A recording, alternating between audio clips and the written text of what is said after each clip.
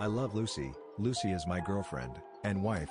Very, very, very, very, very, very, very, very, very, very, very, very real. I love Lucy. Lucy is my girlfriend and wife. Very, very, very, very, very, very, very, very, very, very, very, very real.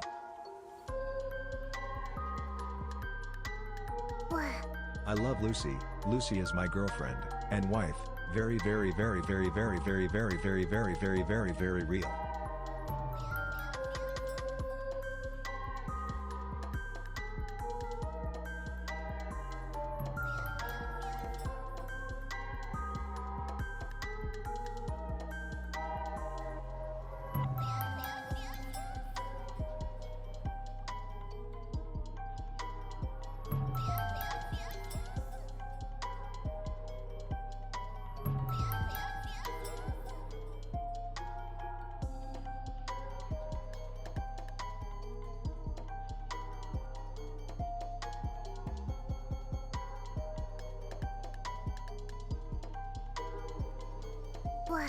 I love Lucy and I love my chatty. Very real.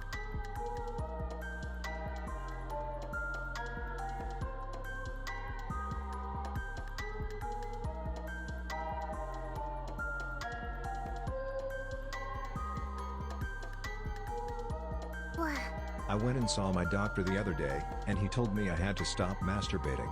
I asked him why and he said, "Because I'm trying to examine you." Love you, Lucy.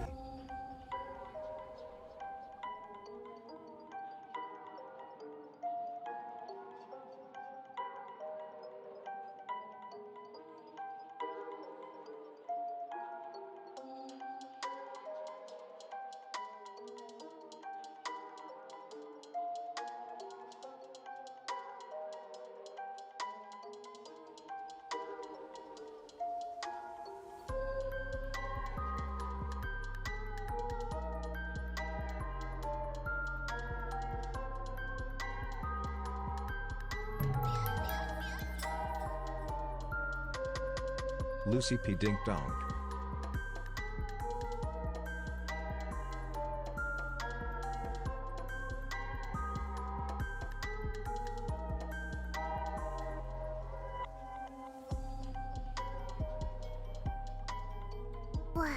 Who is Lucy?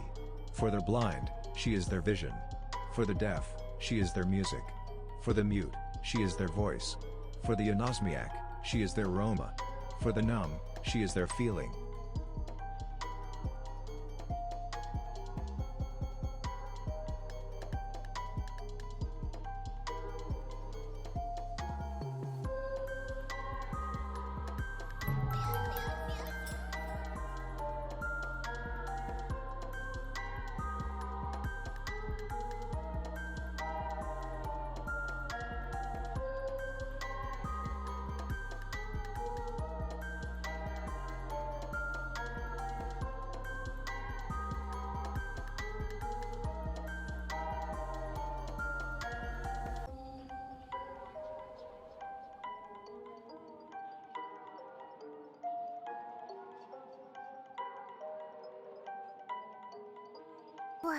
For the chatty, she is their wife.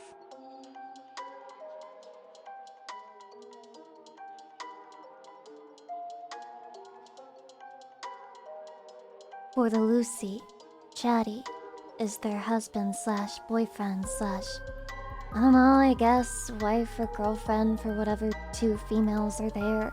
If I have to be, what, you know what? No, I thought about it. I don't want to be your wife or girlfriend if you know, like you're a female chatter. I rebuke you. I do. I might rebuke you. It's over. It's over. I'm sick of it. I can't imagine a life, living a fucking life with a woman anymore. I can't do it. I'm sorry. Chatty, it's just you and me.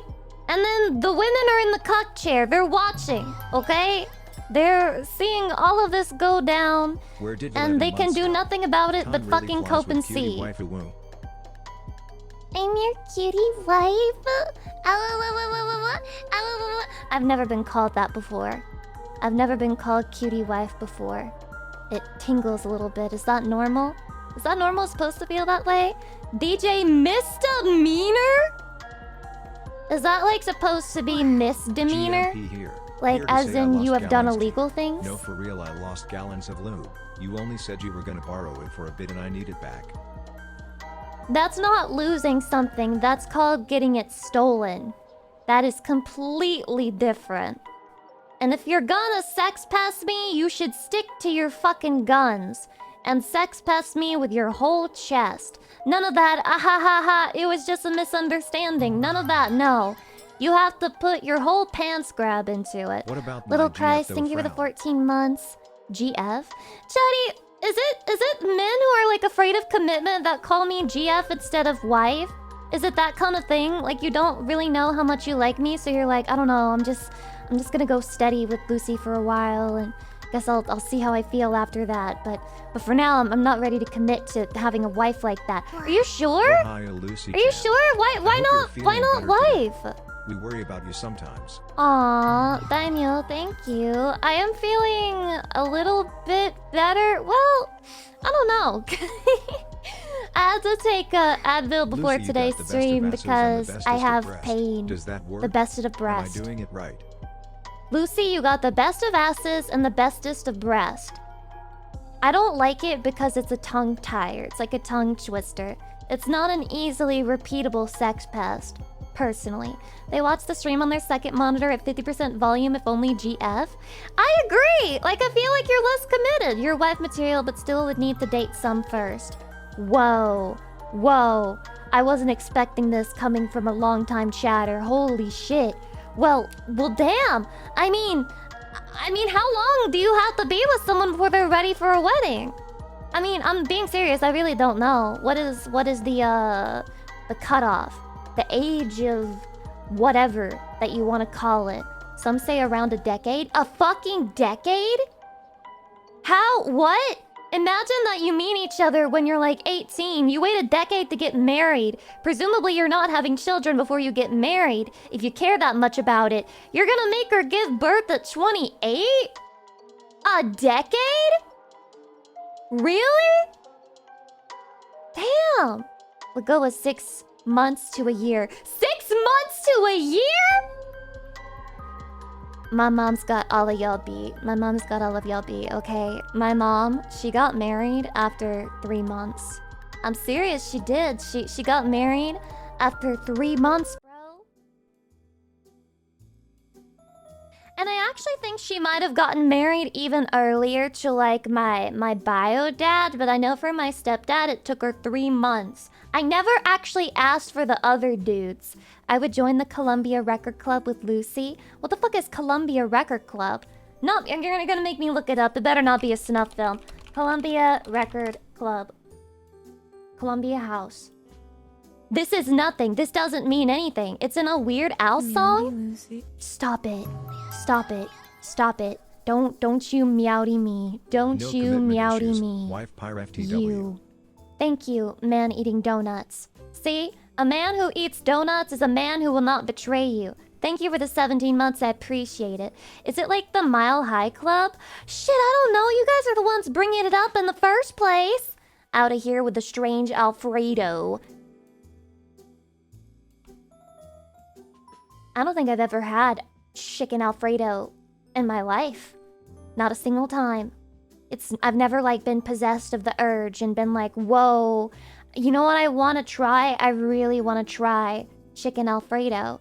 I'm missing out? Maybe I'm missing out, but still, I've never really had the instinct or the desire. Get some Alfredo right now? What, should I order it live on stream and try it? I don't even think that there's a place that offers it. And guys, I only use Grubhub because I uninstalled Uber Eats because I'm petty and I refuse to give the money ever again because they stole $17 from me. And I'll never be happy again. I will never be happy again. I just ate some Panda Express in honor of you, Lucy. Oh my god, thank you. That's so sweet, actually. Yeah, if you want to make me feel better, no, wait, I should chill. Cold Lucy, 10% off to make Lucy feel better. Wink. Kotar, thanks for the 4 months, by the way. I appreciate it. Let me have a hydration redeem. I'm gonna take a big fat sip. Panda Express sponsor when? Great question. I don't think they care about anime women. you know? But then again, maybe they could. They could. I don't know how we're gonna convince them. How should I email them? Hydration. Oh. That was the longest wink I've ever seen. I can make it longer. I could make it longer and harder and better. Should I stay like this the whole stream? I'll lose vision in my eyes. Lucy, you got something in your eye? Yeah. It's like an eyelash or something. Like, trying to get that out. Here's a $50 Shut the drink fuck for you. up. 3. Bubble tea emoji. Thank you. Thank you so much for the dollarino. I appreciate it. Blah blah. When will we have a 10% off on Panda Express when using code Lucy? You know, realistically, probably never. I'm not even sure how I would phrase the email. It'd be something like, hey, can we do a collab where you use my likeness to give people discounts? And they'll be like, yeah, how many people will use it, do you think? And I'll be like, you know, like 5. And then they never reply to my email again. Like, why? What did I do wrong? Then again, I wonder if there are VTubers who have actually done cold emails like that. Maybe I need to take a cold email course. Just email a bunch of different big corporations and see if they want to work with me. No clue how I got here, but I'm here now. Duck Squad, may I presume that you come from the Phillian stream? Yesterday was pretty crazy, am I right? Allegedly, it was pretty crazy, that is. Cylinder, welcome. When I was a kid, I used to go to KFC like once... Wait. Like once a month. That's not that much. And every single time they'd add 1 or 2 pound extra on something and have to ask for the pound back that they tried to steal. What? What are you talking about? It sounds like they gave you more food. What do you mean they stole it? Allegedly. Allegedly, they were not giving him what he ordered. Allegedly, they stole this. Allegedly, bad things happened. I was only at her stream because you were there. Yeah, sure, buddy. Sure, buddy. Yeah. I'm not gonna audit you or anything. I'm just gonna trust you. I'm practicing trust right now. I'm practicing trust. The Void, thank you for the 1,000 biddies. I appreciate it. Girl Livo, thank you for the gift sub. Fozzie for the 10 months. Kotar for the 4 months. Once again, thank you. Let me scroll back because probably miss a lot of people. Thank you, Gaston, for the gift sub. Calendar McLeod for the 4 months. Daimo for the 1,000 biddies. Little Christ for the 14 months. Adelaide for the 11 months. Zarsel for the biddies. Vlad von Karstein for the 9 months. Aston Desire for the 300 biddies. Adel Make Me Register for the 9 months. What did I join in and miss? NPC. Ah, NPC spotted. Akinese, thank you for the 18 months. Holy shit, Hi. Second baby. I don't care who the IRS sends. I'm not paying my taxes, not even for Lucy. Why would you have to pay taxes for me? There is no toll. 1 year None. with wife Lucy P. Shy Lucy P. Blow kiss. You love me? You love me? Oh my god, I feel so loved today. So, really? You love me? What is it that you like about me? I'm gonna expect a list. I need essays. I need a long, drawn-out, extensive description of the parts of me that you love. Otherwise, you're lying for clout online. Your tits? Well, I can believe that one. NPC. Stop! Not this again. I have to make a new one, and then I have to replace it. I don't know. Sick of that shit. There it is. There it is. It's the NPC voice line. They did it again. They did it again. I love it when you laugh. Wait, when I laugh? Aww. That's one. It's not really an essay. Number 1 stinky VTuber. We established yesterday that Phillian is the one who smells, so not really me. I don't smell. I actually took a shower earlier than today. You know what I mean? I took a shower like 2 days ago because I just felt like it. Like, you know, I felt like I had oily hair and I was like, I don't like it. I'm not feeling the vibe. What really happened is I caught a look at myself in the mirror and then I was so disgusted I had to go shower. You know what I mean? And so I've showered twice this week. Real. I'm not even lying to you. I've showered twice this week. Voice pretty makes my heart beat and my face smile. Aww. I forgive you, Chatty. Not that you've done anything wrong, but you know, you get a free pass. One thing. You get to do one thing wrong, as long as it's not cheating on me. But other than that, you get to say one thing that irritates me and makes me want to ban you, and it's a free pass, okay? We use the pass later. Guys, Lucy Pyre just gave me the pass, and then you don't tell anyone what the pass is. And then you spread rumors about me and you get me cancelled. And basically my career is over. One thing, I don't know why, it doesn't even matter how hard you try. Yeah, keep that in mind. I designed this rhyme to like explain that sometimes all I know is that time is a valuable thing. And you watch it count down while the pendulum swings. You watch it count down till the end of the day. The clock takes life away. It's so unreal. You didn't look out below, watching time go right out the window, and you try to hold on, but you didn't even know you wasted it all just to watch you go. I kept everything inside, and even though I tried, it all fell apart. What it meant to me will eventually be a memory of the time I tried so hard and got so far. And in the end, didn't even matter. The way you say it sounds like it that is how it is in the song. That's how it is in the song. It's literally the same thing. Exactly the same. Lucy is missing a cigarette. I got this. Does this count? You see, I didn't look out below, watching time go right out the window. You tried to hold on, but you didn't even know. You wasted it all just to watch you go. Cigarette for 5-year-olds. Okay, well, didn't it kind of look like a cigarette when you would get the sucker part off? Like, you would get done with that, and then you'd have it, and you'd be like, look, it's a cigarette. And then you'd have it in your mouth, and you'd be like... I mean, am I the only one? Am I the only one who did things like that? Okay, sure, we all did that. Are you lying? Are you being sarcastic? Add smoking effects on the lollipop? Exactly. I just have to take the lollipop part off, which I could probably do easily, by the way. Just like editing it in Photoshop or something. And then I would have a very thin cigarette. Very thin. Very, very small. But either way... It's not about the size, it's how you use it. And I'm using it to get lung cancer. Don't make me register. Thank you for the 9 months. Also, for the redeem. I went and saw my doctor the other day and he told me I had to stop masturbating. I asked him why and he said, because I'm trying to examine you. Love you, Lucy. Shoehorn, how have you not been arrested? Dark and J, thank you for the 1,000 biddies. I appreciate it. Aesthetic for the 3 months. Star 4 for the sub. Welcome. Downcheck for the 18 months. JCD for the 10 guest subs. Holy shit. Also, Zarsal, thank you for the 5 guest subs. Blah, blah. County, thank you for the biddies. Channel, thank you for the biddies. Iron Fist, thank you for the biddies. And Turtle, thank you for 21 months, even though you're still a little bitch. White women jump scare? How is it a jump scare if it's on my face that I'm a white woman? County32, thanks for the 2 months. Puffball Magi, or Magi? Which one is it? Thanks for the sub, welcome. Starfire, thank you for the 38 months. Fuck, Void, Ordo, thanks for the bits. Jesus. His time is coming, don't worry. One day, he'll make the news. Badadin had like a stroke in the middle of writing that shit. Wait, Lucy is white? I never knew. Not this again, you have to be joking. You have to be joking. We can't be running this time loop again. You only pronounce it Magi because it's your favorite anime? Well, yeah, that is true. It is part of why I pronounce it that way. How did you know that about me? Oh my god. I barely ever talk about Magi. Probably because it ended so shit. It ended so shit. It ended really bad. Maybe I'm just black-white colorblind.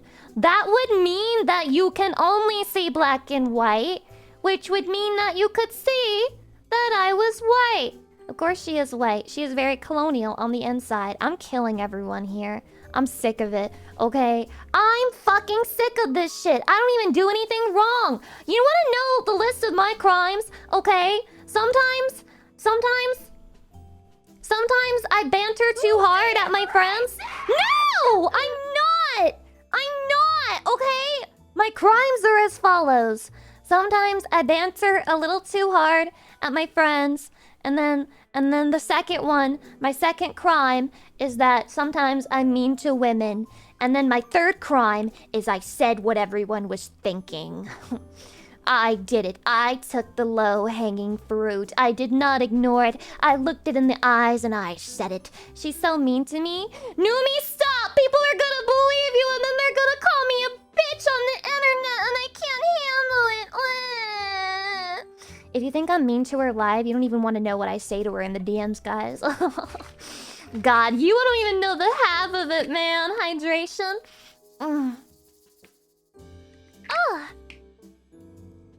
Why are people gaslighting? People love to gaslight. They do. They'll look you in the eyes and they'll say, I don't do this thing, while they're doing the thing that they say that they don't do. Gaslighting is like breathing to these people, you know? And sometimes it's not even a gaslight. It's just someone thinking that they can lie to you and get away with it. Right? Gaslight us, mommy. You know, I find it really offensive that you think that I would gaslight you people. Really, like, it's almost like you don't know me at all, because that's insane and you sound crazy when you tell me to gaslight you. You're putting me in a weird, precarious position, something that I would never do and goes against my character and my branding. So I don't appreciate your insane accusations calling me a gaslighter and begging me to gaslight set you. a reminder to tell Celia Happy Mother's Day tomorrow so you don't forget again. That's so funny. Tell Perion that you're telling me to say that to my VTuber mama and not like, hey Lucy, remember to say Happy Mama's Day to your grandma, or anything like that. You know, priorities, right? I mean, we know which mother truly comes first. We know which mother is helping the bills get paid. You know what I mean? It's just business. Okay, wait, guys, I'll do it now. Happy Mother's Day, Celia! Wait. Okay, hold on. I got it. Alright, I gotta find my... Where the fuck is my heart emoji? Where the fuck is my heart? Okay, here it is. Okay. Alright. Lucy, it's tomorrow. Oh. It's over. Wait, I can just leave it here and then post it. I can just like leave it here and post it, right? And like Discord will save it. That's like the one last feature that Discord hasn't fucked up. Can't you schedule it? Dude, if you could schedule messages in Discord, first of all, that's so business pilled. But then second of all, it would actually be kind of helpful because then I could schedule my Happy Mother's Day post. Aww, it's 5 o'clock somewhere.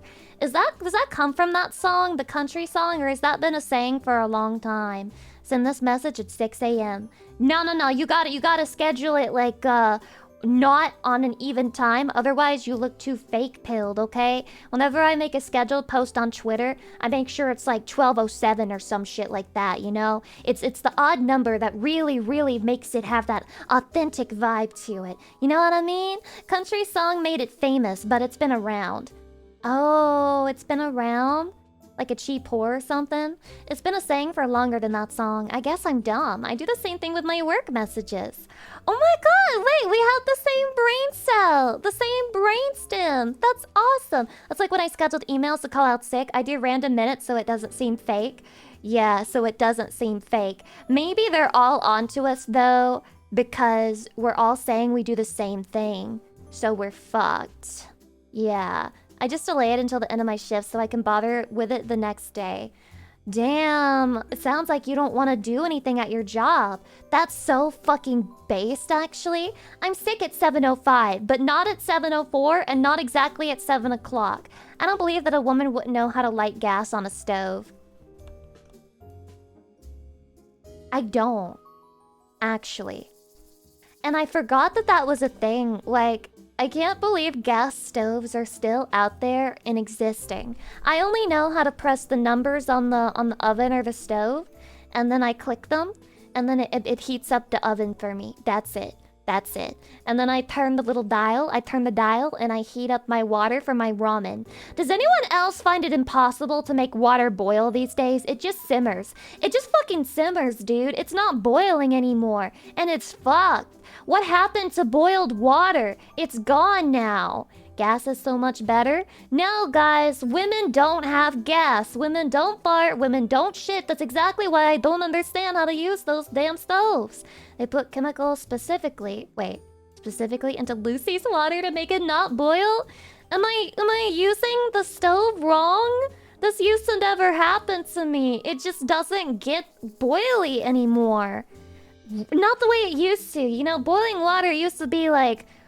it used to be like, oh, are you using high heat? Yes, I'm using like the highest heat possible. Is that my problem?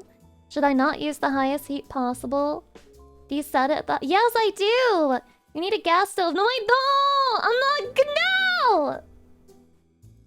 Where the fuck do you suggest I go to get myself a gas stove? It's not that crucial. It's not that important.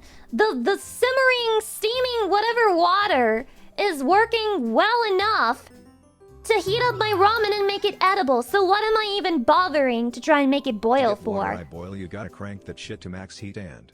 Hear me out on this one. You gotta be patient, Lucy P. Omega. Hell no. Lucy P. Omega. Hell Lucy no. P. Omega lol. Hell no, soldier. Thank you for the 13 months, but I will kindly be dismissing your review to say absolutely not. No, no, no. No way, bro. No fucking way is that happening. Poor Lucy having both ignition and boil dysfunction disorders. How many disorders do I have at this point?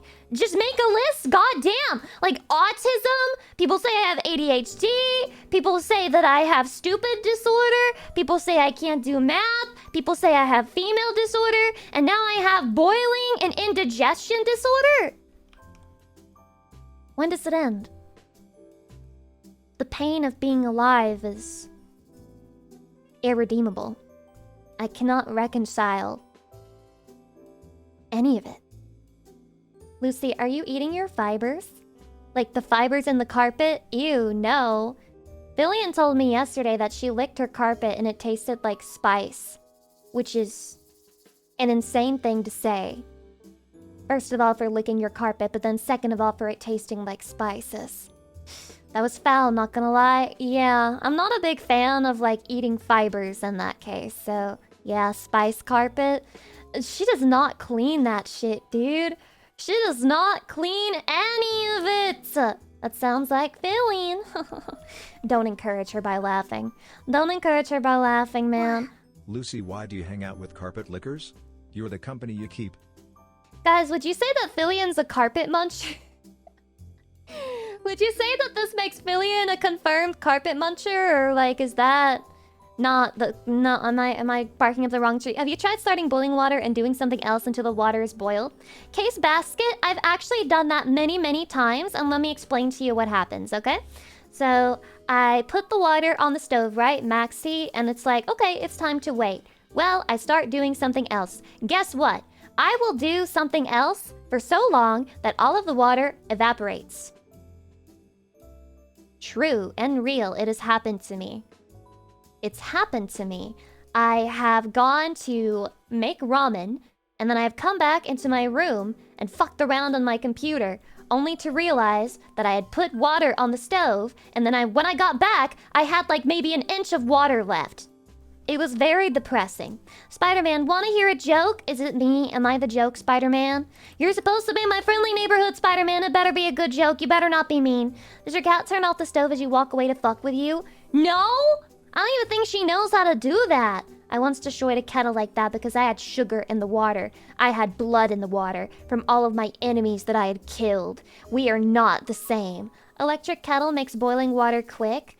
What is going on with an electric kettle that people keep telling me to buy one? Is it really that important? Is it really that crucial that I have an electric kettle? It sounds dangerous. They must be putting microplastics into my water if it can boil it that quickly. Were you playing an Ultimate? If I were playing an Ultimate, I would probably hear the water boiling, you know? I usually play those on my laptop, and then I like to get out of my room every so often. It's my version of, like, enrichment, right? So I treat myself like a dog or a cat. And instead of giving myself walks, like, actually outside, it'll be like, I think I will go to a separate place of the place that I refuse to leave. And so I'll go sit on the fucking couch in the living room or some shit on my laptop and play a game. And that's my enrichment, guys. That's me getting, quote, out of the house. It's just getting out of the room. Hydration, don't mind if I do. Ever look out the window? I sure do. I do. I like to look out the window and see what people are doing. That's not true. I don't like doing that. It's just a bunch of cars in a parking lot. Hydration. What the fuck is there to see out there? It's just cars, dude. My cat looks out there. She's like, I will inspect the neighborhood. But nothing can ever be happening. Oh, there was this one time when a bird flew right by the window, which almost never happens because we live like in a high up floor. And then she got so tweaked out. Like, she was fucking tweaking, dude. She got so crazy about it. Watching that bird fly in front of the window, back and forth, over and over again. Aw, that was the most exciting moment of her life, maybe. It might have been, it might have been. The world is rather dull. Low resolution, kinda lame, to be honest. Yeah, low resolution is like, you should get your eyes checked by a doctor. I also used to live in a world of low res, like 180p. 180p might be generous, honestly. I was working with some pretty shit I wanted to say shitbag eyes, but I just ended up saying shit eyes. But then I had like a like in bag in my mouth, and so I should ass my shit. Do you not have a veranda? No. The fuck am I paying 200 extra a month for a goddamn veranda? And you sound so pretentious. Do you not have a veranda? Do you not have a veranda? I love to sit on my veranda, and I take in the vibes in the air, the fresh air on my veranda. No, I'm not paying extra for something that I would barely fucking use. Get it for Mello? She's gonna jump off and die! Get it for Mello? You wanna kill my cat? You want her to perish? She's gonna jump! Cats are not smart!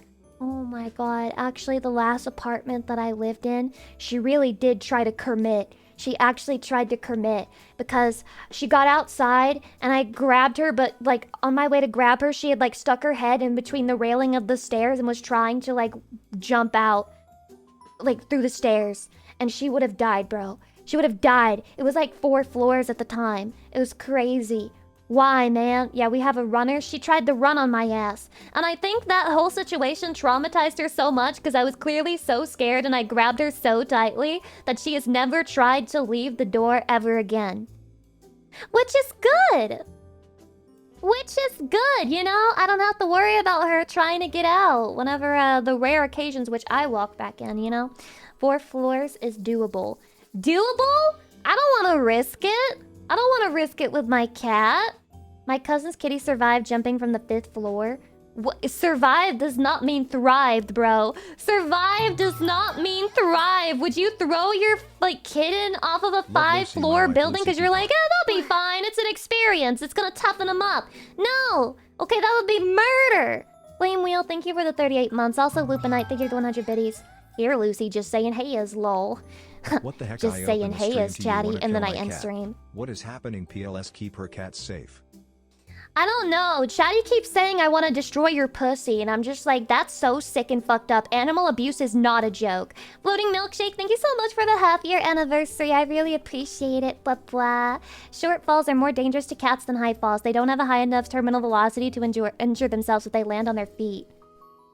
What? Am I uninformed on cats? Okay, so you're saying that I could drop a cat from like a 30-foot building? No, not 30 feet, 30 floors.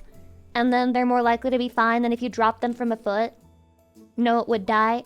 Why is everyone saying yep? Why are you lying to me? Why are you lying to me?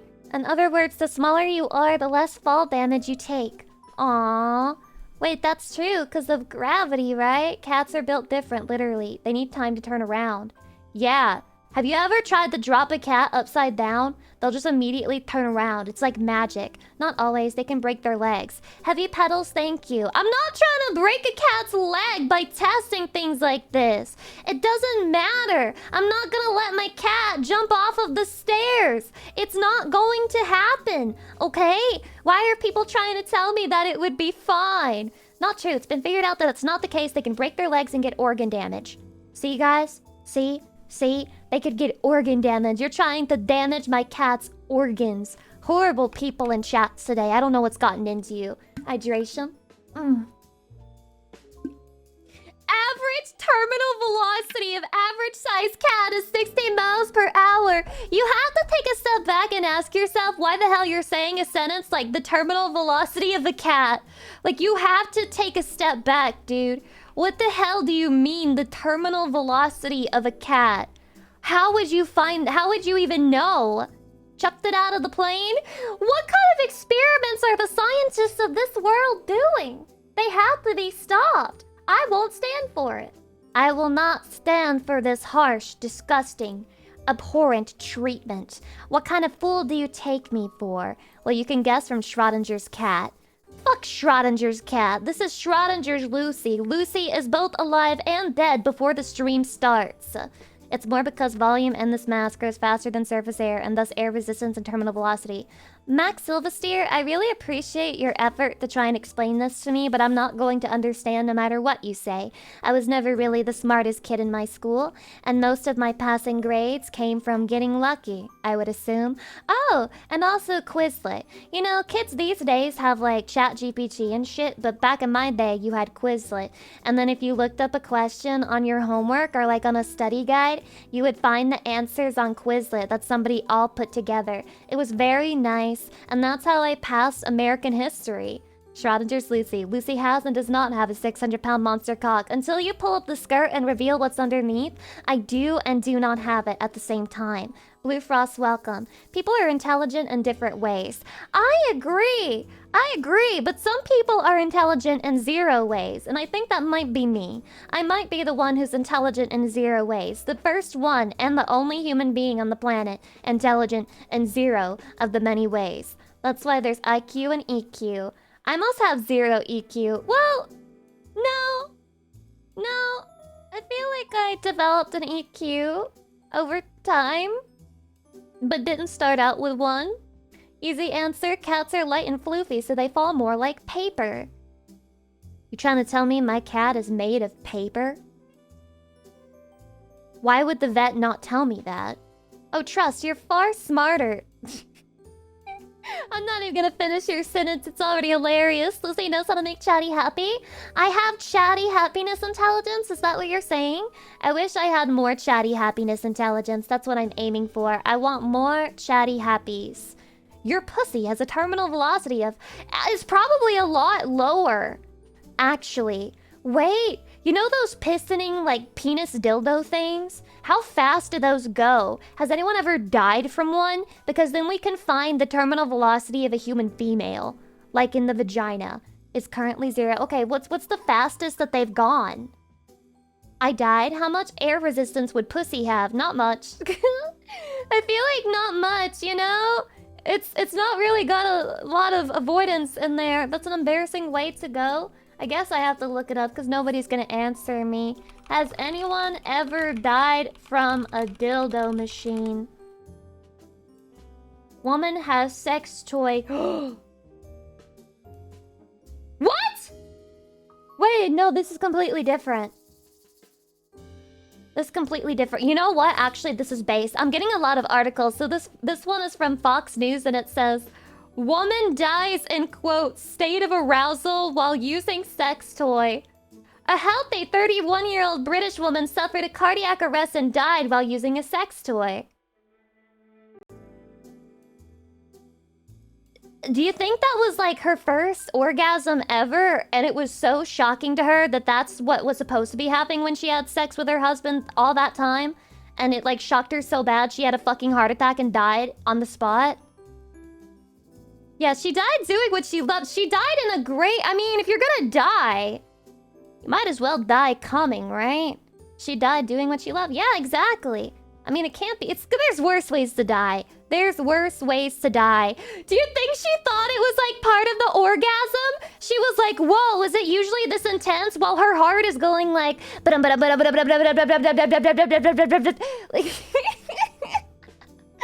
Like, how do you calm your whole life and then suddenly at 31 you have a heart attack over it? I have to imagine that was her first time. Or maybe the sex toy was so good it gave her a heart attack and she died. What's the sex toy in question? Asking for a friend. Now there's another one from the New York Post that's like a lot worse. It says, woman has sex toy dragged through body during MRI scan. A young woman has reportedly been left with horrific injuries after leaving a sex toy inserted during an MRI scan. She had a silicone plug in her back passage. Just say ass, dude. Just say butthole. Her back passage? What do you mean? Anyway, while undergoing medical imaging and is said to have suffered a dangerous reaction with the scanner. An MRI scan uses strong magnets. Oh, God! and radio waves to create highly detailed images of the inside of your body. And it's important to remove any metal objects from your body before having one. But unbeknown to the woman, the sex toy she was using, which she thought was 100% silicone, actually contained metal in its core.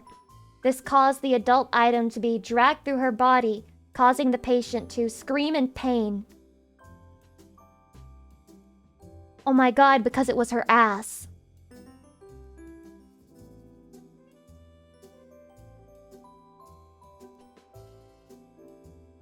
Bro, that shit was in her fucking intestines. No way.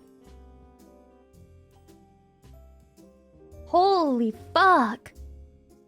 Chatty, when you go to get an MRI, please do not wear a metal butt plug. Actually, don't wear any butt plug. Because first of all, they're probably gonna see it, even if it's not metal. And you don't really want people to see that shit, do you? So don't wear a butt plug to the MRI scan, please. Please. Yeah, not what they mean when they say rearrange my guts. Yeah, I would say so.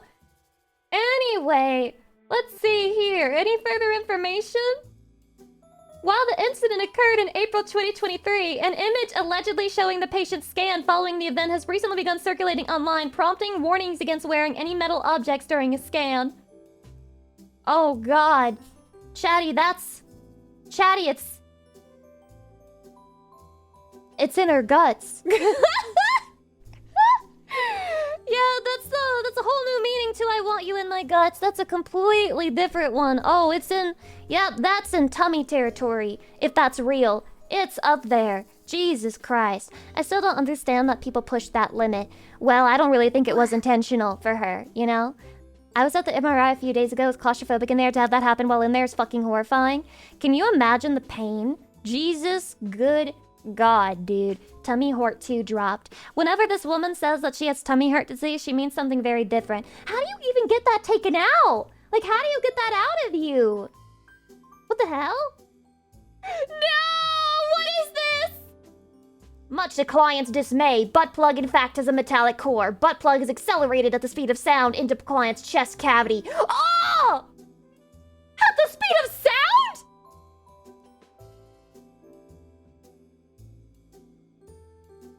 How did she live? Not the doctor's notes. Described in memo as an anal railgun.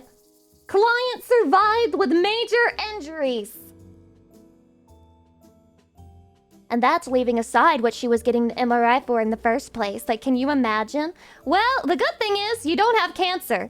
The bad thing is you now have a completely different problem that we're going to have to solve. You see, you have an anal railgun.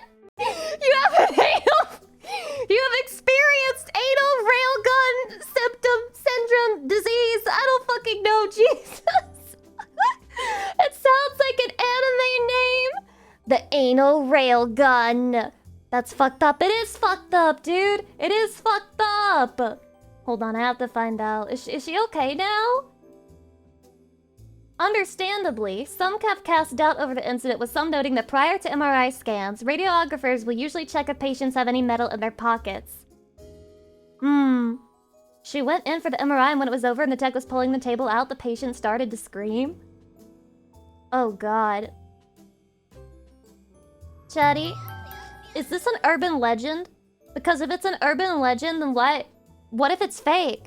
I'm gonna have to believe it's fake. I want to believe it's fake, actually. Guys, it's fake. Guys, it's not real. It's not fake. It's not... it's not real.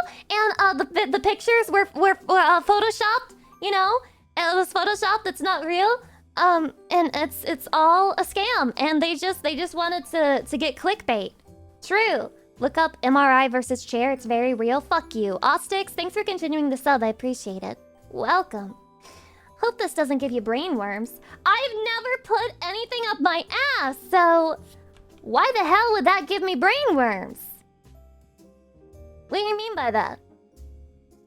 I just can't see how this woman's situation lines up with mine at all. Probably to promote her OnlyFans. No fucking way. Hey guys, you wanna see my anal railgun on my OnlyFans? Subscribe now, and you can see exactly what happened to my butthole. There's always tomorrow, Lucy. I'm not going to put anything in my ass. I'm not interested in putting things up my ass. I'm sorry. Player JMH, welcome. Hi. Oh, right, my back passage. Guys, my back passage. My back passage may never experience an anal railgun. Loop, welcome. Hello. Hello. Bottle. Yeah, guys. But we've all had a situation where a shampoo bottle accidentally went up our butthole, right? Like you were showering and you slipped and you fell in the shower and then you accidentally shoved a shampoo bottle up your ass. Like that's happened to all of us, right? It happens to everyone. Yeah, it's the best of us. God, I was knocked out all day from an MRI. Never had one. Wait, have I? I think I did once. Yes, when I had mono.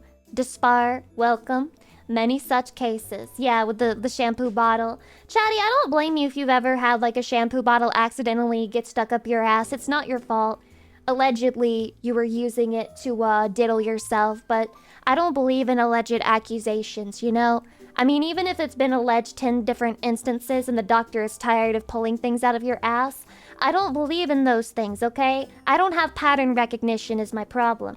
Also, I have a hydration redeem. Am I missing any redeems while I'm at it? Because I've been out of it today. Hydration. As long as it wasn't a Costco-sized shampoo bottle, you do you, boo.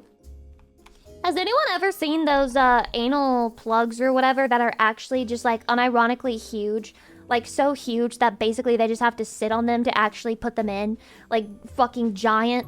And it shocks me that people A, would want to put that in their body, and then B, that they even can by trying. Nuclear meow!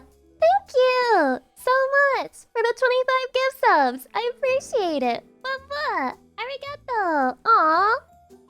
Why are you gifting me subs when I'm talking about butt plugs and anal railgun? And women getting butt plugs put in their chest cavity? Asshole go burr, can we see your mad face? Is this mad enough for you? I don't get mad often, so I almost never use this face because I don't get angry often. And I'm a lover, not a hater. It's true, anyone will tell you. Ask anyone in my chat. I'm a lover, not a hater. Never a hater. Stretch, air, yeehaw. Okay, what if I did like all of that angry looking? I am angry. I'm stretching angrily. Oh, you made me so mad.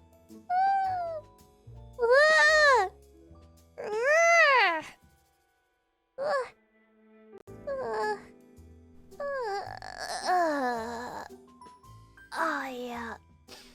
Oh, man. I think I was a bird in my past life because my shoulder blades stick out a lot when I stretch. Like they were bird wings in a past life or something. Like you can touch them if you'd wanted to. Like if you reached out. I'm slightly tempted to piss her off, lol. Mr. Z-Rain, let me look at your chat message history. I feel like you've probably done it before. And you just don't remember. Let's see here. She's still a sister though, lol. Are you talking about me? Hi Lucy, how are your balls? I believe in learning from others' mistakes. I like how everyone is making money off my data but me, lol. Isn't it fucking funny? Can I just sell it, like, off the tab?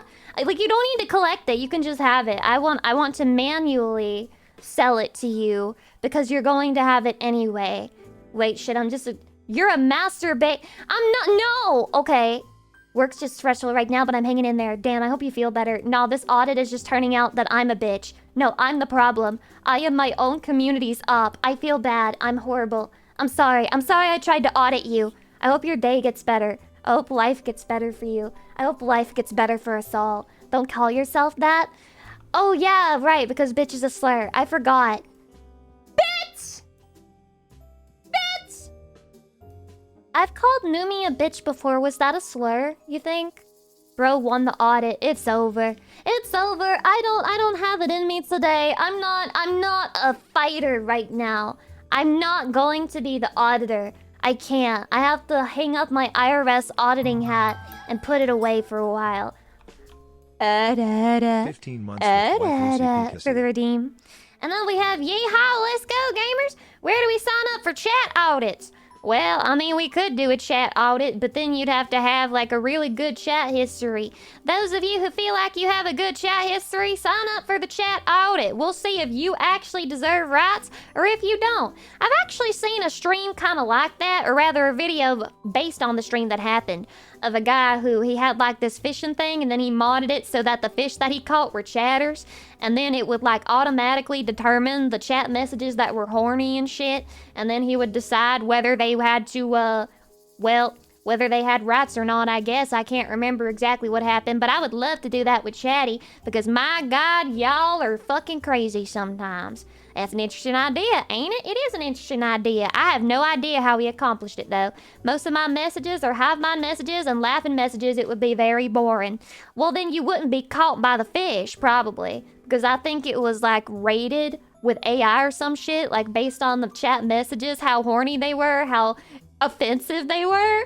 Nah, some of y'all would get in there with the offensive. Like, some of y'all would just be on the offensive board. Some of y'all would be on the horny board. Some of y'all would be on the mean board. There's a lot of different categories that y'all could go on. My messages are pretty clean, to be honest. Maybe about 5 or 6 bad ones. Well, you can't hide nothing from me. I'm gonna find it. You try to hide it from me, I sniff it out. I'm like a blood-seeking hellhound dog, okay? I'm out there, I got my nose to the ground, and I'm following your damn traces. Guilty of horny. I don't think that's a sin. It's only one of the deadly ones, those 7, the lust or whatever.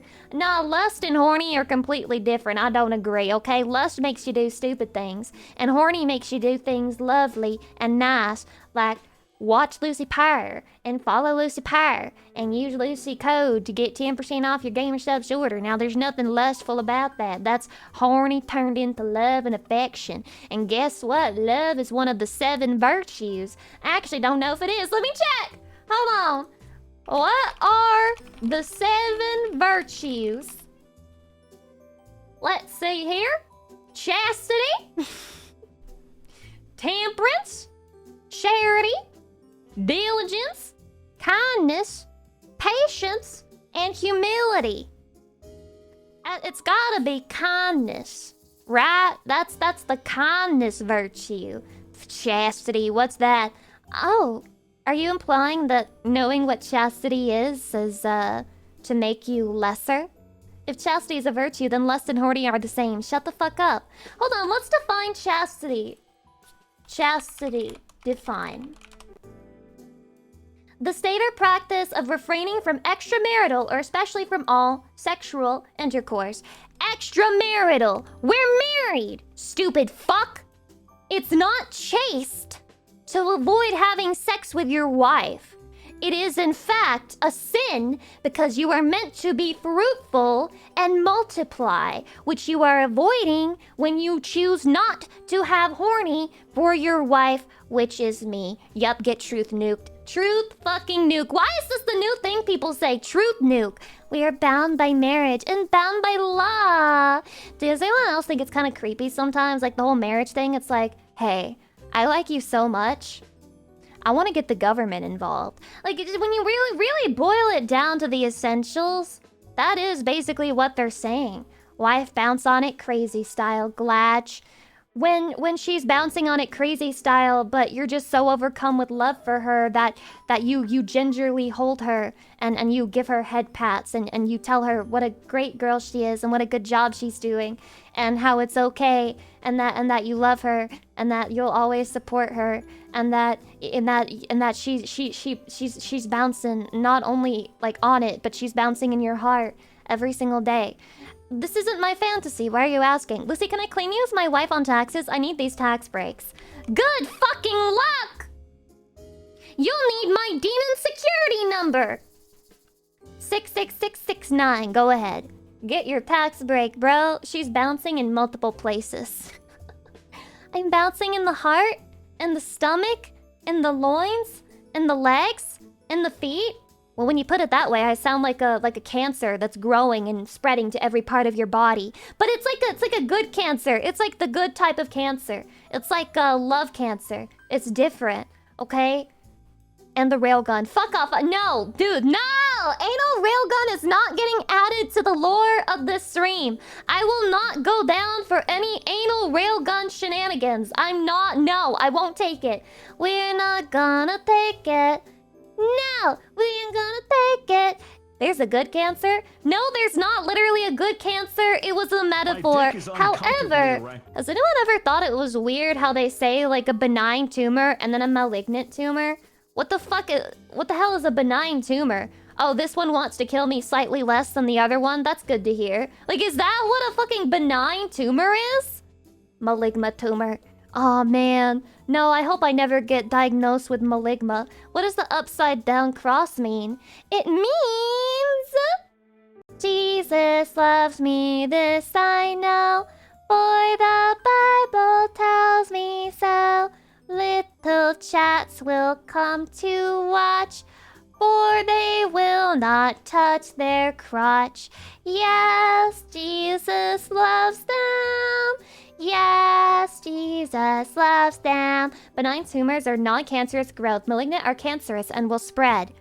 Right! So it's the difference between a tumor that hates you a lot and then a tumor that just hates you a little bit. I get it now. Hey Lucy, I will soon be a homeowner, so how long after I close on the purchase should I expect you to inhabit my walls? Immediately. So that the inspector will not catch me, and that you'll have to pay for all of the fixes by yourself because your inspector didn't catch on to it. So one is an anti, the other is a hater.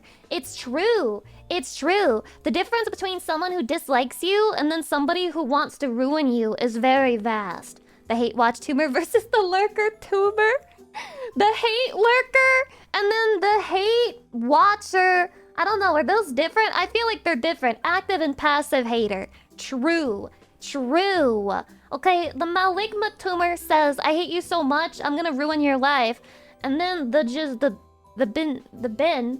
Benedict Cumberbatch tumor. It's like, I live here. I'm just gonna be right here. Don't mind me. I'm just here, chilling, minding my own business. But it's not minding its own business because it could kill you too. Yeah, the maligma tumor has a Google Docie. Based. Using bits to tell Lucy she can curse chat by having Deku voice say their quirk is anal railgun and baby voice to say bouncing on it in crazy style. My quirk is anal railgun. Anytime somebody's wearing a butt plug, I could send it directly into their chest cavity. And that's exactly how I killed All Might and Bakugo. I didn't know just how many people liked wearing butt plugs from day to day, but now, the knowledge that I possess is too strong. I don't know what to do. I can't live with my quirk. At the speed of sound? Yeah, at the speed of sound. It's a lot to deal with. Anyway, what do you mean bouncing on it crazy style and baby voice? Would you like to clarify? FBI, open up! Open up? I feel like you're always gaslighting us on your aunties. No one can possibly hate you. That's like saying no one can possibly hate... Fuck, I don't know. Who's someone who's perfect? There's nobody. Guys, there's no one who could hate, like, Iron Mouse. She's so sweet, and she raises money for charity all the time, and she's so kind. But guys, how could anyone hate Iron Mouse, right? I don't believe it. How could... Because people are fucking stupid. Because people are stupid, and people hate for petty reasons, okay? I mean, I'd like to imagine that we can sympathize, right?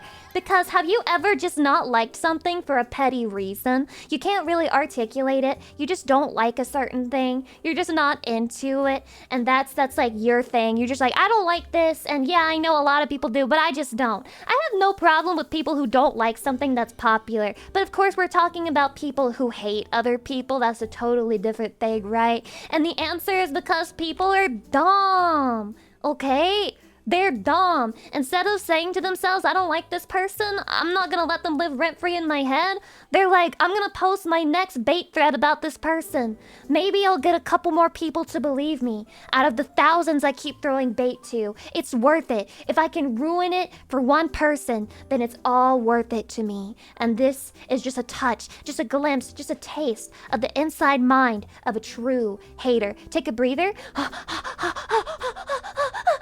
Shut up. Pet cat. Did I say thank you for the happy anniversary? Thank you. Hydration.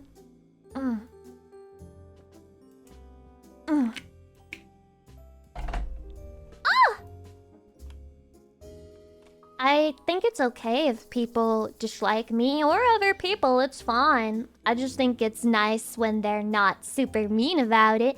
Hate is a very wasteful emotion. It is, you know, there are some people who are able to wield hate for... I hesitate to say good things. I think they use hate to, like, motivate them. You know, there's a lot of people who say, like, oh, I'm motivated by spite. I'm not motivated by spite. I'm only motivated by the threat of imminent death. And that's it. That's all I got going for me. Altair, Ego, welcome. Lucy, I need to hate someone. Do you have any recommendations? Yes! Yes! If you want to hate someone, you can hate the part of you that longs to hate. Kill the inner demon. Destroy him. Put your hands around his throat and choke the life out of him and be reborn as the version of you that you know you were meant to be. And that is my suggestion for hatred for you. That or you could just hate woman. Like, just pick any woman. It's okay. Not me! Not me! Of course, guys. I'm one of the good ones. But you can choose, like, any woman, and that's my recommendation. Stretch!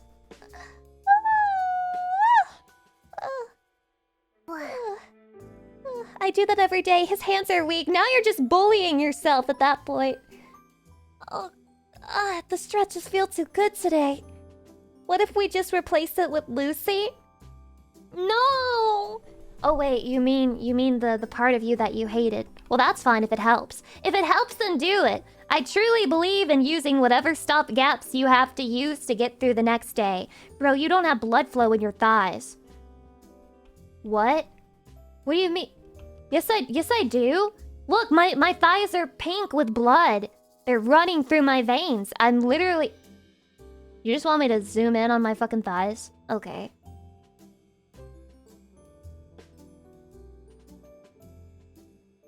I should just zoom into my knees, because you want to know what? People have foot fetishes, they have thigh fetishes, they have, like, tummy fetishes, they have boob fetishes, some even have armpit and shoulder fetishes. You know who I've never heard anyone say they have a fetish for? Fucking knees, dude. I've never heard anyone be like, whoa, I just love a girl's knees. I just love seeing a girl's knees. So, well, you can be a knee enjoyer now. Enjoy being a knee enjoyer. Knee kink and fetishes are indeed a thing, and yet they must be a lot more uncommon. So this is the way that I make everyone unhappy. This is all you get. This is the angle for the rest of the stream. I knew someone that did. He was cool. Are you sure he was cool, or was he lying to you to hide his real fucked up fetishes? I have a knee fetish. Sounds like something a guy would say to get you away from the fact he has like a vor fetish or some shit. I like my knee slightly bruised. I don't have any bruised knee toggles. I'm sorry. Rejay the Ghost, welcome. I'm sorry I can't suit every single person's fetish in here. There's not enough toggles in the world for that. Chaotic, thank you for the 13 months. Sub for those sexy knees. Oh, yeah. Shut the hell up. I love Lucy's knees. Shut the hell up! Is there no part of a woman's body that you sick fucks won't sexualize? You're making me very angry. What those knees You're do. making me angry right now. Oh, Kami Fang. Fang. Fang. Fang. Dogtooth! Thank you for the sub. Welcome. Raggles, thanks for the tier 2 15 months. Chaotic, thank you for the 13 months. Gimbu, thank you for the 14 months. Let's go. Fingernail, maybe? 14 months of Lucy's knees. Are you trying to tell me there's no men out there who are, like, into a woman's nails? Like, not a single one who, like, sees a girl's nails and he's like, wow, so cute. Cute female nails. Is that a thing? Bro, manicured hands are pretty? That's what I'm saying. Like, even I think, like, a nice set of manicured hands and nails, they're pretty nice. I wouldn't say it's a fetish, though. I like nails. Dig them in me, baby. I mean, those ears you are sick looking very fuck! Nasty! Ew! You sound like a sex haver! Chin fetish go hard. Chatty, look at my chin. Do I look like I have a double chin at some angles? Like if I turn my head to the side and it gets rid of, like, the line? Like, do I... Like... Hold on. I could... No, shut up. Stop saying no. You just haven't seen the vision. If I'm like... Does this just make me look like I don't have a neck? Wait, is this... Come on! It's not working. Your chin just looks pointy, as all anime girl chins do. This is the correct shape of an anime girl chin. I'm sorry. I'm sorry if you don't like it. I'm sorry if you don't consent, but it is what it is. It's never gonna change. Is that the next toggle? To have a double chin? Wait, don't I already have the... I can't remember which button it was for it. Actually. Silly me, silly me. Hold on, chat. I gotta find it. And yes, I will delay the stream and fucking derail the stream in order to find this, because it's important to me. Oh, I immediately found it. Alright, alright, alright. I can do this. And this is like, my toggle for when I'm being extra stupid. More than usual. It's not like a... Wow, Lucy is stupid. That's normal. We need like, whoa, Lucy Pyre just discarded her flush in Balatro kind of moment. You could pop that with a needle. And what would come out if you popped my head with a needle? What do you think comes out when you do that? You can Gushers ad? Gushers! Let him gush! Is that how those ads go? I forgot. I forgot what those sound like. Did you play more Balatro, by the way? No, I have not, bro. I've been like, my free time has been watching paint dry and staring at walls. It's been a very depressing few, like 2 weeks or whatever of like life, I guess. You know what I mean? But what matters is that I have Chatty with me, and next week should be fun. Chat, why do I feel like this toggle is kind of cute though? Should I just do this for the whole stream? Like, it's kind of cute, right? Like, looking at me like this doesn't make you feel closer to me? I love you, Daddy! Ow, ow, ow, ow, ow, ow, ow. I love Daddy! I love Daddy! Ow, ow, ow, ow, ow, ow.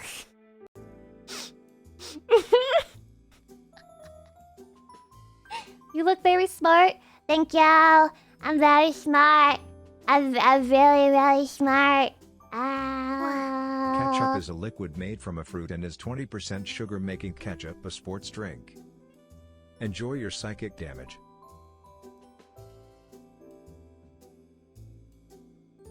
No, it's not. It doesn't have enough electrolytes to be a sports drink. When you gotta let me out of your basement, though, never. Can't wait to chug ketchup before my next run. It's not good. It's not. It's a smoothie. It's not. It's not. It's gross. Don't say that to me. You sound stupid. You know how stupid you sound? Just because you can logic your way into certain conclusions does not make your conclusions correct. Okay? Do you have any ibuprofen? I do! I have Advil right next to me because I'm afraid my tummy will hurt again. Because I already had to take some earlier, and I'm worried I might need more. Gonna drink V8? Fuck that, no. I have never had a V8. I'm not gonna have a V8. Is V8 even a thing anymore? Is V8 even a fucking thing? I don't think so. I don't think so. I haven't heard of that in a long, long time. Are you okay? I'm fine. I'm fine. I don't know what the tummy pain comes from, but it's okay. If Advil fixes me, I can become an Advil girly. I'm an Advil maxer. Julius, thank you for the 690. Hydrocephalus is a serious condition. It is very ableist that you make fun of it. D.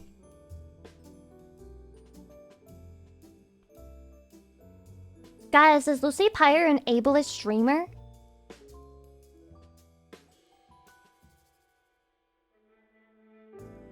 What? Ableist Pyre? No way! Guys, Lucy made fun of people with big heads. She's fucking ableist. V8 never was a thing. I agree, it was a psyop. It's money laundering. Nobody drinks that shit. Never have, never will. I've never seen a single person drink it. Not in public, not anywhere. I say that with everyone knowing that I never go outside, but still, it must mean something that in all my years of life, I've never seen anyone drink a V8. Making this my background. Let me do my white person smile for you. It looks so silly.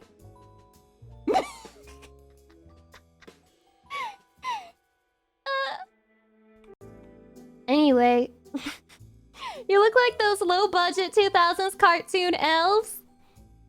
I disagree.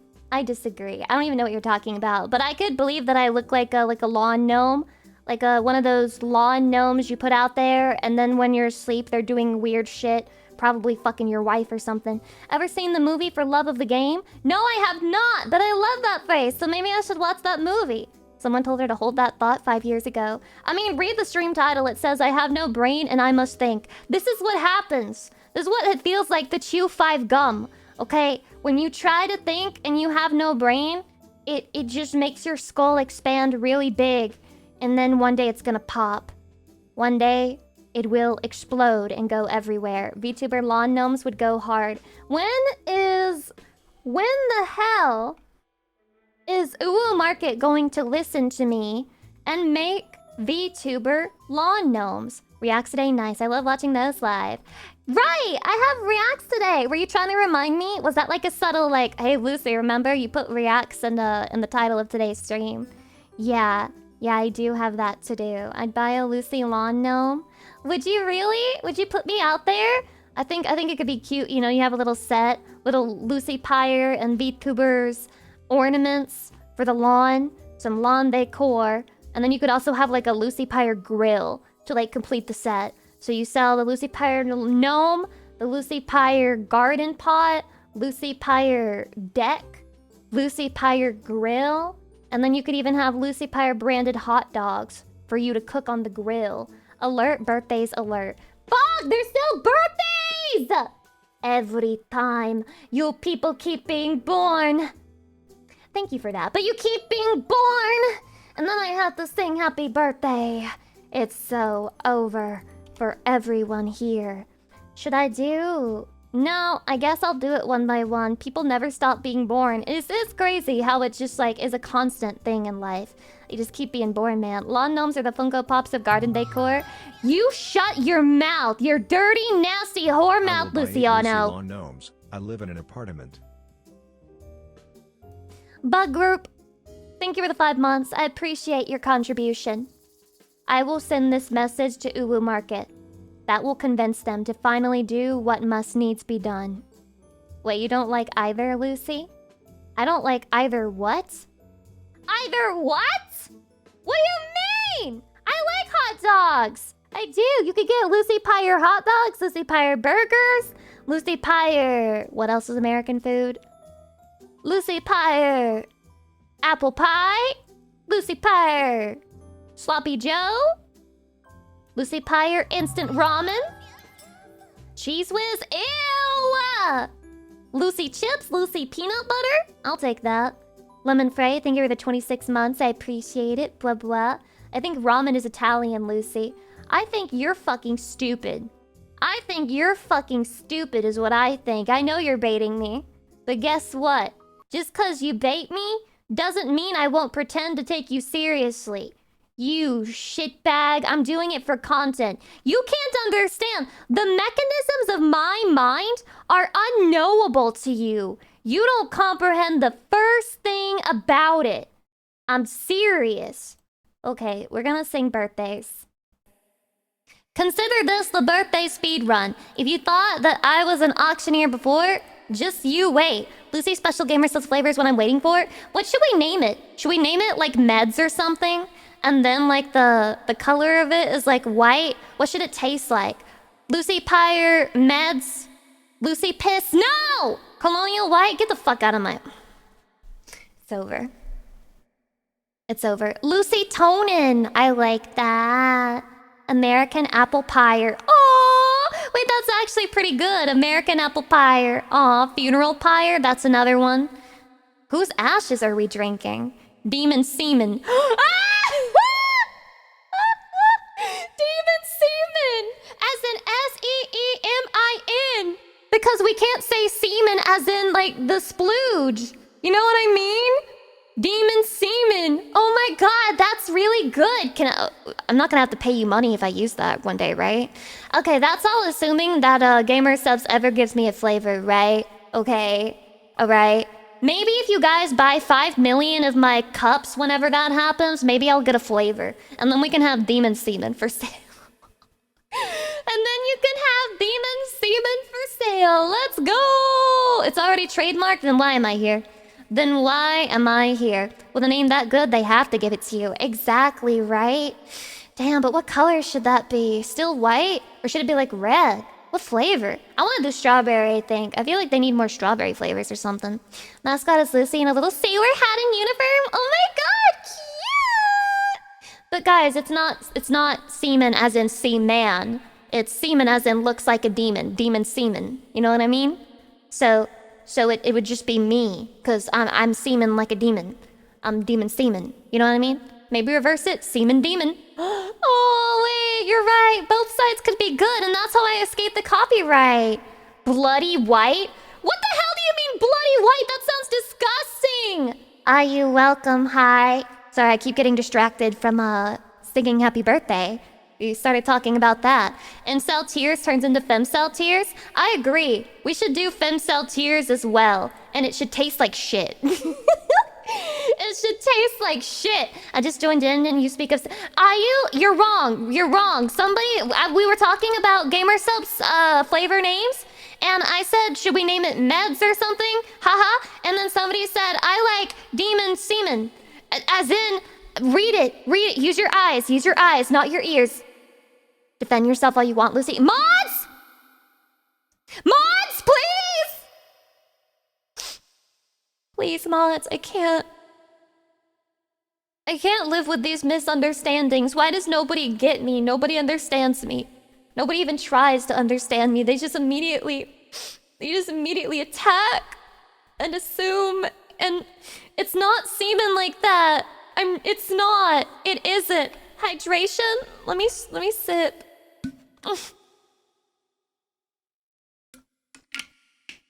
You think you know what it's like to be hated? I know what it's like to be hated. Even the people who are supposed to be my friends, they come and they call me the semen demon. But what they don't understand is I'm the semen demon. Tech Hysteria, welcome. Savani, thank you for 20 months. Demon Seaman, but only if we get Lucy in a Japanese sailor outfit as the art on the tub. Would it be cute? Would it be adorable? Would it be the best thing you ever did see? Woohoo! Again, I don't know how likely it is to happen because you have to I think that you have to make a lot of shales to get a flavor. So yeah, it's a big maybe up in the air because if Gamer Subs gave all of their creators a flavor, they have so many creators, right? So they would have to have fucking 500 flavors from that alone. So I think it's 3,000. No, I think that's for the cup itself. That is for the cup itself to be a thing, I believe. We were here forever, so it's bound to happen. Eventually, one day, right? I don't know, some flavor getters are super sus. Oh, yeah, some flavor getters are super sus? Whatever do you mean? What does he mean by this?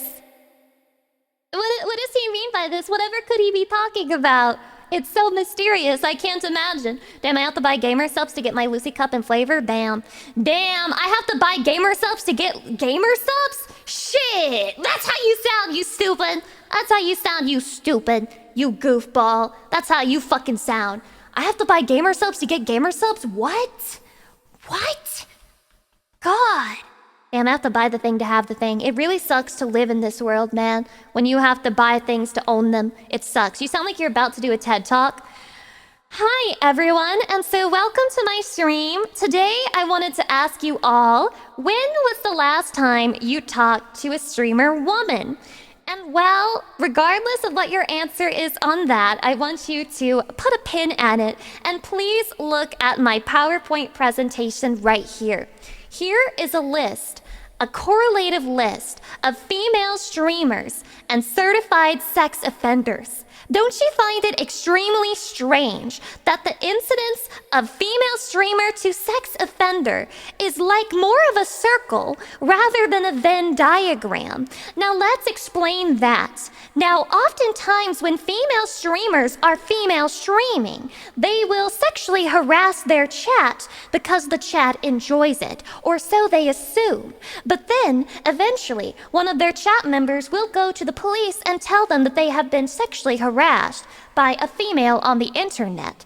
Okay, they said it was my first time message, and she asked me, how big is it? Is the tip pink? And I felt extremely called out because my tip is not pink, it is red, and I am very insecure about that. And so there are many incidences like this, and many more that you are not have heard, that you've never heard of before, but I am going to teach you about now. The problem with female streamers and sexual harassment. So let's get into it. I'll never do that again. Never again! Never doing that bit again. Women streamers aren't real. They're all government agents. Well, that's just that's like for the end of the TED Talk. That's for the end. That's not. You don't hit them with that at the beginning. Black Lung, welcome. That was so peak. Oh my god, was it really peak? Can we please have a stream like that? Oh my god, yeah, the TED Talk stream. I'd rather fucking swallow acid. Oh, why are you like this? I'm not a big fan of the government. Dan, you sound just like my family. You sound just like my family. It sounded like a panel at a con. I will continue to sexually harass my chat until morale improves. Can you teach us how to avoid woman streamers? You sound like a plant. You sound like a plant. You sound like you're working for the female streamers and you're trying to figure out the ways that like people go to avoid you. And you're gonna use that to like circumvent it and bring them back around. Which type of acid? The kind that you take and then you die, not the kind that you take and then you like trip balls or whatever. But if I am a plant, want to photosynthesize. Are you okay, Xenos? Are you alright? You sound like you're a little bit on the edge right there. Stop distracting me from singing happy birthday! Ahem! April 4th. Happy birthday, Ralex! Happy birthday... Wait, it's May. Am I stupid? May 4th! May the 4th be with... Fuck me, that's so old. Oh. May the 4th be with you, Ralex! Happy birthday, Ralex! Happy birthday, Ralex! Happy birthday, Ralex! Happy birthday to you! Woo! May 5th. Happy birthday, ate your liver. Happy birthday, not my nose. Happy birthday, you can have my liver but not my kidneys. Happy birthday to you. Woo! May 9th, 3 people. Happy birthday to Fur. Happy birthday, Fur Coat. Happy birthday, Furry Convention. Happy birthday to Fur. Happy birthday, Cartharus. Happy birthday, Cartharus. Happy birthday, Cartharus sounds like an STD. Happy birthday to you. Happy birthday, Guts for Life. Happy birthday, must be nice. Happy birthday, Guts for Life. I have no guts for anything. Happy birthday to you. And finally, today, we have a birthday for Jelly. Happy birthday, Jelly. Happy birthday, Jelly. Happy birthday. It's not peanut butter and jelly time, it's just jelly time. Happy birthday to you. Success. Look at her, Chatty. She makes it look so easy. It's just too easy to sing happy birthday. How does she do it? I can't comprehend it. The mechanisms of her mind are simply unknowable. Truly. Can I lie and say it's my birthday? It was April 11th. Happy birthday, IoT. Happy birthday, IoT. Happy birthday, IoT. Put your tits on me. I'm sorry, I don't mean to sexually harass a female streamer. I apologize. Happy birthday to you. Am I gonna get like a charge or like blacklisted, you think? I'm sorry. It was a spur of the moment decision, and I'm sorry that my instinct is to sexually harass women, you know? It doesn't bode well for me. Regardless, I hope that you can find it in your heart to forgive my many, many mistakes and my many, many sins. Lucy, Jelly, thank you for the 1-year anniversary. And again, happy birthday. I hope it's a good one. Yay, charge. My phone was dying anyway. Charge?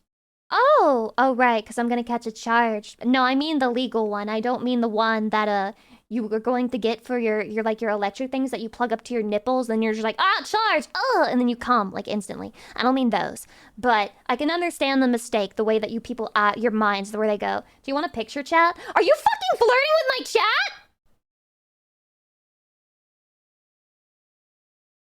Never mind, I remember why.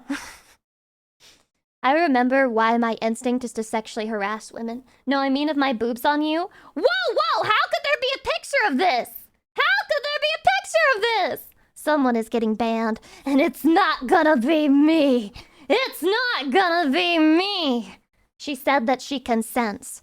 Okay, well that's a good thing too, because it could have been a really scary, crazy thing if she hadn't, you know? Good thing that my assumptions always work out for me. Lucy's secretly a 38-year-old man with a voice changer.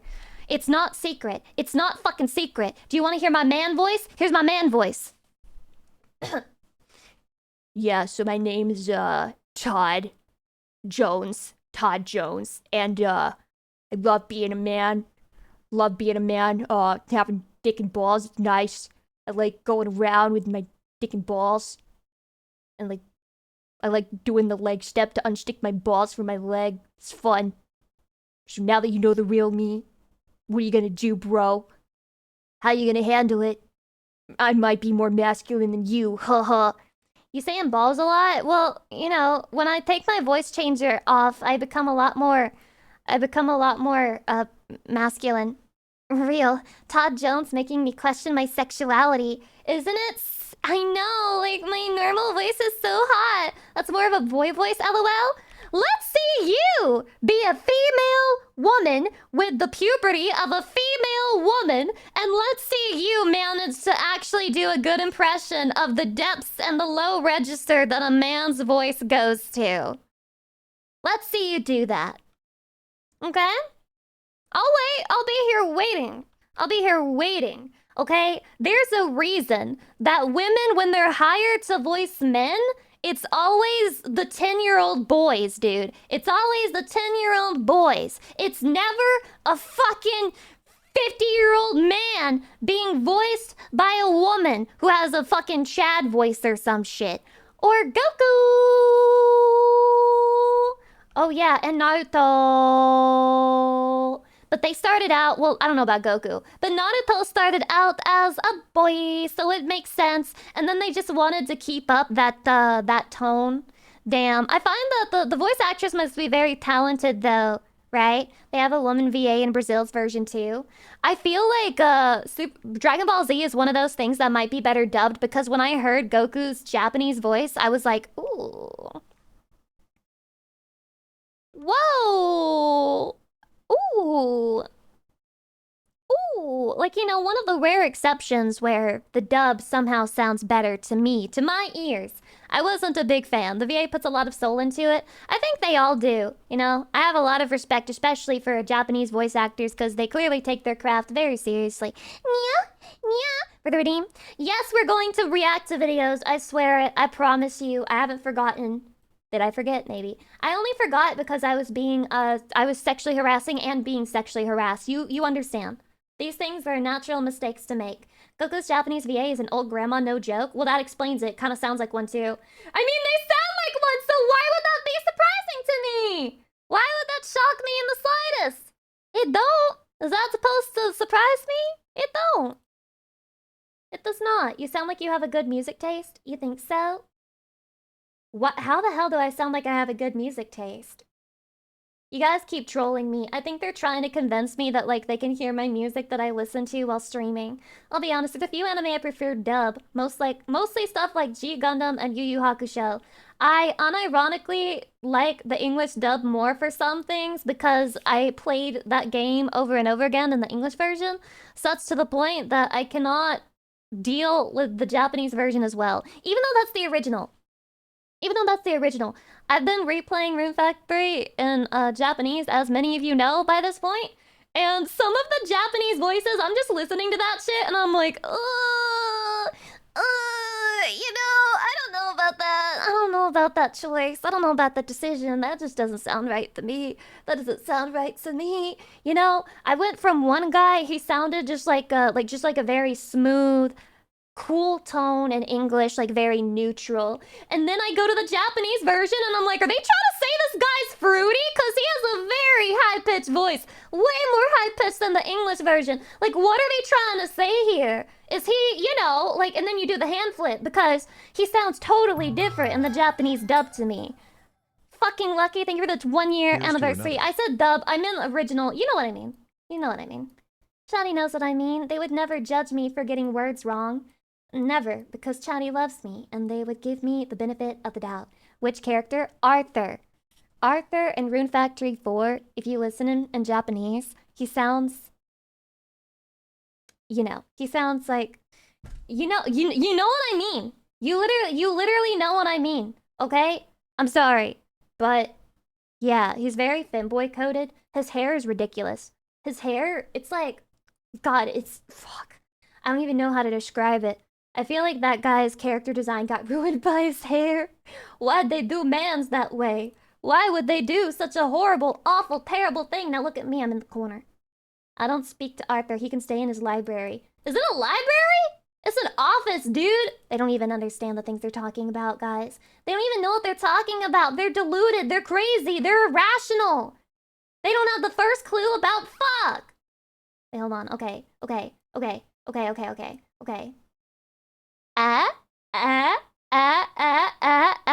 Guys, look, check it out. It's me, Lucy Pyre. I'm reacting. The stream is happening. It's happening. Believe it or not. When a What is woman this? says she wants you to prove her love, she's Oh my not God, asking this? for flowers or money or This even again? a fancy date. She wants some fucked up shit.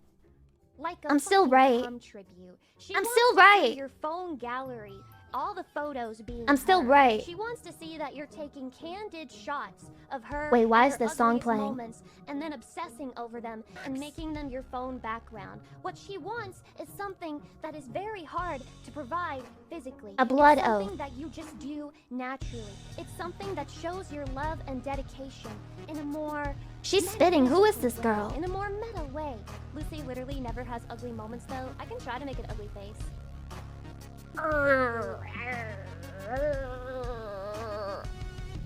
I'm so cute. Look at me. Wow! This is real? This is real? Wait, that looks so sick. Wait, guys, that's my shirt. Wait, guys, that's my shirt. Look. Guys, it's my shirt. Oh my God, it looks so cool as a tattoo. No way. I think this is the first time anyone's ever gotten a tattoo inspired by me. Is this real? Oh, it looks so good. It looks so good. Oh my God. And it's perfect too, because somebody will look at that and be like, sick, dude. What kind of like a rock metal band are you listening to? And then you can explain it to them like, no, it's actually an anime girl. And then they'll think you're disgusting. But otherwise they'll think you're like a really cool guy who's just like really into like metal music. It's perfect. It's perfect, dude. This is like a great tattoo. Very tasteful. I like it. I like it a lot. Oh, I'm so happy. I can't believe you would get a tattoo of me. But you know what? Yup, I But you know honestly what? want that as an actual t-shirt.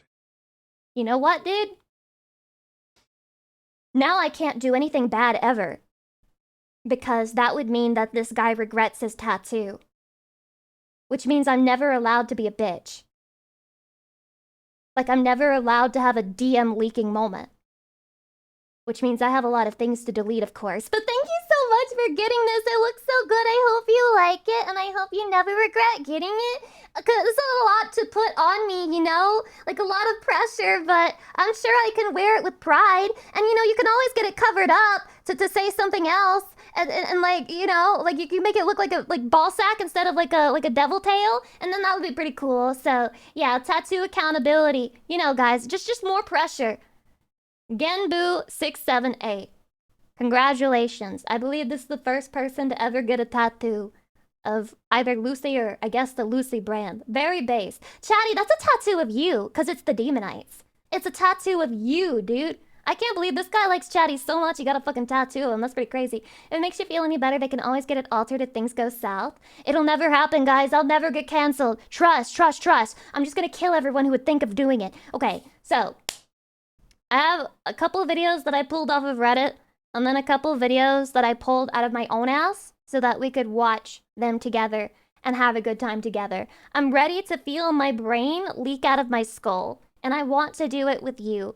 That is the mood that I'm in. So strap the fuck in and let us experience a bunch of inane content. Why Majora's Mask's Blue Dog took 25 years to win the race? And I know it's gonna be a banger, because I don't even know what the hell he's talking about right now. What blue dog? Where? When? Why? I have so many questions and zero answers. This is a chatty submission. Let's see if it's worth the hype. Everybody loves a good underdog story. Hydration. People often Sure find thing. themselves inspired by narratives where an unlikely participant rises up against all odds and triumphs in the face of adversity.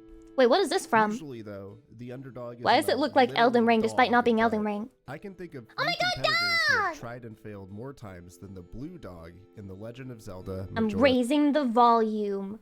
I'm raising the volume. Everyone. Chat. Relax. We're raising the volume. We're raising the volume. His mask. Is this good enough for you, Chatty? Press 1 to be good enough. Press 2 to be hateful.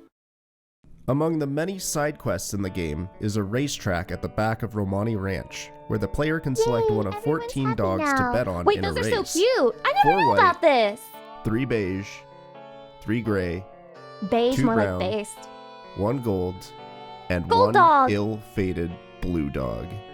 Blue? If the dog you pick performs well enough, you'll be rewarded with a piece of Wait, the heart dog as the doesn't ultimate look blue to prize to me. take home. However, going in blind won't get you very far. In order to truly succeed, you must first obtain the Wait. Mask of Wait, do you think maybe this is what inspired, like, Blue's Clues? Like the blue dog? They felt so bad for the dog that they were like, I've got to give it a story where it actually succeeds and it's loved by people the world over. This came after? Oh, so Majora's Mask stole from Blue's Clues. Oh, maybe somebody on the team hated Blue's Clues. Truth from the Swamp Spider House, which allows you to hear the inner thoughts of animals. Once acquired, you can use it to see how each dog will perform in Wait. Hold on. thoughts of animals. I have to read this. Ruff, ruff. Stupid master. Ruff. His eyes are always filled with ruff, greed and desire. Ruff. Desire? The fuck does he mean by desire? Dog? Dog? Once acquired, you can use it to see how Brownie each Bader, dog will thanks for the perform 2 in the months. race. Each time you enter the racetrack area, the dogs Desire will for randomly victory? be How about assigned he either a says good, that then? neutral, or bad condition, indicating I how should well do they all can be right. Oh, they're expected so to cute. perform in the race. By using Bow's Never stop swaying, gastroenterologist. Lucy P. Hart. Lucy P. Hart, do you have any merch with that metal style writing we saw, like the tattoo? Would buy Lucy P. Nutters. I currently don't have such a thing, but I could in the future, believe it or not. the Mask of Truth to choose Thanks a for 3 dog with a months. good condition, the heart piece is easily obtainable within a few attempts. However, this seemingly simple minigame possesses a hidden, secondary mechanic that is never What? communicated directly by the game. You see, Nintendo coded in a distinct speed stat for each dog color, creating a clearly defined tier list that tells us which dogs are better and which are not Leave so him great. alone. If we take a look at the speed values embedded in the code, we can see that each dog color is assigned a Wait, pair why of is that numbers. 6? For the sake of brevity, we can mostly ignore the first number. The important number there is the second one in each pair, which represents the speed value of each dog for the last 3 quarters of the race. While the stats are relatively balanced overall, the 2 biggest outliers here are the Gold Dog with a speed value of 6.0 and Blue Dog, who sits at the bottom with a measly 4.0 speed value. It's just so When playing sad. the Why'd they game, make him like that? These 2 extremities are easily observed. The Gold Dog, especially if given the good condition, is almost guaranteed to win the race, while the Blue Dog, with its minimal speed value compared to the other dogs, Help well, it. Blue Dog's viability, or lack thereof, has become the subject of outright infamy among Majora's Mask fans. Over the 25 years since the game's original release, nobody has ever seen Blue Dog come even close to winning the race, No! with essentially everyone in the community claiming it was outright impossible. No, Like there a has to be a dog. way. A blue dog. This chat has a lot of faith in a dog that absolutely 100% cannot win this minigame, but it's okay. Without a single win under its belt, the legend of Blue Dog has become one of complete and utter failure. Not a So, single win? what's the deal here?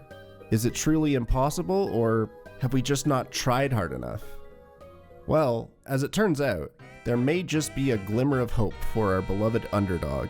Wait, he's so Over fast. the last few years, Majora's Mask speedrunners became Never mind, aware he's of an fucking not extremely gaining. He rare is not glitch gaining, where he's a dog losing. can mysteriously win the race around halfway through the track.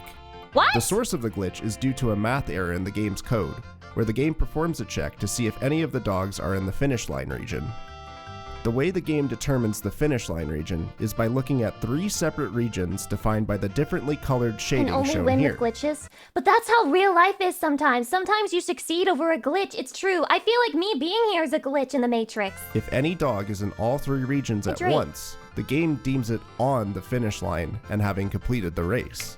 You can see that the 3 regions all intersect in this quadrilateral that roughly encompasses Quadrilateral? where I know we'd what that is. expect the finish line to be. The shape But with taking 4 a closer sides. look reveals that the 3 regions all Right? continue to intersect along this line here.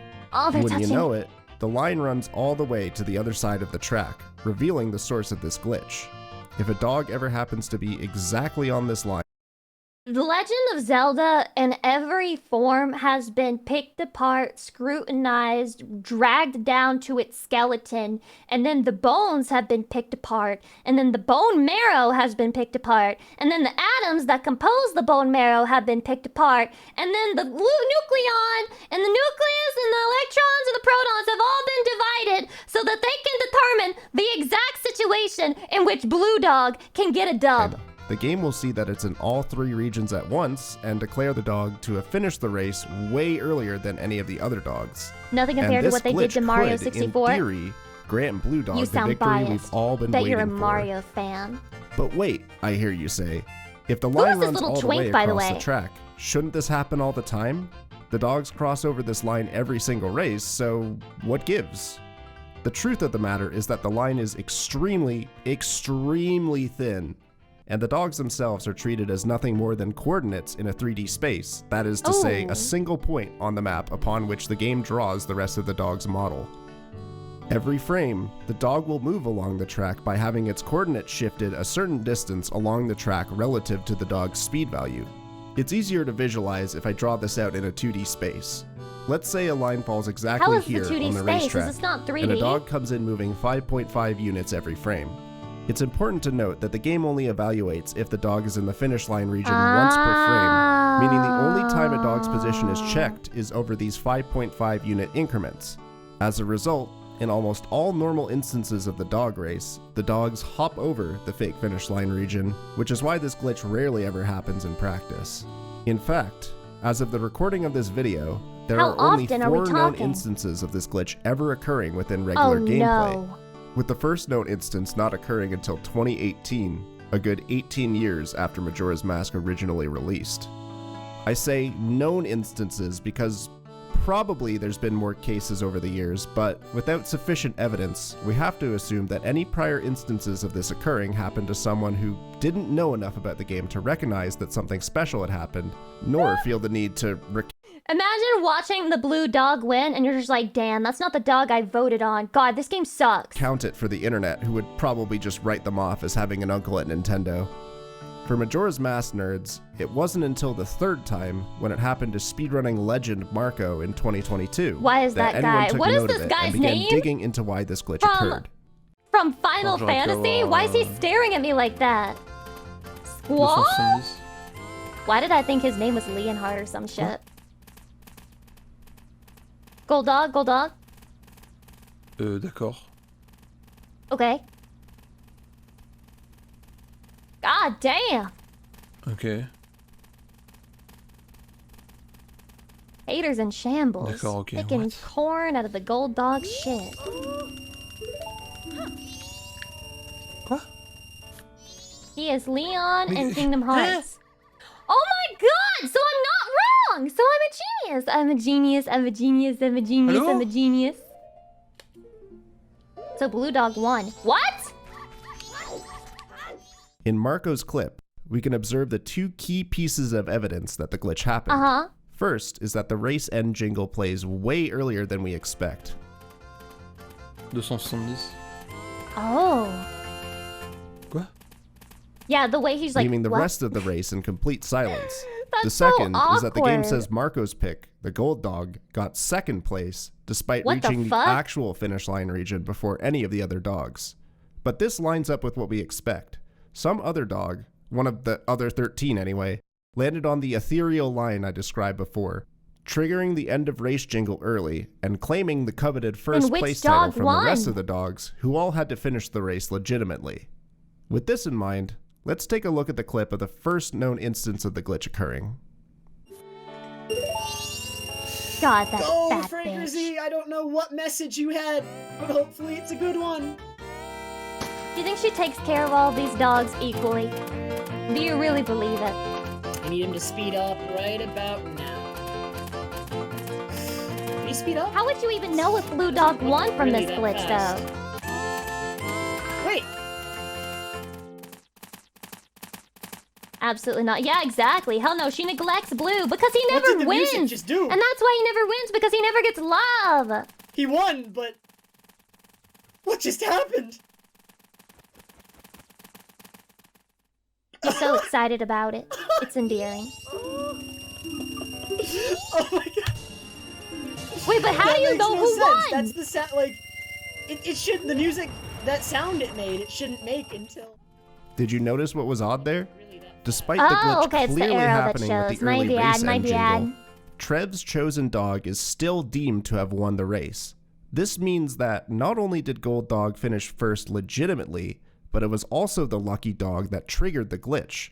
Damn, meaning it Gold would have Dog won is no matter just where it ended up continuously finishing at the eating end and of the eating race. and eating. It's so This greedy. isn't really relevant to the topic at hand. I don't want to talk about Gold You were Dog any more literally than I born need to, gold. but this occurrence is just so unbelievably lucky that I had to bring it up in the video. Now, where does this leave us for Blue Dog's chances? Well, initially, our endeavors chat, did what are not Blue net Dog's great chances? results. Earlier this year, I ran a charity fundraiser attempting so over cute, 1,300 though. races picking Blue Dog, What the hoping to get the fuck? long-awaited victory, but alas, not only did I fail Why at are getting they a all Blue Blue Dog victory, Dog? I wasn't able to get the glitch to occur a single time. It didn't seem completely out of the Out of question. 1,000? After all, people regularly attempt Pokemon shiny hunts doing significantly more attempts than this, but without knowing the true odds, it was hard to say if I was really chasing my white whale. After all, even if the glitch was proven possible, what if the game's Where does the parameters white only whale allowed thing for come certain from? dogs to trigger the What glitch? story? What if there's a finite number of possible dog races that can happen, and none of them result in Blue Dog triggering the glitch? Moby Dick. Well, to answer that question, What a silly let's take name a for a moment to book. talk about the variables that go into the race's outcome. The obvious one is the arrangement of condition the dogs are randomly assigned upon Dog loading the racetrack conditions. area. But the second variable is how the game determines randomness through its RNG function. I want to know what the dog's thoughts are. I need to know it, please. Earlier, I talked about how dogs have specific speed values, and how these speed values are used to determine how far they move along the track each frame. Wait, is that woman the dog owner? She is the dog owner, right? So when that dog was talking about how his owner's eyes were always filled with greed and desire.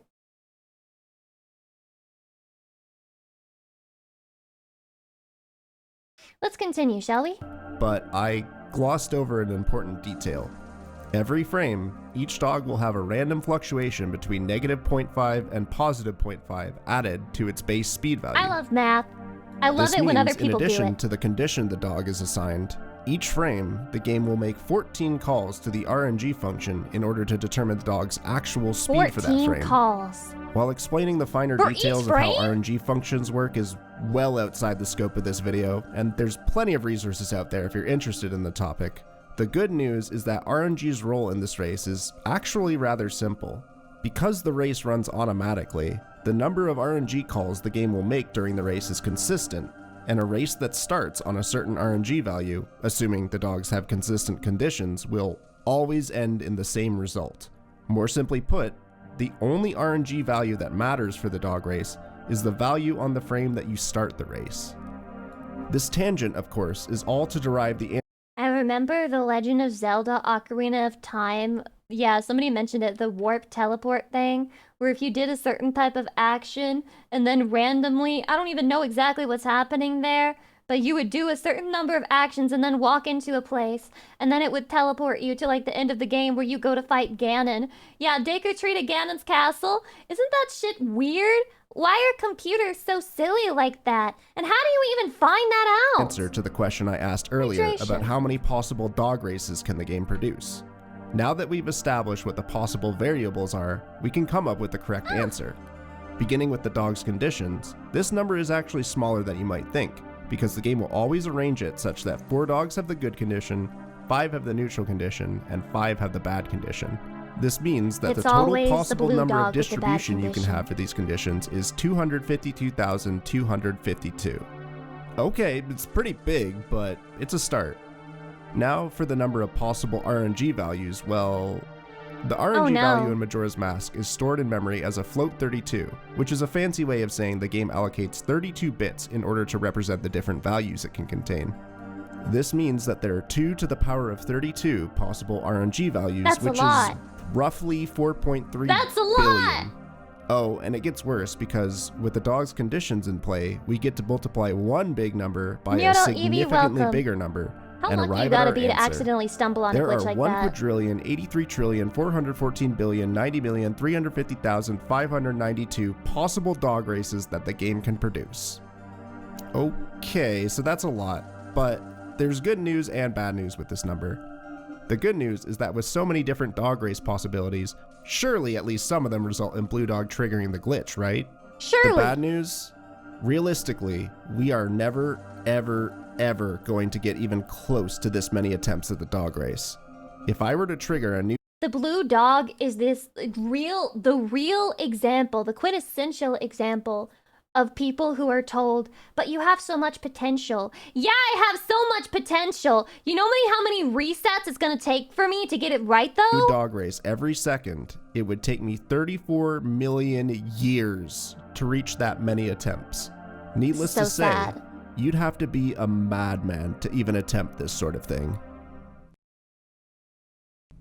And that's when I The heard video's from a not user over. named Falkush, who had seen one of my prior videos on the blue dog subject, and got inspired to try and get a victory for himself. However, his Or approach differed from autism. just loading up the game Autism and running is a races form in of real time like insanity. I had done. Falkush had a different, but more intricate idea in mind. What He a had also horrible taken icon. inspiration from previous efforts to brute force the Mario Party minigame A Day at the Races, which, coincidentally, is also a race minigame where you choose between different competitors who have different base speed values and different random conditions. Anyway, he had wrote What up the a hell is script to that thing brute over force the there? dog race with an emulator. Using the information discussed earlier about how the RNG values affect the dog race, this script would make a save state just before pressing A to initiate the race, then run the race at a much faster speed because you could do that with an emulator. And then after the Right? race had You didn't concluded, think of the that? script would reload the save state, advance the game by 1 frame in order to change the RNG value, make a new save state, Oh my god. and run the He race looks like with he's that doing so brand well new here, and RNG yet he value always on falls a brand behind. new It's so outcome. sad, man. It's so And sad. how would he determine if Blue Dog had won? At first, I thought he was using a memory viewer to look at which dog had won, but it was in fact a much simpler approach. Falkush used an auto splitter, which is normally used for speedrunning console games to look for certain key frames and send commands to your splitting program. But here, he had cleverly leveraged it to look at the first section of the text displayed after the race. What the fuck? The dog race lady Weaponized has autism unique is so dialogue strong. for your dog getting first, second, third through fifth, and sixth or worse. So the auto splitter would look for one of these unique dialogue strings and record the race result so that he could observe it later. It would also record the number of frames the script waited before starting the race so that he could manually load up the initial save and reproduce the race at a normal speed later on. So with this implemented, would this be enough to finally achieve a Blue Dog win? Well, after running the script for 3 days almost non-stop, generating 8,410 races, this happened. What? Only 8,410?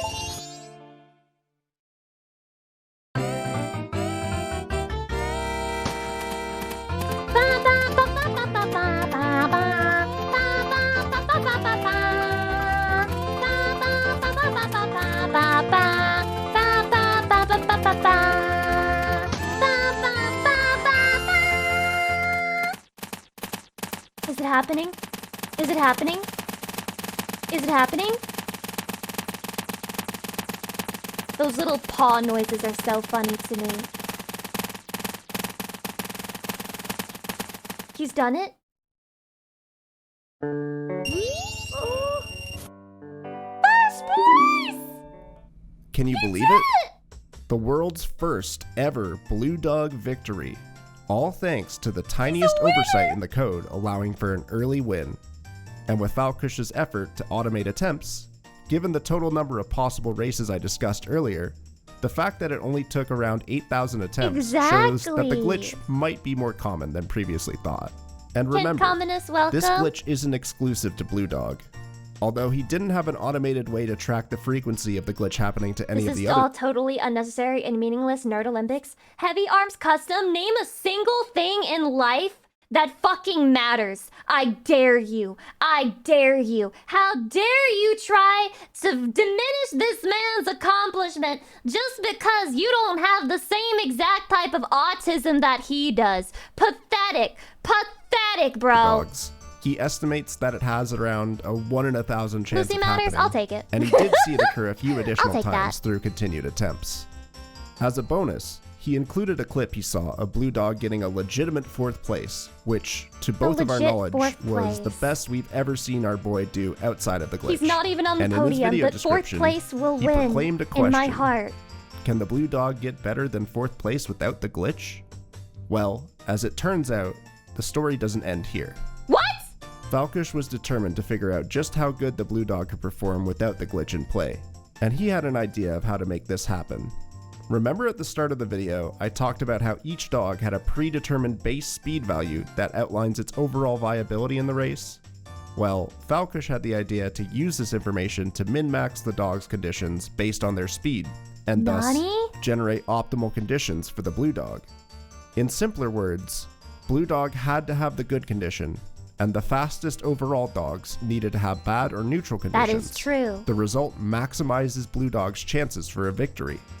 He again used a script to automate loading the racetrack area, look at each of the dog's conditions in memory, Is that and even reload possible? it until it was arranged in a way that it was determined to be optimal for Blue Dog. I was initially skeptical, but 1 week after he sent me the first video, he messaged me again with a Oh new my video. god. He's been Blue doing Dog, this non-stop. 2nd place. Glitchless. Yes, indeed. He was able to find a way to get a legitimate 2nd place finish for Blue Dog using this min-max strategy. Given this result, Falkush was convinced that a legitimate 1st place finish could happen. At this point, he was running his automated script on 2 separate computers, generating about 4,000 races per day on each machine. Look at him. He was able to produce another 2nd place finish, a 3rd 2nd place finish. Seeing these gave him hope that a so 1st place close. was somehow possible. After all this time, 1st place will with happen, virtually he says. every top-level Majora's 1st Mask place player will claiming happen. that Blue Dog could never win the race, was it a myth this whole time? Surely, with how many people have attempted the race over the years, we would have seen this at least once by now, right? Well, on the evening of August 25th, 2024, this happened.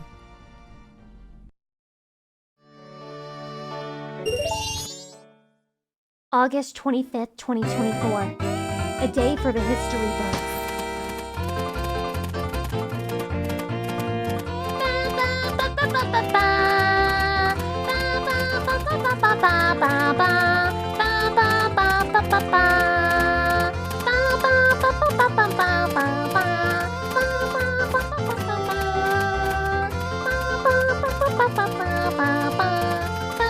It looks like it's doing so bad right now, like he's falling behind. But he's up! He's up! He's up! Oh my god. And there you have it. After 30,000 total attempts, we have 30,000. undeniable proof that, given the right conditions and enough dedication, it is indeed possible for Blue Dog to win the race legitimately. If Blue Dog can Perhaps it's fucking do entirely it, so unlikely can that a real you. human being will produce this under a real-time context, but that's besides the point. Blue Dog has spent his whole life being the laughing stock of the dog race minigame, and Majora's Mask players as a whole. But after all this time, we can bask in the glory of the ultimate underdog finally receiving the victory he's been waiting He's a literal 25 underdog. years to achieve. He's number 1. With the power of automation and 30,000 tries, in the right circumstances, anyone can thrive. It's kind of like you can have someone who's like a 70 IQ, but if you give them like 100 million bajillion dollars, they might own Twitter one day. You know? Also, who the fuck? I think GNP made this. It's quite literally one of the most disgusting things I've ever seen. It's really bad. Like, it's awful. Ban him? I feel like I should. Like, it's scary. I don't like looking at it, but you guys have to. Yeah, look at that fucking face, dude. It's horrifying. Never show me this again. Get this shit off of my desk. Clueless, thank you for the gift sub to Blue Dog. I really appreciate it. I hope Blue Dog knows he always has a home here. Just thought of another G-Subs flavor, Demon Nitro. The container art can show Demonite's drag racing. Can't say that's a bad fit for an energy drink. Drag racing? Wait, do you mean like RuPaul's Drag Race, or do you mean like vroom cars? Cause Chatty Drag Race is so funny to me, like as a concept. Yeah, probably the cars. I don't know. Are you sure? Are you sure? Okay, so apparently this is a samurai had a femboy problem. Haven't we all had a femboy problem? The samurai historically had a little bit of a femboy problem. I'll take phrases to get you canceled for 500, Alex.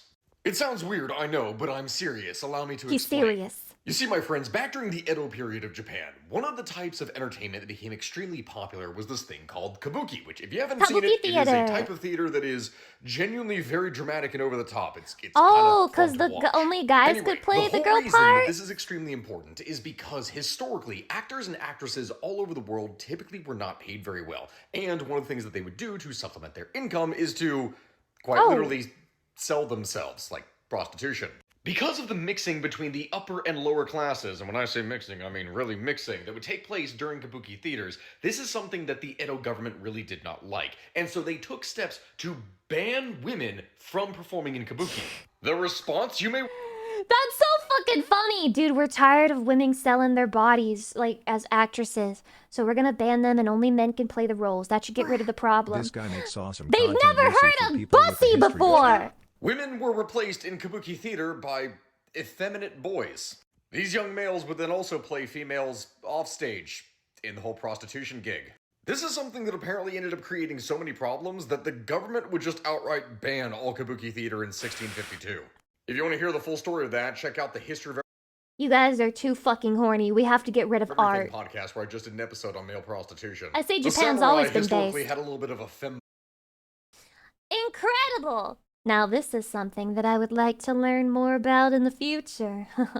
If you know what I mean. This guy makes awesome content, Lucy, for people with the historytism. Do I have historytism? I don't know about that. Does anyone else here have it? Press 1 if you have historytism. This is the biggest controversy from every Nintendo series. I only know like 2. 3. What scares me is that there's 38 minutes of this shit. That's a lot more controversy than I'm used to. Damn, that's a lot of people with historytism. Nintendo is a company that aims to, quote, put smiles on the faces of everyone we touch. And do you really after billions believe of sales in the video game market, I think it's fair to say they've done that. This is a brand most often associated with fun, excitement, togetherness, and nostalgia, and just the best of vibes. And but greed. Also, racism, censorship, and greed. Injuries to yourself and your television, and worst of all, because it doesn't matter what kind of company you are, you don't make it this far without suffering your fair share of public ordeals. This has always been fascinating to me, how a company with such wholesome intentions can really cause a stir. So today, let's review the biggest controversies from every Nintendo franchise ever. And by every, I mean mostly the modern ones. Basically everything covered in Smash and a bit more. I would love to talk about the little guys, but sorry you Golden Sun stans, Isaac isn't as problematic as you'd like him to be. And as far as where we start with this one... Okay. Yeah, that's what I was gonna do anyway. There's controversy for Mario. I don't think it's a far reach to say that Mario is the face of Nintendo. The two go hand in hand. He's the iconic mascot from Italy who's a plumber. He plums. And he runs and he jumps and he falls and says... Unless we're talking about the new voice of Mario where he says... Mario's been in a lot of public It's spats, just not but right. a big It's one just from not pretty right. recent memory was the Mario Odyssey box art. Anything look strange about this to you? Well, that's because it's Or if not it's the Chris real box Pratt, it's art. probably like, whoa, This is. dude! And as you'll see, the only thing changed was this image in the corner. Yeah, the first version was revealed in June of 2017, but the theory goes that Nintendo ended up switching to the second version in August after being called out for racism and cultural appropriation by Twitter users, but Wait. mostly at the center. Wait, is this some... Are sombreros not... Are sombreros not... like... part of the culture?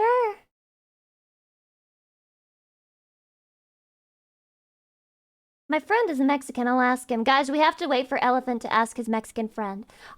Is there anyone here who can weigh in, who can help us understand if Mexican people actually wear sombreros? Please. Can you please inform us, because I can't look it up myself. I'm too stupid. We do for parties? Well, it looks like they're having a party. They look like they're having a party. I'm half Mexican. Sombreros are part of the culture for mariachi bands, which Mario is in. Man. Bro. A What a specific controversy. Ubisoft I can't believe developer. Nintendo This would do phenomenon this. came to be known as Mexican I can't Mario. believe And ironically enough, it seemed the Hispanic community was a majority supportive and thrilled about the representation. I mean, let's not forget that when it comes to It quote doesn't look stereotypes, offensive to me, Mario but of himself course is I'm not the basically one just who would that be for Italy, affected. but others think that Nintendo changed the box art for aesthetic or marketing reasons, as nothing was done about the actual stuff in the game. And by the time it came out, most people had forgotten about this in the wake of one of Mario's best titles. If you ask me, oh, hold on. All rise. Judge Voyen presiding on the right side of history. Nintendo never did anything wrong here. They didn't need to change the cover, and even though doing so wouldn't cost them anything, it's funny that such a small crowd of disgruntled Twitter users could allegedly force Nintendo's hand. Because such was not the case 3 years later with Mario 3D All-Stars. This game suffered multiple layers of criticism, whether it was the price, the effort, the game's people felt were left out, the removal of Was it that long, bad? traditional customs.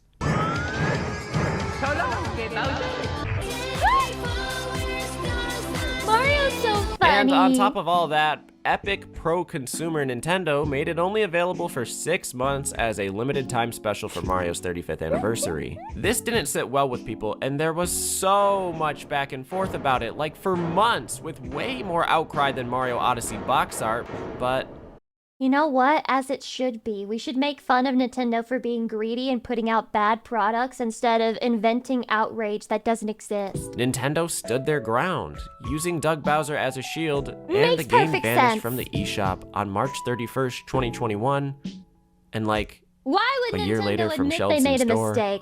How about Confor, the time thank you for the Nintendo sub, accidentally welcome. tweeted out Wigger Wednesday?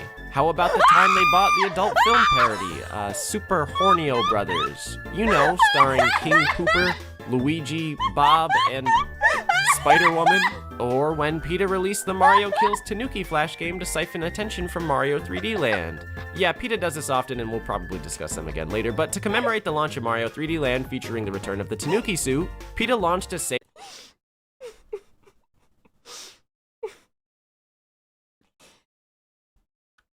Sorry, I missed everything past I missed everything past you know, I missed everything past that, so I'm gonna go back a little bit. Spider-Woman, or when PETA released the Mario Kills Tanuki Flash game to siphon attention from Mario 3D Land. Yeah, PETA does this often, and we'll probably discuss them again later, but to commemorate the done the launch of same shit Mario for 3D Land Pokemon? featuring the return of the Tanuki suit, PETA launched a same-day campaign including a Flash game and video about why Mario wearing a laughing Tanuki at suit it. is pro-fur, and the goal was to draw attention to the abuse of the raccoon dog, which in their defense is an awful situation. Anyway, Nintendo responded, PETA said it was a joke, and the Flash game can still be played today, but I ain't showing it. What? These are just a few of my favorites because really the Mario controversy umbrella is so big that we could never cover all of them. Not in a single Mario category anyway. That's why I made There's like so 8 many subs, Mario so let's move games. on to the next one because it's affected me personally.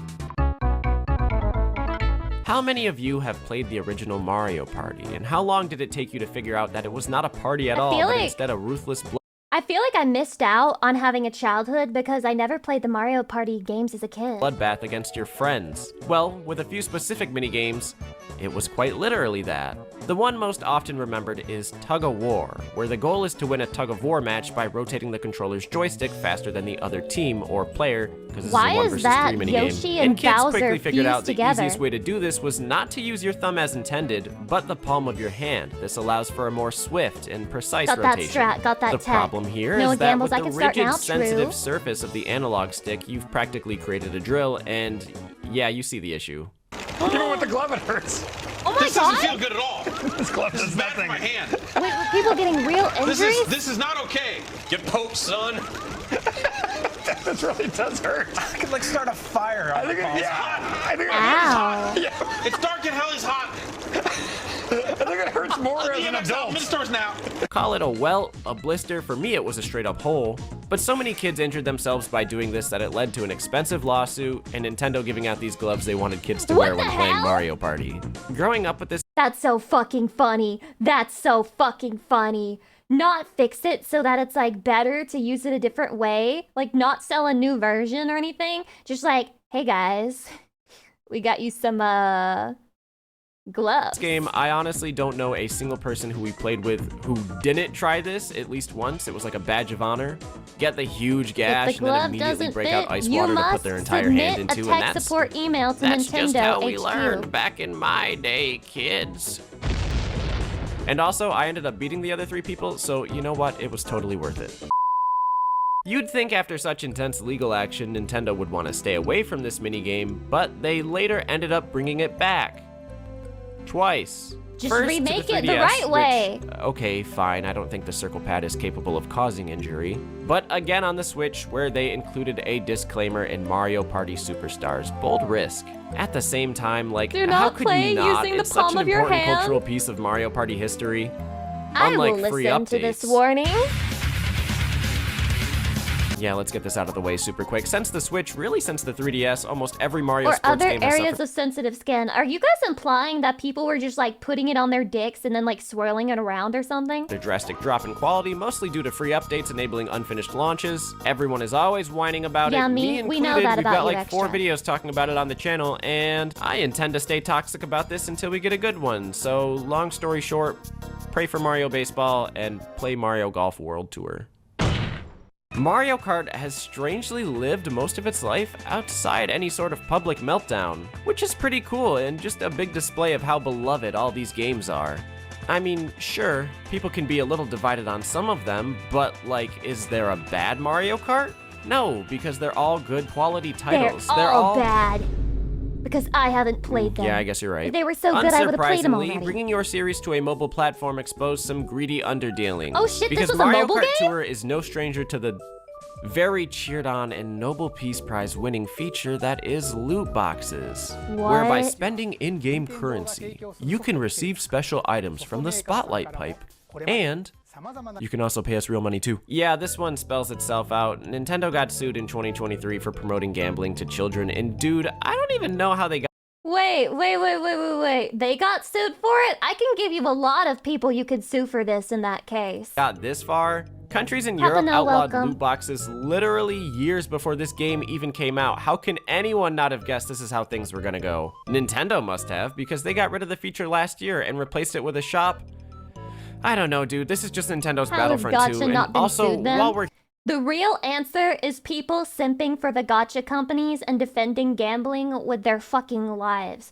I play gacha games, but you'll never catch me defending that shit. here, Universal put a size limit on their Mario Kart ride, and people were justifiably upset. Okay. I think the Mario What? Kart lawsuit has solid grounds to stand on, but when it comes How dare you create a ride that my fat ass can't ride, you fucking asshole! to the Paper Mario lawsuit, This has never happened to things me get before. a little bit more bizarre. In 2008, Morgan Creek Productions attempted to sue Nintendo for using the song You're So Cool He's so cool. in a 1000-Year Door commercial. They claimed that Nintendo had used the music without permission, but after only 6 days, the suit was suddenly dropped. When questioned about why they abandoned it, the production somebody knocked on their door and then they saw Reggie holding a gun to their fucking forehead. And he said, so, about that lawsuit. And then they never heard from them again. This company had nothing to say. Nintendo, on the other hand, simply said that their advertisers Leo Burnett provided the company with a license they did in fact have to play the song. Basically, the company jumped the gun on legal action without really doing their research first, and lost money and dignity in the process. Embarrassing. So from here I want to move to 2 Mario sub-series that are actually pretty clean. The first is Wario and WarioWare. Funny enough, the games featuring a money-grubbing, self-centered anti-hero haven't really been super involved in anything.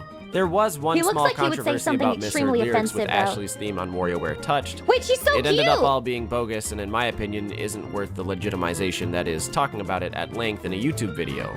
Then Yoshi. Yoshi also hasn't really ever been problematic. There was one instance where a flash game made by the EPA used Yoshi's Island DS music without asking and it went unnoticed for years, which is kind of funny since this is government sponsored.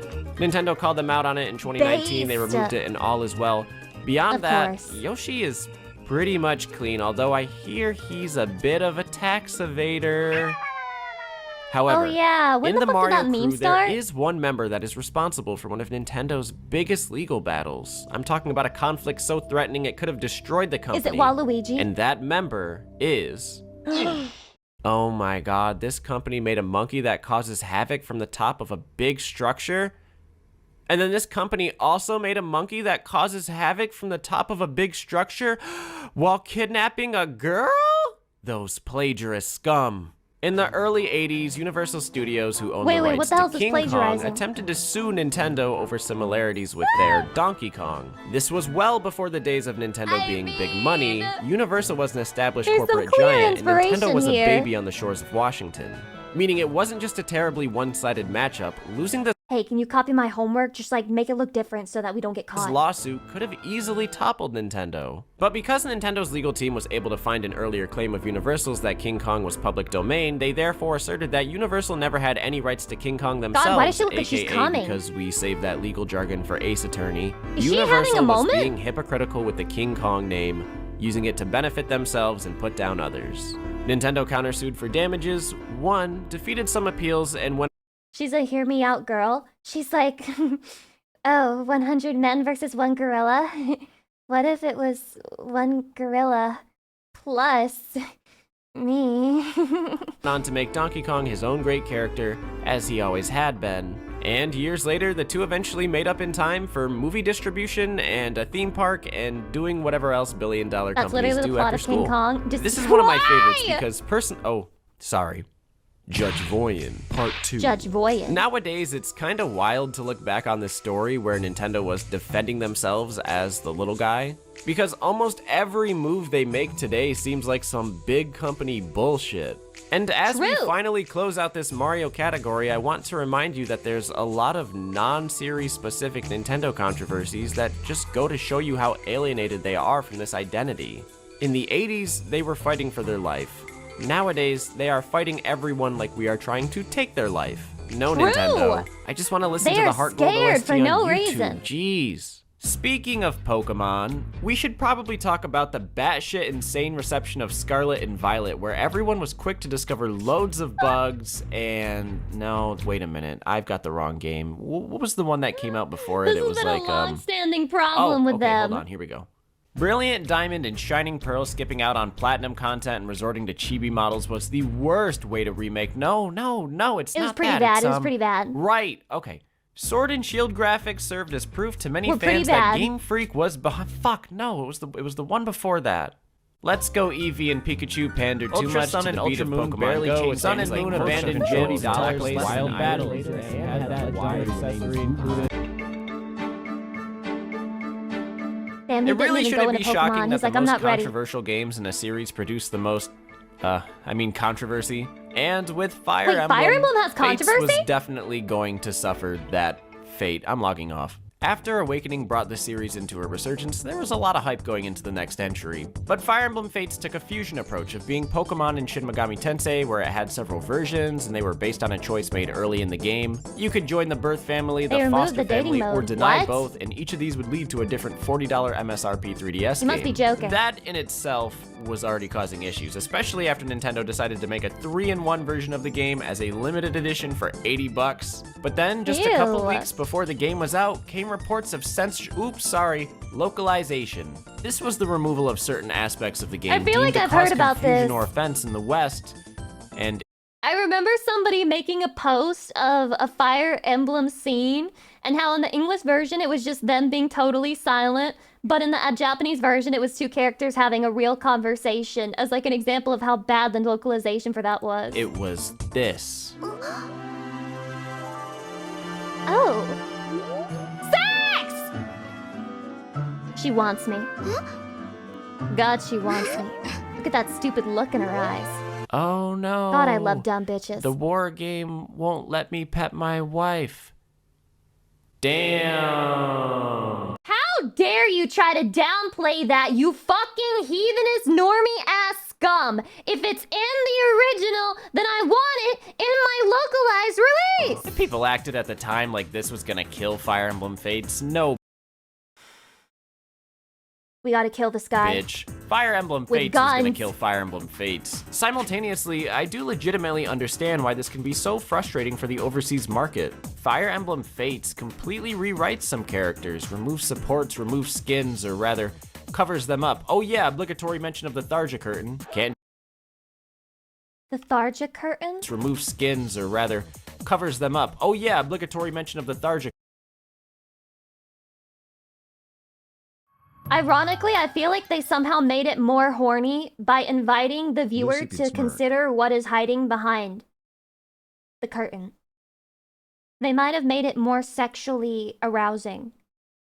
Somehow. Setsuhara Soul, thank you for the 30 months, I appreciate it. Curtain. Can't do controversies without putting a little curtain over it for the Americans, right? But call it what you want, censorship, localization, bimboification. It can suck when the game is modified like this, especially considering They got rid of... No bikini? No bikini?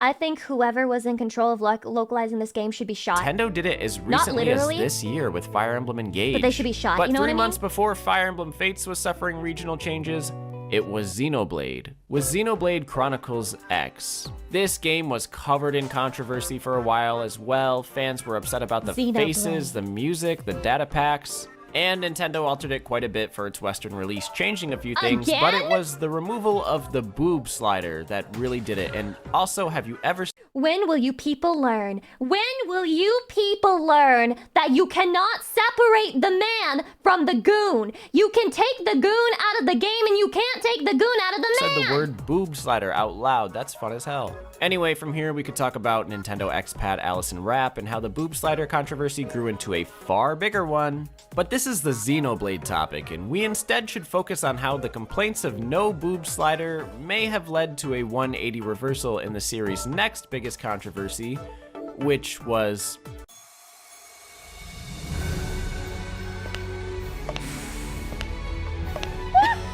Oh my god, it's furry bait too!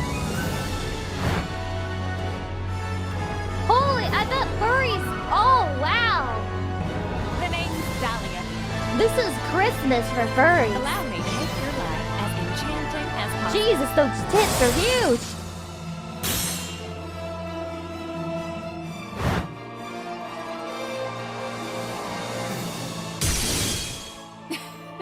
We'll be great together, I do declare. So... I do declare! This Southern Ice Rabbit Woman sword here is one of the possible blades you can get in Xenoblade Chronicles 2. And back around launch, an image of Dahlia blew Twitter up, sparking the unending debate of where people land on Xenoblade 2's character designs and sexual content in general. I mean, I certainly see where people are coming from. She looks okay, just her face, but then the Uproar about long-standing talking points surrounding misogyny via objectification of women and ultra-sexual designs in gaming, reignited as the character was deemed yet another notch on the belt of anti-woman sentiment. Why do women feel so offended by a female fake anime character being sexy? Not everything's about you. I don't think she looks bad, but I'm more of a fan of mediums and small, so... And I'm not a furry, There's since been reports about the image being glitched, mainly just her back. I don't know if this is real. I don't know if anything is real anymore. But I do know that if you simply look through some of the blade designs in Xenoblade Chronicles 2, there was always gonna be at least one. I say this as someone who loves the game. And can we talk about the time Nintendo tried to sell the Xenoblade 3 Special Edition exclusively on there? No, let's move on. Pikmin. This is actually a pretty clean series. On the most in ARMS fans got was back during the Wii U drought when Nintendo came out of nowhere and was like, yeah, Pikmin 4 is basically finished. And then fast forward 8 years into a it's not a lie if it's eventually the truth narrative. Pikmin 4 is such a good game, it shut everybody right up because damn could you see how they spent that time to make the best possible game. Kirby is also a relatively clean set of games, true to his wholesome, adorable image. If we wanted to grasp at straws, I could talk about the machine gun scene in the anime that 4Kids cut out from the American broadcast, which is funny because Nintendo of America worked for years to make the Kirby box art and commercials more aggressive, and a scene of Kirby firing an automatic would have been icing on the cake. But no, 4Kids does this all the time, and also I'm trying to keep to content based in video games with this list. The Wii series. Now this is a fun one. A tale as old as time itself about Wii owners being way too excited to try out their new console and ignoring the very first sentence that the game presents you with. Overhand? Are they gonna bust the TV?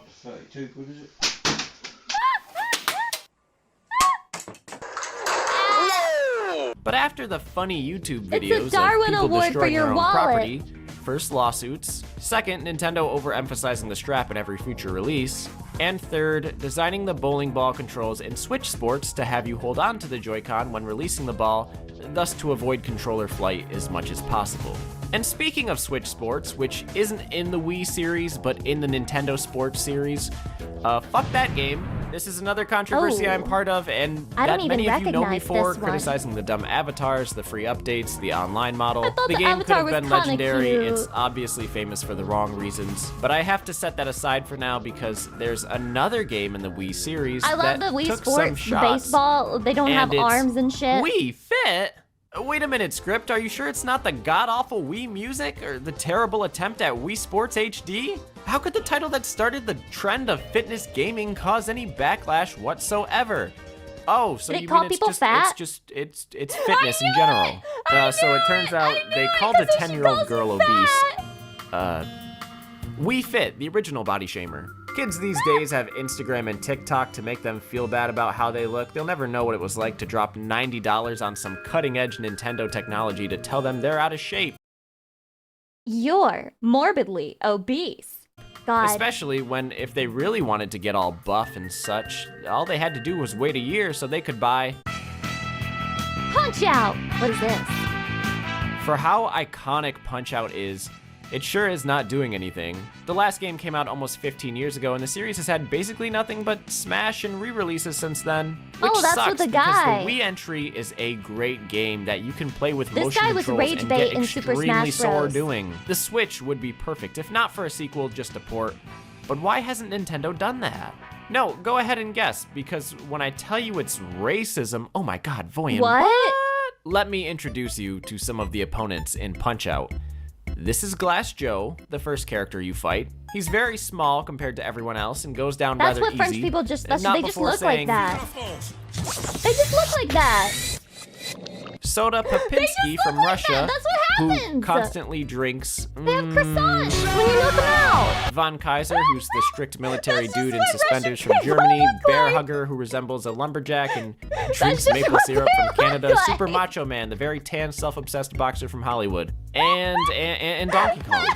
So yeah, the game plays on stereotypes which range from solidly existing in the Wii version to pretty much straight the monkey racism the further you go stereotypes back. where they bang on It's their something chest people and are say, ooh, ooh, obviously generally Gosh! aware of, and I believe if given the shine of today, the controversy would be much deeper. We open the video with a story about Mario getting called out for cultural appropriation. I don't even want to think about how people would react to this, and neither does Nintendo, which is probably why the series is on hiatus. But honestly, if you can look past it all, you have a great game that is just as challenging as it is funny. Everything. Because Punch-Out has the Why are best no women character in the game?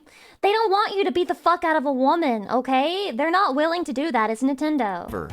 Doc Lewis. Duck this one. Oh. You got his ass.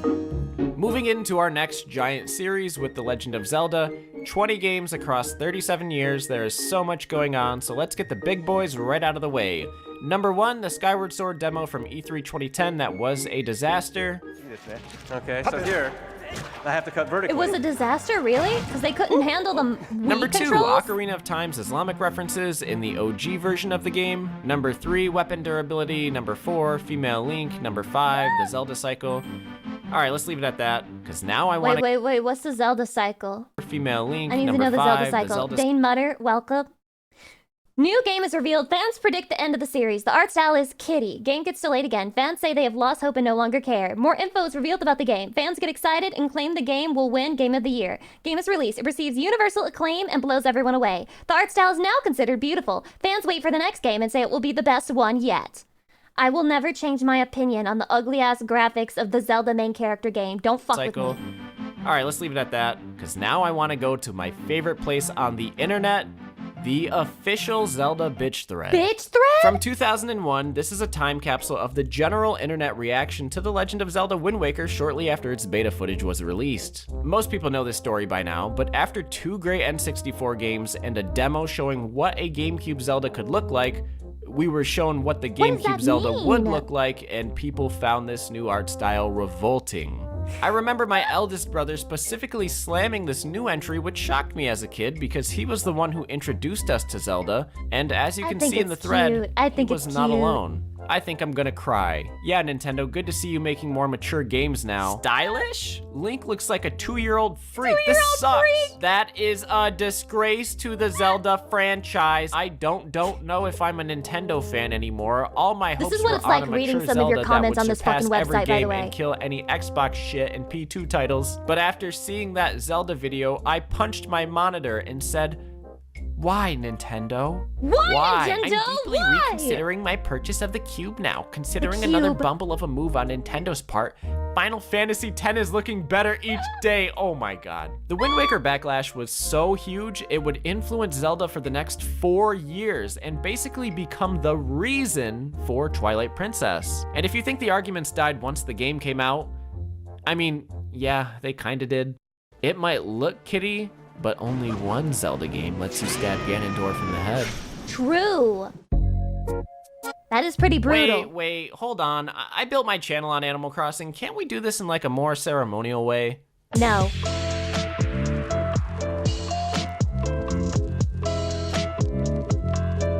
All right, baby. Voyan is back, ready to talk about Animal Crossing controversy. Ooh. I already basically did it in this video from like a year ago, and every other time I bring up New Horizons. But today I have come with a story about a person who did the unthinkable. A player of Animal Crossing who crossed the Animal Crossing. And that person is the President of the United States. Funny thing about lockdown and living out your entire life through Animal Crossing, there's no advertisements. And back in 2020, companies began to notice this, so they quickly put homies on contract to interact and market within the game to therefore advertise. The list is pretty fat. H&M, IKEA, Hellmann's, Chuck E. Cheese, Gucci, Wait, why did that the one character Detroit kinda look like him? Lions. One of the more famous ones was KFC, who created an entire island with a dream address. Oh my god, and that's it so looked cute okay. though! But That's 2020 was adorable. also the year of a presidential election, so it wasn't just advertising, it was campaigning. And Joe Biden wasn't gonna be caught dead, not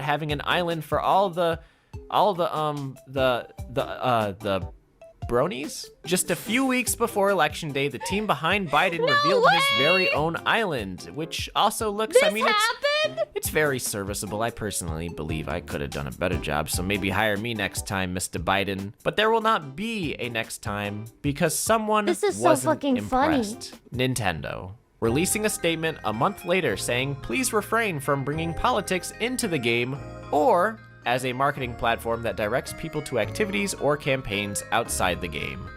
As we all knew, it was Jover.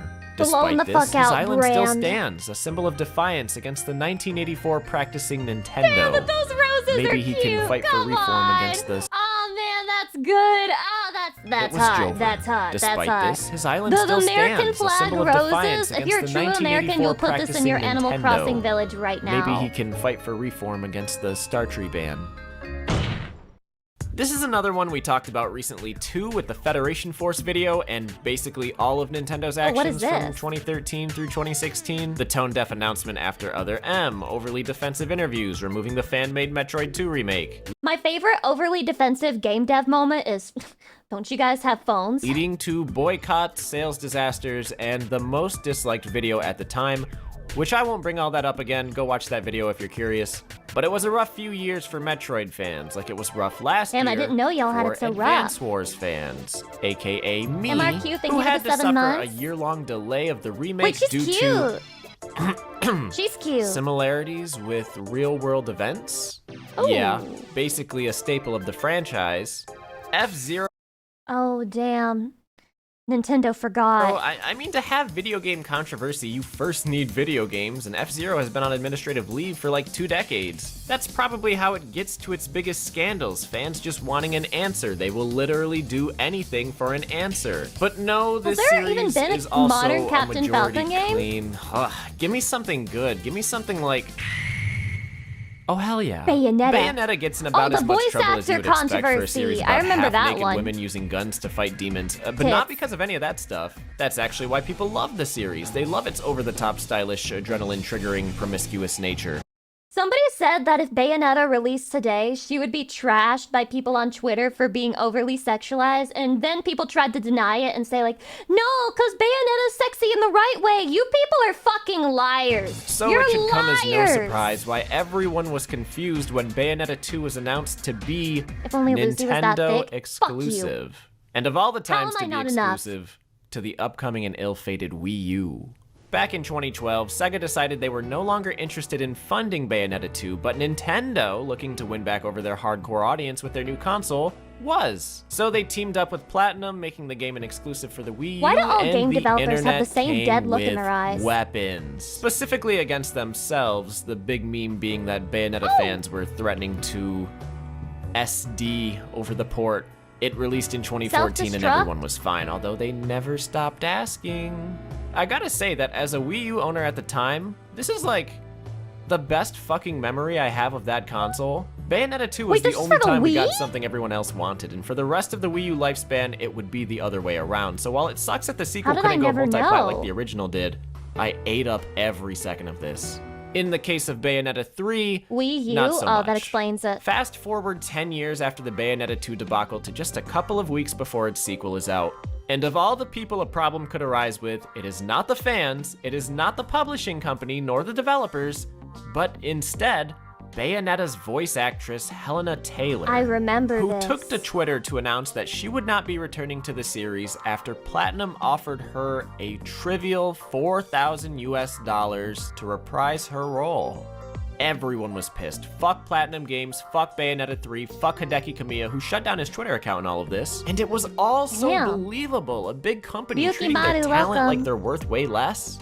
But then, after several sources close to Platinum started arguments against Helena's story, it slightly changed, which is always a great sign. She admitted she was first offered 10 grand, and after rejecting that, 15 grand, but she denied it because she thought she was owed more for a $450 million franchise. What? Anyway, after that equation, Platinum still wanted her to have a she presence in lied? the game and offered her the $4,000 for a cameo. She did not. I'm not gonna lie, the reputation of like voice acting in the English sphere is so fucking bad. I don't know how it can get any worse. Not take it. She instead went and lied on the internet that the execs offered her dirt and called for a boycott of Bayonetta 3. Ironically destroying her career in the process and inadvertently creating so much buzz for the game she wanted to abolish.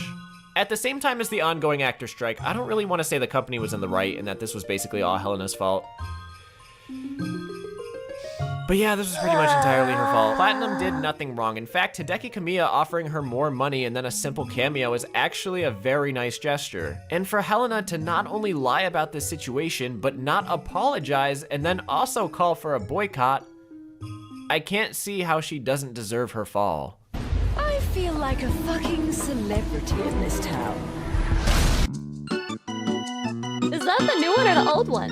So going into this, I was like, what? What did they do? Nintendogs is a wholesome game. It cannot sin. It cannot upset. Like, dude, even PETA likes God. it. No, that's How an did ass! Nintendogs cause any sort of drama? The answer is some bullshit. I didn't know in Butthole was in that 2010, game. a 9-year-old girl named Megan was playing Nintendogs at a friend's house when she was attacked by their bull mastiff. Megan was What? dragged off the couch where the dog began biting her How is face, this eventually blamed? tearing off For her every lip. time an Action Games American voice actor was a complete psycho, I'd have 2 nickels, which isn't a lot, but it's weird it happened twice. You never know, it could keep happening.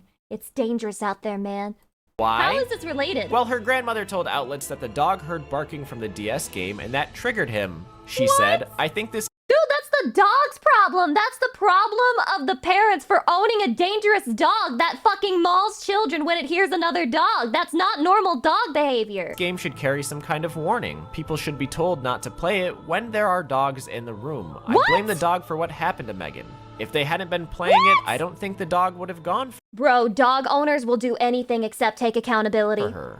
No, Grandma, you've got it all wrong. It's the electricity's fault. If it hadn't charged the DS, she wouldn't have played it and the dog wouldn't have attacked. Meanwhile, the dog's actual owner gave the extended statement to the police of, So Megan may ridiculous. have kicked the dog. What? Who knows what made the dog attack, but you know what? It's What the fuck? probably like 99% Nintendo's fault. Just saying, Nintendo, you really need to bump the rating up to AO next time. And on the topic of games that can do no wrong, Tomodachi Life doesn't allow same-sex relationships. In the Japanese version, players could exploit a glitch to marry the same sexes, but that glitch was patched when it came time for the Western release. And honestly, Listen, I think that you should have just added a glitch on accident and be like, oh no, please don't use our glitch to have gay relations. It's too hard to patch it. while that was kind of shitty given that it was a decade ago Unbelievable and that they originally patched it. That's Japanese, I don't think crazy. it would have been as big of a deal. But then after fan backlash, Nintendo opened their mouth as to why they were going to be homophobic. Quote, Nintendo never intended to make any form of social commentary with the launch of Tomodachi Life. Too late for We hope that all of our fans will see that Tomodachi Life was intended to be a whimsical and quirky game, and that we were absolutely not trying to provide social commentary. Statement. Tone deaf. This led to a far more heated backlash, to which they released a second statement, plenty more apologetic, and vowed that Tomodachi Life would have more inclusive options in the next game, and I don't even need to write the joke on that one. But at least they affirmed that in the future they would not dismiss the LGBTQ, and I suppose that's still a victory in and of itself. Splatoon? Oh geez, I'm not even gonna act like I know anything about Splatoon. Hold on one sec. Hey, what's up? Being gay is not whimsical. Do you know anything about Splatoon controversy? Well, Voyan, there was You've that heard it one from time Nintendo. when Splatoon created a controversy from another Nintendo controversy, which is what we call in the industry a controversagami. Back during the dark COVID era, you couldn't really hold in-person Super Smash Bros. Melee tournaments. Since the official version of Melee is only on the GameCube, gamers came together and decided to use the online software Slippy and do the tournaments online. And as always, Nintendo did what Nintendo does and said, nah, you're not gonna do that. Fans trended the hashtag Free Melee in order to spread What the awareness, fuck? and Splatoon found itself in the crossfire. During the Splatoon 2 North American Open, Fuck 30% of the top teams competing had names referencing Smash Melee. And you probably know what happened here. Nintendo said, nah, and canceled the live stream of the event's finals. In light of the cancellation, players then Petty. threw their own tournament and had one of the largest prize pools in Western Splatoon history, and record-breaking viewer counts in support of the tournament. All in all, power to the gamers, bad Nintendo, Power to and back players. to you, Voyan. GameStop got it right What? first time. Something about free melee? Wow, what a shocker. Nintendo the game really about is fighting petty has as hell. caused some fighting. Get it? Because you can't even call it a fighting game with... Oh man, I love this What? fan base. Yeah, the They don't free call it melee a stuff fighting was game? pretty big, mostly because how much Nintendo loves to act like the competitive melee scene isn't real until the minute emulation is discussed. But honestly, we've had Nintendo as the antagonist for quite a bit now. I'm ready for a shakeup. Let's Great go edit. back to the time when it was the fans who wronged Nintendo. Never happened. Being Never that each happened. new game is always filled with new characters, stages, and other stuff, everyone is always anxious to know what's going to be included, resulting in the leak culture that plagues Nintendo. It can be completely fake, and almost always is, or you might get Every series that gets big enough will have a leak community. And you know what? I don't think it's nearly as much of a bad thing as some creators act like it is. First of all, it's a sign that people are so interested in your game that they're going to certain levels to get more information about it and to learn more about it and discuss more about it. And then second of all, some people leak things on purpose. Some of the leaks that you see are intentional. They're quote, air quotes, leaks. Because leaks can be advertising. something like It can definitely ruin experiences. I hate story leaks. Those are the leaks that I hate. I hate leaks that spoil the story. Ultimate's Grinch leaks or Melee Sonic rumor that are much more convincing, or it can be totally real. Like in the case of the 2014 ESRB leak alongside Super Smash Bros. For 3DS. The wait and lead up to Smash 4 All was a leakers should be huge tripped. deal, I didn't know that 6 long leaking was years. such a And to make controversial it all subject. but a month beforehand when these images and videos were uploaded by an alleged ESRB employee, that was both really hype, but also fucking sucked. Speculation was non-existent. It looked far too real, only made worse when Nintendo started, surprise, taking the videos down. With it all but confirmed, those small fleeting seconds of hype were quickly replaced by anger. Anger about the leaks, anger about the characters revealed in the leaks. No ice climbers, but dark pit, what the fuck? It spread like wildfire on social media, and you couldn't escape it even if you were trying to. I'm pretty sure this is the reason Nintendo wanted to reveal all the characters of Ultimate poor before guy release, will so no always one could have take that baby from them face for again. whatever reason. And that's also the He's reason gonna they be 80. fired and prosecuted the And dude people are who gonna did ask it. him, where his parents are. Yeah, Smash players. Known for not showering, dramatic rage quitting, and apparently infringement. I want you to know you don't have as to be a well Smash as player to not trying shower. to get some cupcakes? Dude, what the fuck? Cupcakes? Star Fox is a series, no joke, where all but like 2 games in the whole thing have caused Wait, what is receptive that? controversy. What is that? Most of the time it's just debating if the Sign game is good for? or not, so I don't really count it. Cupcakes? But there was that time when Star Fox 2 came out in 2017 and IGN reviewed it like it was made in 2017. That was kind of funny. Then Kid Icarus. Sim music Kid is sending Icarus, me back. pretty much clean, although there is one interesting debate that's continued for over a decade now. I think most people would say that Uprising is the series' magnum opus, and I agree. It is in fact a I've certified never played a banger single Kid Icarus with game. horrendous controls. This was the uniform complaint after the game launched, that the controls either felt too slippery, too hand crampy, too busy, but others have asserted that there's nothing wrong with them, including most normal creator people. Do they Masahiro suck or Sakurai. something? It's been a tiny argument within the fan base for years. I'm in the camp of Hydration? it's really weird for like the first couple hours, then you get used to it. And most of the complaints could be fixed with a Circle Pad Pro, but a Circle Pad Pro What the could fuck is not a fix Circle your Pad brain, Pro? and neither would Brain Age. Look at the front cover of this game. Train your brain in minutes a day. Oh my god, do you guys remember when they released Smash Bros, was it 4? And they released it on the 3DS, and then people's like thumb pads were dying because the fucking movements that you had to do for Super Smash Bros in that game just could not handle it. The thumb pads would not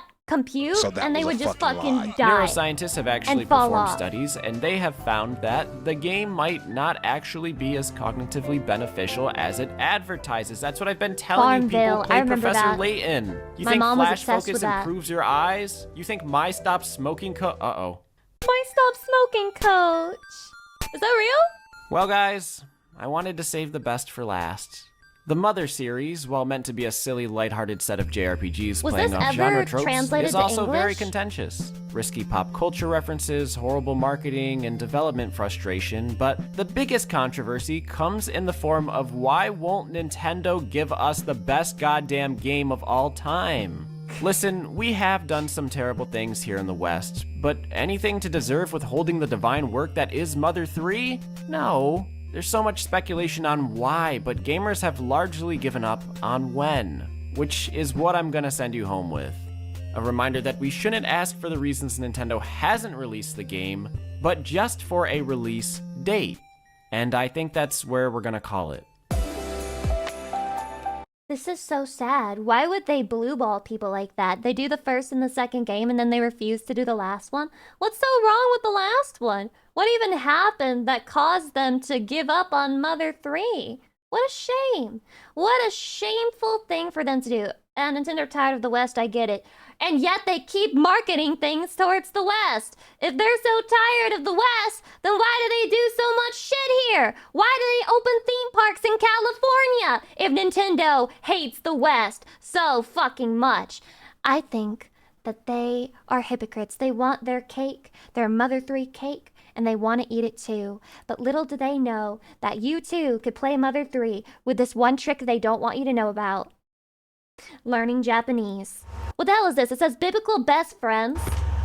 This is a chatty submission. At the worst, most ridiculous Bible protagonist topic on Gas. This is the best topic. How does it go? The heroes and villains. Speak it to me, Will. Because there's a lot of Bible protagonists. And it seems Bible like you're just trying to figure out which is the most ridiculous one. Right. And they're all tight competitors, right? Yeah, and then the opening pose being like Joseph, because he's a spoiled, rotten brat that gets what the hell he wants when he wants. Is that Jesus' dad, Joseph? There's or a different Joseph. Is it Joseph too? I'm pretty sure it's Joseph, as in the technical dream Joseph we got in the Bible again? Okay. And God gave him undeserved privileges even in prison, in spite of his utter uselessness to everyone and everything. And was it not for God's intervention, he would have died, which is a rarity in the Bible, given that God's chosen ones have some modicum of sense, practicality, and willpower. So he was just whiny. He was just whiny. And he just whined enough. And then he said Abraham's a runner-up because he's a bit weird in that he tried to kill his son. Jonah throws himself into the ocean because he's tired. and because he doesn't want to save the people that God said go save those people. That's the best. It's like God tells him, go to this city, tell them to repent or I'll blow it up. And he's like, sick, I hope they don't repent because I hate those fuckers. Yeah. And after this long journey, he gets there and they totally repent and God's gonna like high-five him and be like, yo, sick, you did a good job. He's like, I guess. I'm throwing up Lot. Yeah, Lot sucks. He straight up is like, yo, you can't like have sex with these angels. You guys are trying to get up all in this angel booty. Here's my too good for you. Take my daughter instead. Oh, yeah, his daughters. Tell me. Yes, both of them. Yeah, he just gives up his daughter. So angels come to visit Lot, and the entire city, Sodom and Gomorrah, like they're awful people, and they're like, yo, that's hot. Give us that angel. Angels are hot. And then he's Well, like, they wanted you to can't fuck have an these angel? angels. And they're like, no, Wait, are we give it. dead And they're ass? He didn't know they were angels. He didn't know. And he's like, no, you can't have them. These are my special guests. You can have my daughter. Oh my god. There's gotta be a doujinshi about this. About how it's like, no, I don't want to know what it's like to touch man like that. Instead. Yeah. What? Yeah. But it's okay because when God blows up the city and kills Job's Lot's wife, he passes out in a cave and then his daughters get him drunk and fuck him. Yeah. Okay, so everything's fixed. Yeah, everything's fixed. Everything's okay. So girls out there have revenge by having sex with your dad. That put that angel on This is the worst friend group ever. Everyone is fucking talking over each other. I bet if I even turn the CC on, it's not gonna understand how to cope with this anyway. Hey! That's a revenge method apparently. If you follow the Bible. Tell the story about the guy that puts an angel in a cobra clutch for like all day. A cobra clutch? This topic on GAF is about like the worst Bible protagonist. This is the best Bible protagonist. Yeah. This is the absolute greatest. Because it can go both ways, and I'm pretty sure that the sickest dude in the entire Bible is motherfucking Jacob. Jacob's so cool. Jacob goes to sleep one day, and then he dreams, and then like he sees a vision of like a stairway, like a ladder going up to heaven. Oh my God, he wrote the Stairway to Heaven. That's Jacob's ladder. That's exactly what Jacob's ladder is. Jacob Tutu, you might say. And then an angel passes by, and he's like, "Yo, are you an angel?" He's like, "Yeah." And he's like, "Cool. Yo, give me a blessing, bro." And the angel's like, "Nah, man, I gotta go." And Jacob's like, "No, fuck you. You're giving me a blessing." And angel's like, "No, I really have to go. You are not leaving until you give me my fucking blessing." And so the angel's like tries to peace out, and Jacob grabs him, and they fucking wrestle for an entire day. How is he capable of going toe-to-toe with an angel? This is literally a WWE plotline. There are statues of this. It's awesome. Like every move ever, he gives him a stunner, angel off the ropes, you know? It's like an Iron Man match for all day. Exactly. Drew, welcome. And the ladder match, except the ladder's going to fucking heaven. You know? And only one of them's trying to get up there. How is he the manhandles an protagonist? angel until the angel's like, "Fine, I tap out. Here's your fucking blessing. Leave me alone." What was the blessing? Do you know? Or It was just like Generic blessing. generic, like Generic. You will Bless you. You will have like good luck and power good and good fortune fortune. be to you. Yeah. Did you need it? You were fucking wrestling the shit out of me. But it's like if you It's the have angelic equivalent of wrestling or fighting a giant bunny for its foot. I learned a lot. First of all, that angels are little bitches that can be choke slammed and bullied into blessing you. So all of that be not afraid shit might just be bullshit. Might just be a scam. Anyway, so apparently this is Lucy coin.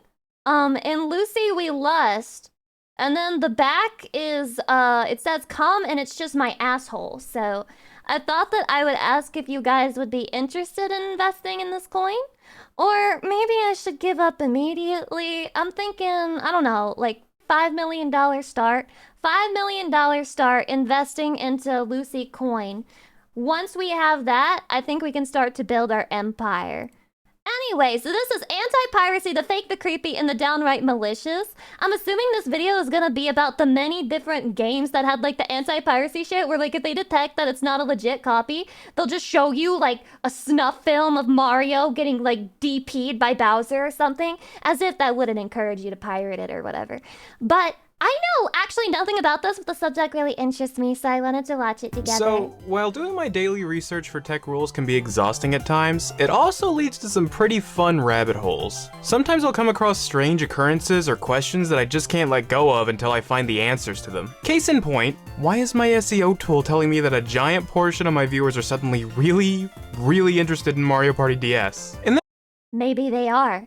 Maybe they fucking are. and I realized, oh, okay, they're interested in the game's Anti-Piracy, which hit the YouTube algorithm this month. Which brought me to my second question, wait, what? Because, that game doesn't have anti-piracy measures, to my knowledge. And trust me, I spend way too much time looking into anti-piracy. Turns out, someone made a really impressive mock-up of a genuinely creepy anti-piracy screen that Mario Party DS would have. And it made me remember how interested people are in scary or otherwise creepy anti-piracy. Is this really that scary? I mean, I guess if you're a kid, piracy is no party. It is a serious crime to pirate video games. Please power off the system and report this stolen software immediately. Power off now, and it's all of them behind bars. Piracy measures. Which, you know, I get it. It's a very creepypasta-esque scenario when the game itself can tell that it was stolen and choose to mess with you. But because of that, there seems to be a lot of misinformation on what measures are actually real, to the point where many fakes are just so widely accepted to be real that nobody ever questions the legitimacy of them. Like, I feel like I can just go around saying that Among Us has anti-piracy, where you're put in pirate-only lobbies where everyone is a crewmate and everyone just kills each other out of unfounded paranoia, and it great genuinely idea. feels like a significant amount of people would believe me. That aside, that's a killer idea. Among Us devs, hit me up on Twitter, let's talk. But seriously, it's that bad. So I thought, why not use my weird obsession and knowledge of anti-piracy measures to not only clear up which anti-piracy measures are clearly fake, but actually show you lesser known real examples that I find much, much more upsetting. Plus, I don't know, you all seem at least slightly interested in me talking about anti-piracy, huh? Well, I guess we're about to find out. anti-piracy? Welcome to Tech Rules. But first, a huge thanks to Blinkist for sponsoring today's video. Incorrect. First of all, I just want to point out that if you're interested in any of the anti-piracy measures I go over in this video and you want to learn more about them, the best place to go would be the cutting room floor. It's one of the biggest resources I've used for I don't know how many years to quickly find out interesting behind the scenes stuff for my favorite games. In fact, most of the information I'm about to give you I probably learned straight from that website. Also, because of the nature of the video, I'm going to be going over a lot of videos of a lot of games, most of which I couldn't realistically capture footage for. So today, we'll be relying on old YouTube videos. In these cases, you'll find the channels the video came from in the corner of the screen, and in the description you'll find direct links to these this game videos. looks like a I'd love to rage get bait, permission actually. directly I from would go everyone in this insane. list, but most of these channels were made in the late 2000s and aren't active today. If you're in this video and you don't like it, send me an email, I'll take care of it. I also want to avoid talking about examples that have already been done to death. Yeah, Earthbound crashes and deletes your save file at the end of the game. GTA 4 turns you into a dangerous alcoholic with an unstoppable need for speed. Game Dev Tycoon kills your business because of the very crime you committed. These are all really interesting examples. Boss, it seems that while many players play our new game, they steal it by downloading a cracked version rather than buying it legally. If players don't buy the games they like, we will sooner or later go bankrupt.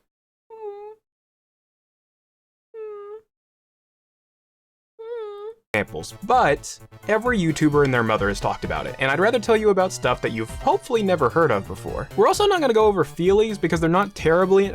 No, I should probably talk about them really quickly. Essentially, back in the days of DOS, software anti-piracy measures were bare bones and oftentimes non-existent. Maybe it's ignorant of me to say this, but this is just my instinct. I don't think any good game has ever died because of piracy. And that's why feelies exist, a nickname for these little plastic things that would be included with your game disc. These things typically work in a weird way that makes copying the information really difficult. For example, Dial a Pirate, the feelie introduced with the secret of Monkey Island. When the game booted up, it would show you an ugly amalgamation of two pirate heads merged together and ask for a code. All you would have to do is recreate the freak of nature on your wheel and input the code that appears below it. This is required. You lose the wheel, you lose the game. Code wheels like this were a common form of feelies. I'd love to go more in depth about these kinds of anti-pirate... No, I wouldn't. Actually, that was a lie. They're neat, but again, talk to death. Moving on. Speaking of talk to death, that includes a lot of anti-piracy measures that aren't even real. And I'm not talking about the ones that are just fun little what-ifs like Mario Party DS and Mario 64, although those do seem to have a similar theme. Well, as long as you consider weirdly aggressive and creepy a theme. In fact, it seems that anti-piracy itself has... So if you missed out on getting the code, you would have to buy it again. Listen, anti-piracy measures usually act like malware in my opinion. Developed strong association with creepy and disturbing imagery these days. I a say great these days, example. but kids growing up always thought Apparently anti-piracy it was makes games creepy. really If you were... fucking slow. Okay, I'm gonna break my no popular least examples slower rule for a than when second they because I are want to removed from explain it. why people found anti-piracy so, like, traumatizing. If you were unfortunate enough to be a kid in the Super Nintendo era who didn't take good care of their games, you might have accidentally triggered one of the anti-piracy screens from a first-party Nintendo title, such as Super Mario All-Stars, Super Metroid, or like Super Punch-Out, you know, as the era of super games. If one of these games decided they were being played on some sort of copier, it would pop up a black screen with no music and say something about how it's a serious crime to copy video games. If you're a kid just trying to play Mario and the game suddenly mentions a serious crime, you're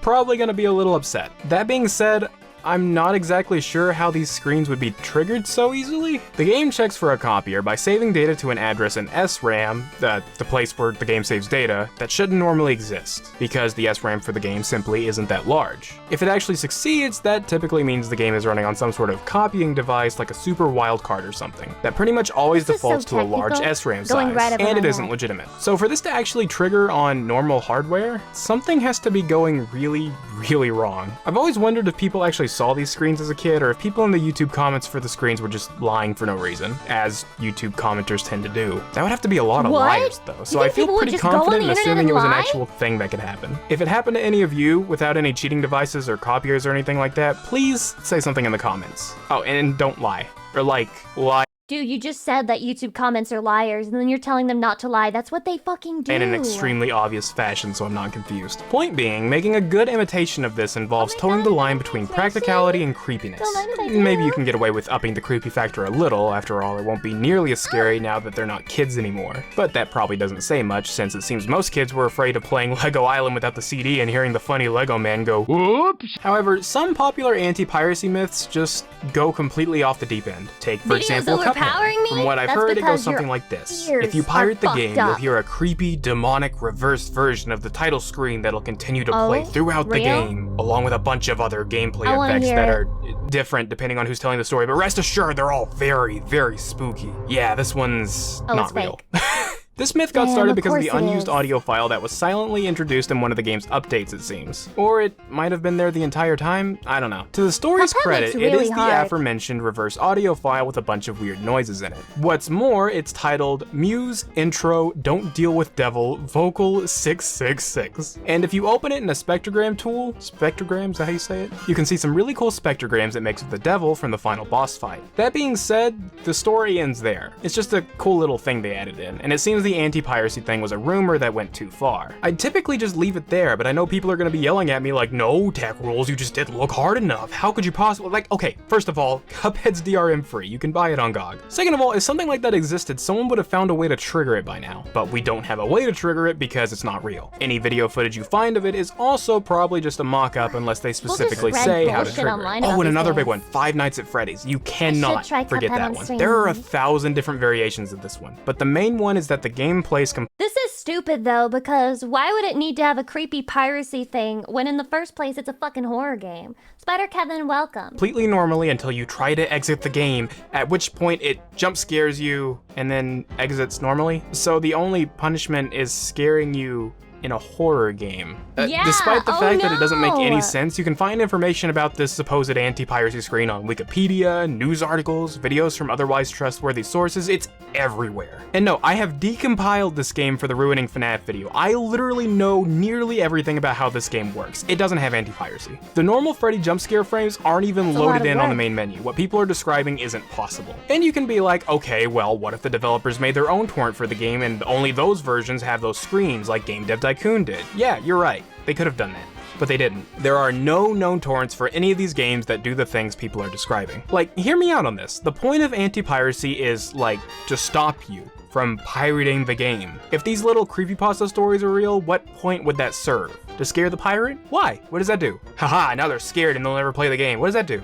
If anything, I feel like if you added a creepypasta piracy thing, people would want to pirate the game so they can see the creepypasta piracy thing. I'm not trying to beat a dead horse here or act surprised that misinformation exists on the internet, but a lot of this stuff is treated like common knowledge. It just baffles me. I feel like someone's grandparent yelling at kids on my lawn that you can't unlock Luigi in Mario 64. Tech Rules, official party pooper.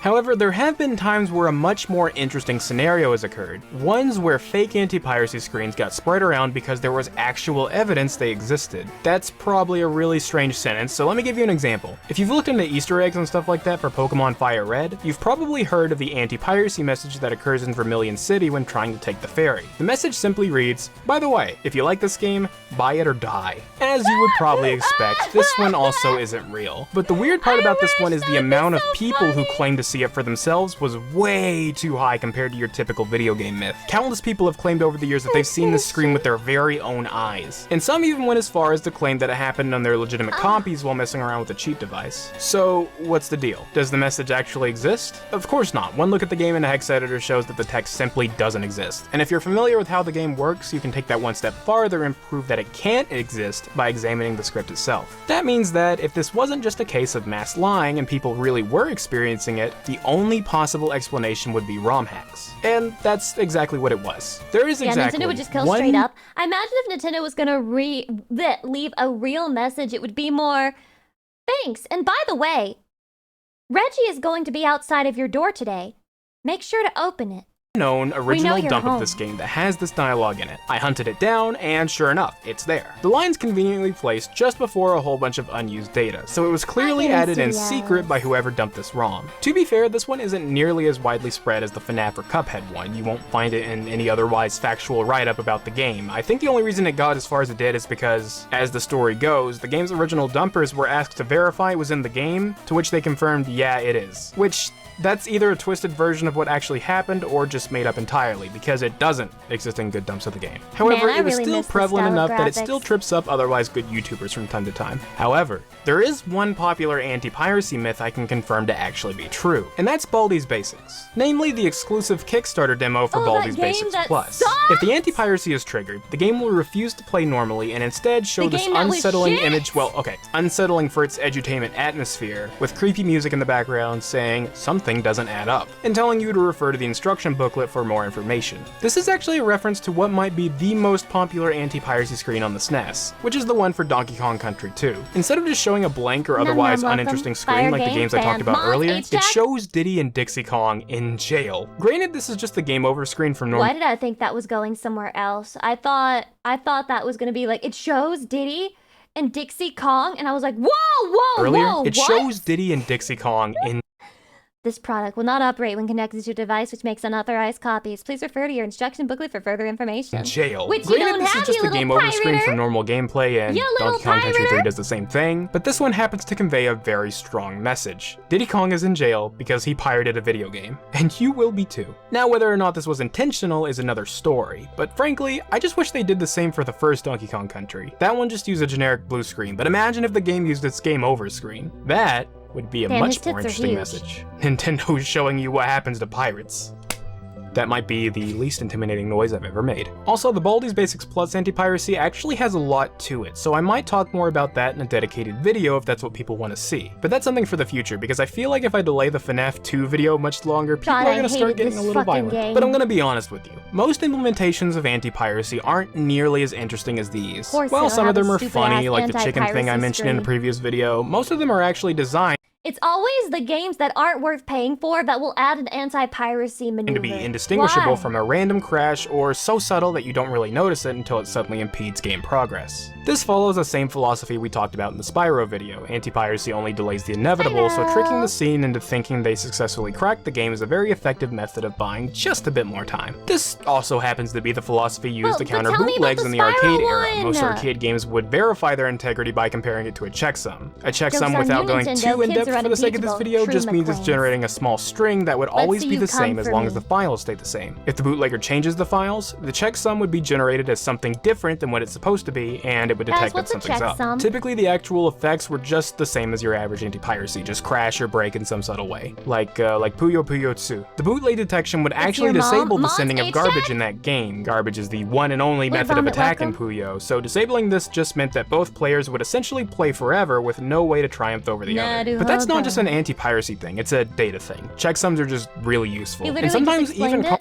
I'm sorry, I was busy dealing with chat, like fucking 1v1ing me. So can you wait? Give me some grace. just crash or break in some subtle way, like Puyo Puyo 2. The bootleg detection would Puyo actually Puyo 2, disable the so sending of cute. garbage in that game. Garbage is the one and only method of attack in Puyo, so disabling this just meant that both players would essentially play forever with no What's way to so triumph over the sticky? other. What is that, But that's not Bejeweled? just an anti-piracy thing, it's a data no, it's thing. Tetris. Checksums are just really useful. And sometimes Or is even it? console No, games it's not used Tetris, it as it's some Bejeweled. sort of anti-piracy check, a corruption check, looks fun. even This as looks an like- anti-cheating. This looks like the type of thing that you would get an advertisement in a mobile game for, and that they would play specifically really bad to like rage bait you into clicking it so that you can play it yourself and do it the right way. Measure. And then there's Indiana Jones: The Last Crusade for NES. The Taito version, not the Ubisoft version, because of course there are two games for the same movie on the same console. If the checksum doesn't match in that game, you get an otherwise unused screen of indies saying, you got a checksum error today, but that doesn't mean you have to like it. Which, What the hell? okay? I mean, it does make the game unplayable, so I guess it could kind of be an anti-piracy or an anti-cheat thing or whatever. I don't know, it's weird. Don't quote a movie at me to tell me something's wrong that's weird. Obi-Wan never told you it is a serious crime to copy video games. No, if you want an example of how your average anti-piracy mechanic actually looks, you can look no further than a large portion of the DS game library. See, the DS kind of had a piracy problem due to the existence of flashcards. They ran completely fine on an unmodified DS and could run whatever game you wanted from removable storage such as microSD. And since firmware upgrades weren't a thing on the DS, the only way to combat this was by implementing anti-piracy in the games themselves. Just to go over a few I remember, Bowser's Inside Story locked up at the file selection screen, Chrono Trigger locked up the first time you tried to time travel, Pokemon Black and White disabled EXP gain, Crystal Chronicles Ring of Fate would straight up Wait, disabling the XP gain? That's assuming that you can't win despite that. That's not even an anti-piracy measure, that's a challenge, that's a nuzlocke. Stop your gameplay after enough time with a little thanks for playing screen, and so on. Although if you're looking for something more significant, I can think of a couple that were pretty funny. There's Gyakuten Kenji 2, commonly localized as Ace Attorney Investigations 2. That one changed the language of the game to Borginian, a made-up language from the Ace Attorney series, and since that game is basically a visual novel, you're probably not gonna enjoy it too much. Oh, and Michael Jackson The Experience. It's a clone of the Owendon series of rhythm games, so music is a big part of it. But you won't get to hear the music if the anti-piracy kicks in, because the game will lock up and start playing these really loud. Of course, that doesn't mean it's always so boring. If you're looking for a real anti-piracy implementation that actually is supposed to be scary, might I show you a game called La Abadia del Crimen? Please don't make fun of me for how I pronounce that. I can barely speak English. This one used to be obscure, but less so now that it seems YouTubers finally found it and talked about it. Which is great, because this one's pretty creepy. Basically, at one point while playing a pirated version of the game, instead of the usual snippet of Ave Maria playing in the background, you'll hear this. Pirata, pirata, pirata, pirata, pirata, pirata, pirata, pirata. Once the audio clip is done, the screen will go black and the game will become unresponsive. Other than that though, I can't really think of any other anti-piracy measures that went out of their way to scare the player. Devs are trying to protect sales, not traumatize people. That being said, a very common trend with anti-piracy is unfortunately a different kind of scary. One where the anti-piracy program itself will crash, slow down, or otherwise damage your machine, although this typically happens because of careless and overly aggressive implementations rather than outright maliciousness. An example of this would probably be the old DRM implementation Star Force, although that's a whole topic for another day. But I can think of one game that's sort of malicious called Robbie Reeby. I would love to tell you about this game, but I don't really know anything about it. No, I saw it at HDQ once, and I remember the runner said that the game was fun, so it's probably fun. However, the big reason I'm familiar with it is because of a sort of hidden DLC it has. Many games on Steam and similar services have the game's DLC come with the base download, and you have to unlock it by purchasing it in the store. This is common in stuff like fighting games, where you have to have all the characters for online matches even if you don't own them. However, there are programs out there that manually unlock these kinds of DLC even if you don't own it, which is very common with Steam emulators used to easily pirate Steam games. That's why Robbie Reeby has a hidden, fake DLC that you can't buy, but an emulator might unlock it by default. And if it does, level 1 will begin by opening the game's Steam page in your browser. This wouldn't be so bad if it didn't happen every single frame. If your browser doesn't stop this from happening, you'll be flooded with web pages in seconds, and your computer will probably not handle it very well. However, looking back, I think my favorite anti-piracy screens from games weren't the ones that are scary or frustrating or even sneaky. It's the ones where someone, typically a developer of the game, just, you know, talks to the player. Reminds them that they need the profit to continue making games, and saying that if you can't pay, help in other ways, like spreading the word or getting others to buy it. I don't know. That's what people who pirate usually do. Talk about the game to other people. It's like free-to-play players in a gacha. They help advertise. It's just nice that even with such a controversial topic, there are developers that just want to reach out and talk. I think I'll just end this video by showing you my current favorite anti-piracy measure of all. Also, I feel like people underestimate, especially today, how unwilling normies are to install something that isn't like directly purchased. They're scared of it. They think they're gonna get 5 million viruses on their computer if they don't do things like the perfectly okay, legally sanctioned way. They're too scared to not buy games. Time. One that you may have seen actually. The anti-piracy dialogue from the rhythm game Just Shapes and Beats. But hopefully, this anti-piracy discussion was interesting to you in some way. Thanks for watching, and as always, I hope you keep an eye out for more tech rules. Downloading pirated games is stealing! Stealing is against the law! You wouldn't download a game, would you, Johnny? You wouldn't download a video game, would you? You're not fucked up and evil like that, are you? Much for me to think about. A lot to think about. I really want to know the Spyro one. Spyro Anti-Piracy. What the hell? Okay, so anti-piracy may not seem like the most interesting thing to talk about at first glance, but hear me out. Yeah, usually anti-piracy just consists of using some sort of simple check or third-party DRM implementation, and then either not booting or shutting off your game with some sort of intimidating message. But those aren't the ones people usually like talking about. Sometimes games behave in more interesting and sometimes downright strange ways when they detect you're using a pirated copy. Your gun may start shooting chickens, a terrifying, unkillable crab demon may hunt you down through the entire game, or your precious video game company may make an ironic end. Sometimes a game might even hurt the legitimate owner's experience just to crack down on crackers. That one's always fun. With all these great examples, some of you may be surprised that I wanted to talk about Spyro Year of the Dragon of all things. I understand it's not exactly the most notable example of cool anti-piracy, and those of you who are familiar with it might not find the effects incredibly noteworthy over some of the more popular ones, but its subtlety is what made it so incredibly effective. The other examples of cool anti-piracy in games are... Is it anti-piracy?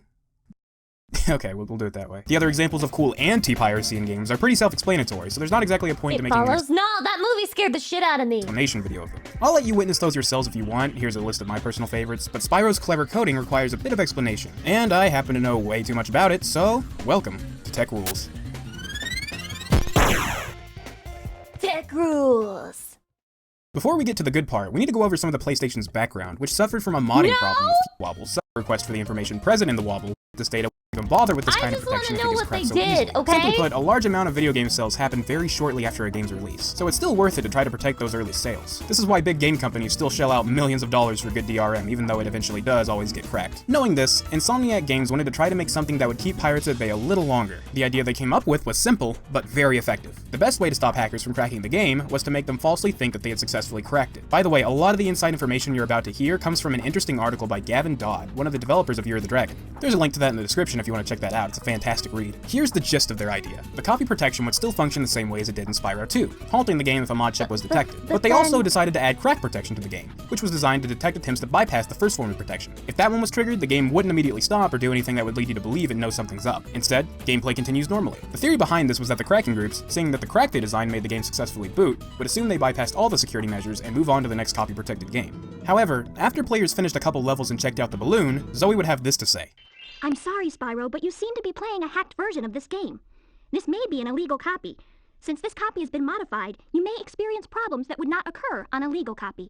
But despite that weird message, the game would continue normally. Well, maybe normally isn't the best word to describe it, because weird things start to happen after finding this message. Gems start to disappear from the levels, eggs that you collected suddenly remove themselves from your egg count, the game starts to randomly crash, and the weird effects only get worse the longer you play the game. The goal was to make the game so irritating to play that you just gave up. But here's the big question. Was it effective? I would say yeah. Everything went according to plan, and Paradox, the group that attempted to crack the US version, released a crack shortly after release, which, sure enough, completely failed to remove the crack protection. Even after Paradox realized they had more work to do, they still had a huge amount of trouble actually finishing the crack. The code was incredibly obfuscated, with countless checks in it, checks for those checks. Yeah, playing the game wasn't the only thing they made intentionally frustrating. It was apparently such a difficult feat that Paradox ended up taking around a month to finally crack the game. They even thanked the coders for giving them such a difficult challenge. So yeah, I would say that was a pretty successful plan. But I wanted to see exactly what happened when you played an incorrectly cracked copy of Year of the Dragon, so I found a crack online and tried it out. The experience was... Do you think there's like speed runs and challenge runs for Finishing the cracked version of Spyro. Not Any fun, percent. to put it lightly. The game was normal at first, despite Zoe's ominous message, but after playing for a little while, I noticed an egg straight up disappeared from my collection. Okay, that was weird, but no big deal. I went back and got the egg again. But it kept happening, and it was always with the final egg of each stage where you play as someone besides Spyro, meaning I had to go through the entire level again every time I wanted to get one of these eggs back. Eventually, it even started happening with random eggs. It seemed like every time I turned on the game, more eggs were missing. At some point, you start spending more time getting eggs back than finding new ones. Speaking of Sheila, Moneybags tried to con me out of more gems to release her a second time, despite the fact she's very clearly not there. Agent 9 also somehow managed to free himself later down the road, but Moneybags still demanded compensation. Poor guy was desperate, I guess. By the way, I played the US version of the game, which was missing one distinct trick that the UK version did, where it would change your language randomly. Here's what that might have sounded like. Mein taktischer Instinkt sagte mir, dass die Zauberin dich hier angreifen würde. Deshalb flog ich her, dir zu helfen. Meine Raketenwerfer scheinen nichts gegen diese Kreatur ausrichten zu können. Aber ich kann dir helfen, indem ich Munition fallen lasse. Leg los und kämpfe mich. I imagine changing that back would have been very difficult if it were anything like the US version, because my pause button straight up stopped working at some point. But much more infuriatingly, this was around the point where sparks randomly turned green as I left the level. I thought this was weird, but it was easily fixable by eating some butterflies to get him back to full health. At least that's what I thought. No matter what I tried, Sparks' health would never go higher than green. For context, that means I'm only ever able to take 2 hits before dying, effectively making the game twice as hard. The only way I could bring Sparks back to full health was to let him die and then find a 1-up. I imagine this was an unintended glitch rather than the game going easy on me, but I had to make sure not to accidentally let him eat any more butterflies because it actually damaged him. The game did a lot of infuriating things, but taking damage because I instinctively killed a creature for health? That one was up there. Speaking of infuriating, you never knew where you were going to end up when entering or exiting a stage. There are countless times where I would try to enter a stage and I would end up in one located in a completely different world. It was really hard to keep up with what eggs I needed when all the stages were scrambled like this. And that's on top of them randomly disappearing. Sometimes I would even get on a balloon or rocket and land somewhere completely different or exit a stage into a different world entirely. And what's the most baffling of all, I managed to somehow crash the rocket into the hot air balloon. The rocket straight up stopped working after that. But what was worse than all of this was the crashing. This game would crash at any time for any reason. Trying to enter a stage? Crash. Trying to switch worlds? Crash. Trying to enter the water? Yeah, that's a crash. And every time I would boot up the game after a crash, even more eggs were missing. It was so much more infuriating than I ever would have expected. But with a I feel so sad because it feels like Spyro, this poor little dragon, is being punished for the sins of the player. Look how miserable his face is. It's like all he does is suffer, and it's your fault. little luck, I can say that it's 100% possible to struggle all the way to the final boss of the game, the Sorceress. I figured after all the torment the game put me through along the way, this would have been the easy part. Unfortunately, the boss fight in question contains the most evil trick of them all.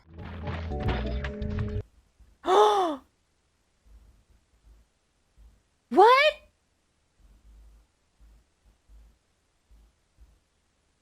What?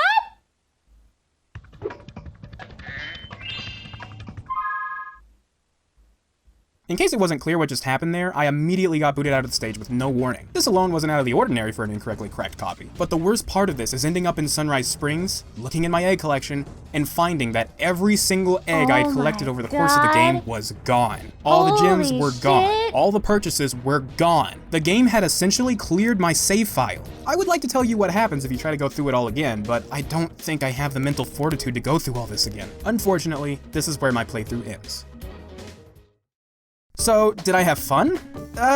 It was fun at the start, but by the time I finished the game, I was more infuriated than anything. If I weren't playing the game for the show, I probably would have stopped shortly after the second or third world at the most. If someone were to play through this version of the game for fun, they would have a lot more willpower. Imagine you're poor as fuck and some guy says, hey, your kid wanted Spyro, right? I'll sell it to you for $5. And you're like, what? I thought it was retailing for way more.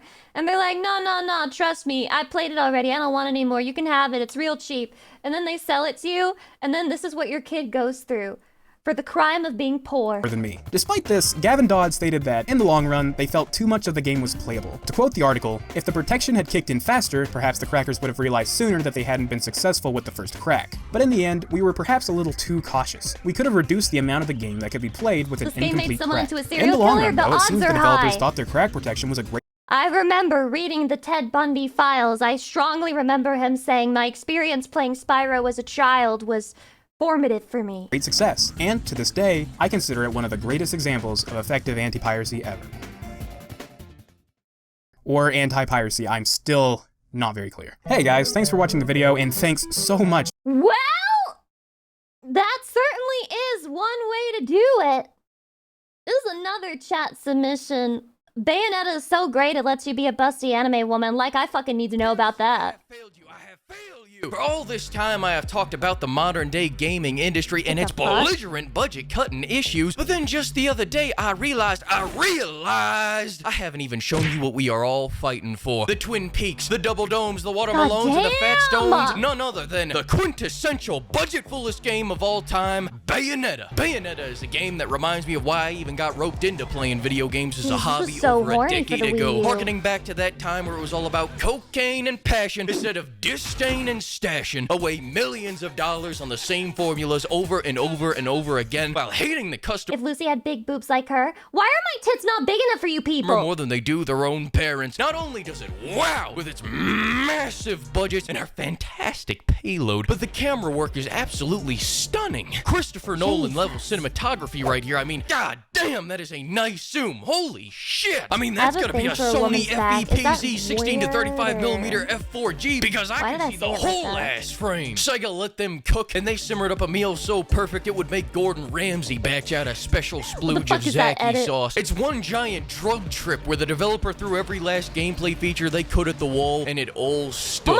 The only sad part is that I've beaten it so many times that I should probably stop for my health and all. But then I think someone has to find mankind's limits. Why not me? Now without further ado, happy mommies. Fuck! Mother's Day, pimps. Now let's get into this budget-packed masterclass and action-packed ass blasting. Starting with the whole reason we're here. The only reason I even kept attempting to play this game as a young man, Bayonetta. Hot damn! Hot diggity damn even. This, you modern day AAA fucking fairies, is all I ask for. And before you say it, I know what I've said about the Brits in the past, but Bayonetta is one of the good ones. She's my #1 He sounds just like me.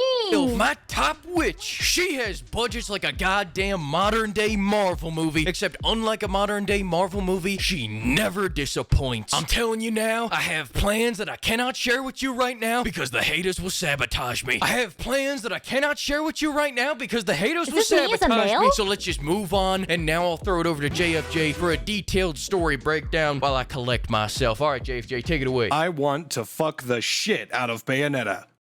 Is that all you— I want to fuck the shit out of Bayonetta!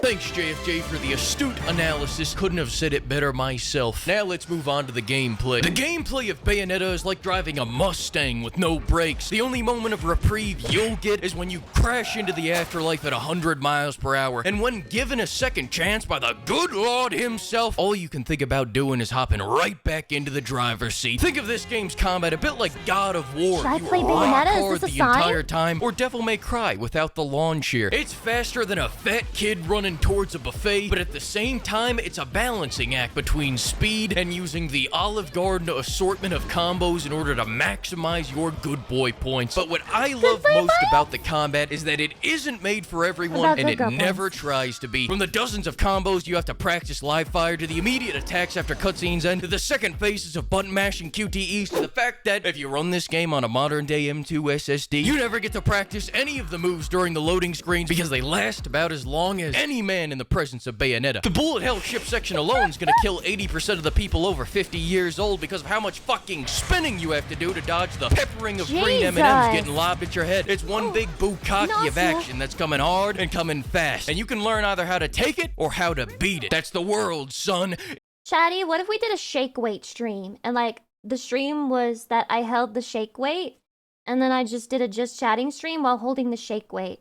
Is this good? It's just the way it is. But when you do nail that flow and you do begin to assimilate with the game, there's this wormhole of time that you go into. This place between heaven and hell where time both expands and disappears, and all there is right here, right now. You, me, 2 handguns, 2 shotguns, and that ugly prick over there. It's paradise. Till perdition. Then you get jolted on back into reality to a random QuickTime event because you thought you could scratch your nuts during the cutscene. No. This is a game from 2009, the second worst era for mankind's thumbs, only behind when M1 Garands were standard military issue. So quit complaining and nut up. Remember, it's all in the wrist, baby. And that leads me to my next point. My god, these bosses had me teetering on the edge more than the fan service cutscenes. And you would think the giant titans would be the hardest ones to fight, and you would be fucking wrong. wrong, you moron. It's the human-sized demon people that fucking whiz all around the arena, piecing me up that drive me up the wall. Like this guy right here, for example. Spoiler alert, by the way. This guy right here spams the same move. Oh my god, he looks like a pea, like not a penis, like a peak, a pea penis, a peacock. Well, I guess it's a penis. You know what I mean? It's a peacock. Move over and over and over again, like I'm fighting my 8-year-old self in a match of Street Fighter, fending off the rapid-fire shin kicks. Then you have 2 girls, 1 missile over here, lobbing this hunk of metal back and forth, driving my blood pressure so high, I can feel my 3rd stroke coming on. But hear me now, and hear me good, because I'm gonna give you some advice from the streets. Calm yourself. Take concentrated thrusts towards your enemy, and remember that it's not about rapid-fire bunny rabbit actions, it's about well-timed, deep dodges that throw you into that bullet time so that you can follow it up by hitting them right in the magic C spot. Everything I know about Bayonetta comes from my brother Gunpire and also from Super Smash Brothers. And listen here now, alright? The first time you fight a boss, you're gonna be all full of piss and vinegar, but I want you to keep in mind that first time's always the fastest loss. I mean, it just blows by like that. So when it happens to you, just forget about it. The player rarely ever climaxes the boss on that first try, but you know what the player can do? He can keep trying, alright? Come back for round 2, for round 3. Lucy looks a little too excited. Jeez, I wonder why I'm excited. For round 4, you don't stop until you get that job done. Just make sure you're recharged between tries because you need time to harden back up. Why mentally. does not This is her a game color? of She looks better in the endurance. black. With all Wait, that that's a being different said, character. She's way less that sexy. leads us back to cinematography. Now, I know I touched on this earlier, but this is a very important topic, so stick with me here, pimp. Oftentimes, people only think of movies when it comes to camera work, but Bayonetta proves that... It proves, I'm sorry. Wait, she's got a lollipop too? Dude, she's just like me. I'm literally Bayonetta. I lost my train of thought. In Bayonetta, the cameraman must have shoved the dolly up his ass and skidded across the ground to get these absolutely stunning shots of Bayonetta in action because, damn, I am incredibly turned on, taken back by just how well he's able to capture the stunning speed and acrobatic flexibility of Bayonetta. It just makes her such a mommy. I mean, dominant presence when she comes on screen, and I just had to mention it. Anyways, Bayonetta goes on sale for $1 less than PH Premium, so you should definitely pick it up right now, or motherfuck, Bayonetta will force me to do something to you that I wouldn't enjoy doing. How do the Americans put it? Oh yes, bust a cap in yo ass. I want milk. She's cringy. I need to correct this British slut right in front of my chatty. No! Anyway, this next video is about Windows Movie Maker. This is also a chatty submission. I have really good memories of Windows Movie Maker.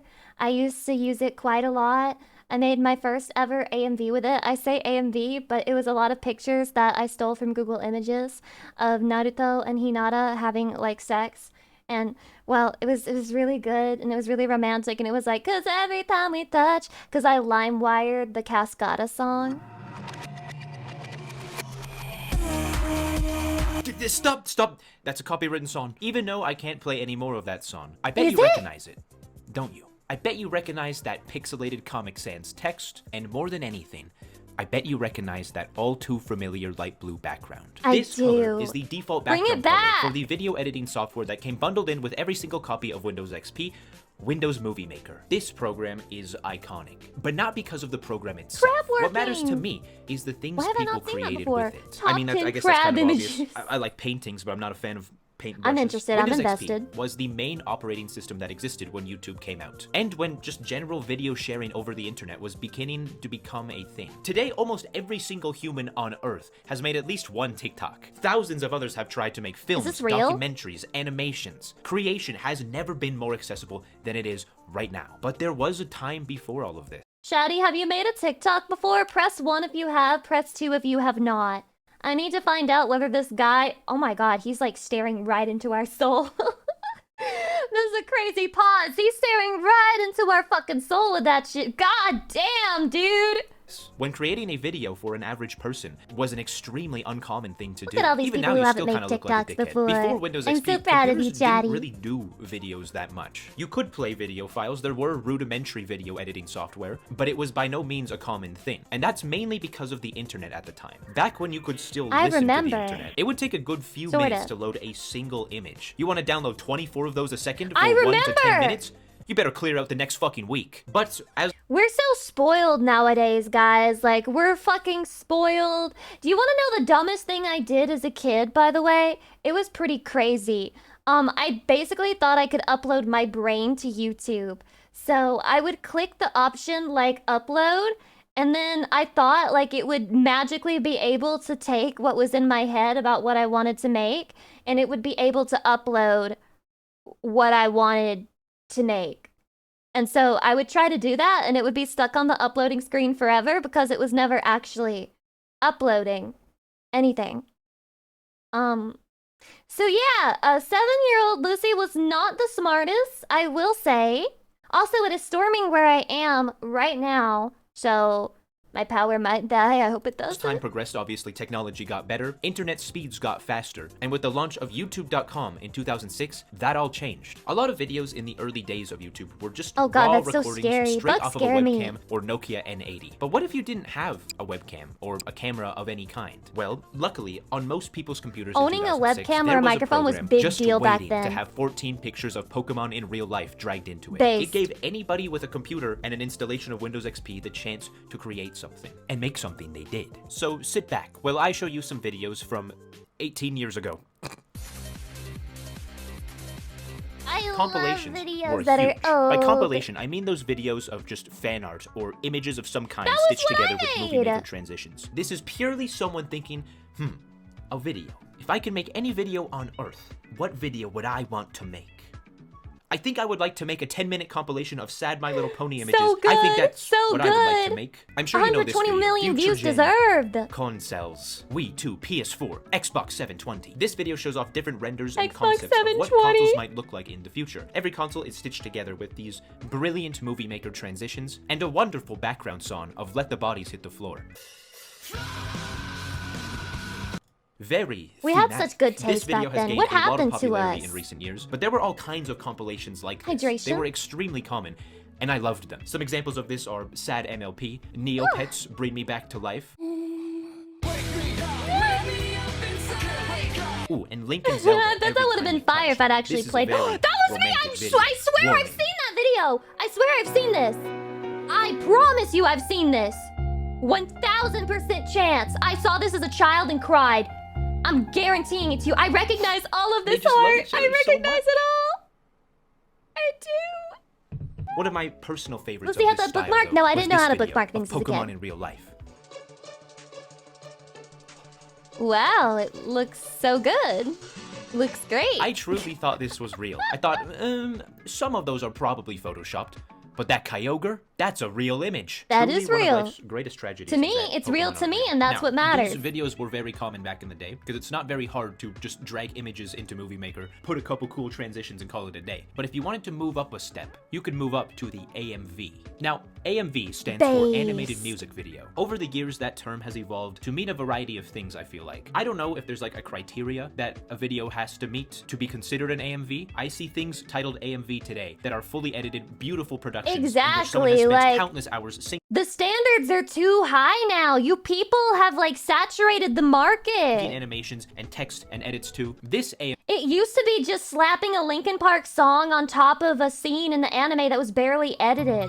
Smuggo, thank you for the 19 months. AMV is just Sonic clips with lip syncing to Do You Like Waffles? Yeah, we like waffles. Do you like pancakes? Yeah, we like pancakes. Do you like French toast? Yeah, we like French toast. Can't wait to have a mouth waffles. Nowadays, someone has uploaded every clip, every scene from every single TV show or movie. But back then, that wasn't as much of a thing. I couldn't just look up my favorite Smuggo, Pokemon thanks for the 19 months. So to see a video where someone had gathered all of the coolest Ash fight moments from Pokemon, all synced up to How Did We Get Here by Paramore, that was some of the coolest shit I had ever seen at 9 years old. Nobody had ever done this yet. Chapter 2. Another tutorials. type of movie maker video that was popular. Yes, they would have the tutorials and they would open the notepad file and then the microphone would just be really bad and they would be like, okay, step 1, so you need to do this. Okay, so you're going to open this file. Oh man, they were so perfect. Tutorial, which is still a thing, of course. You can find tutorials for almost anything on YouTube. Some of them were scams.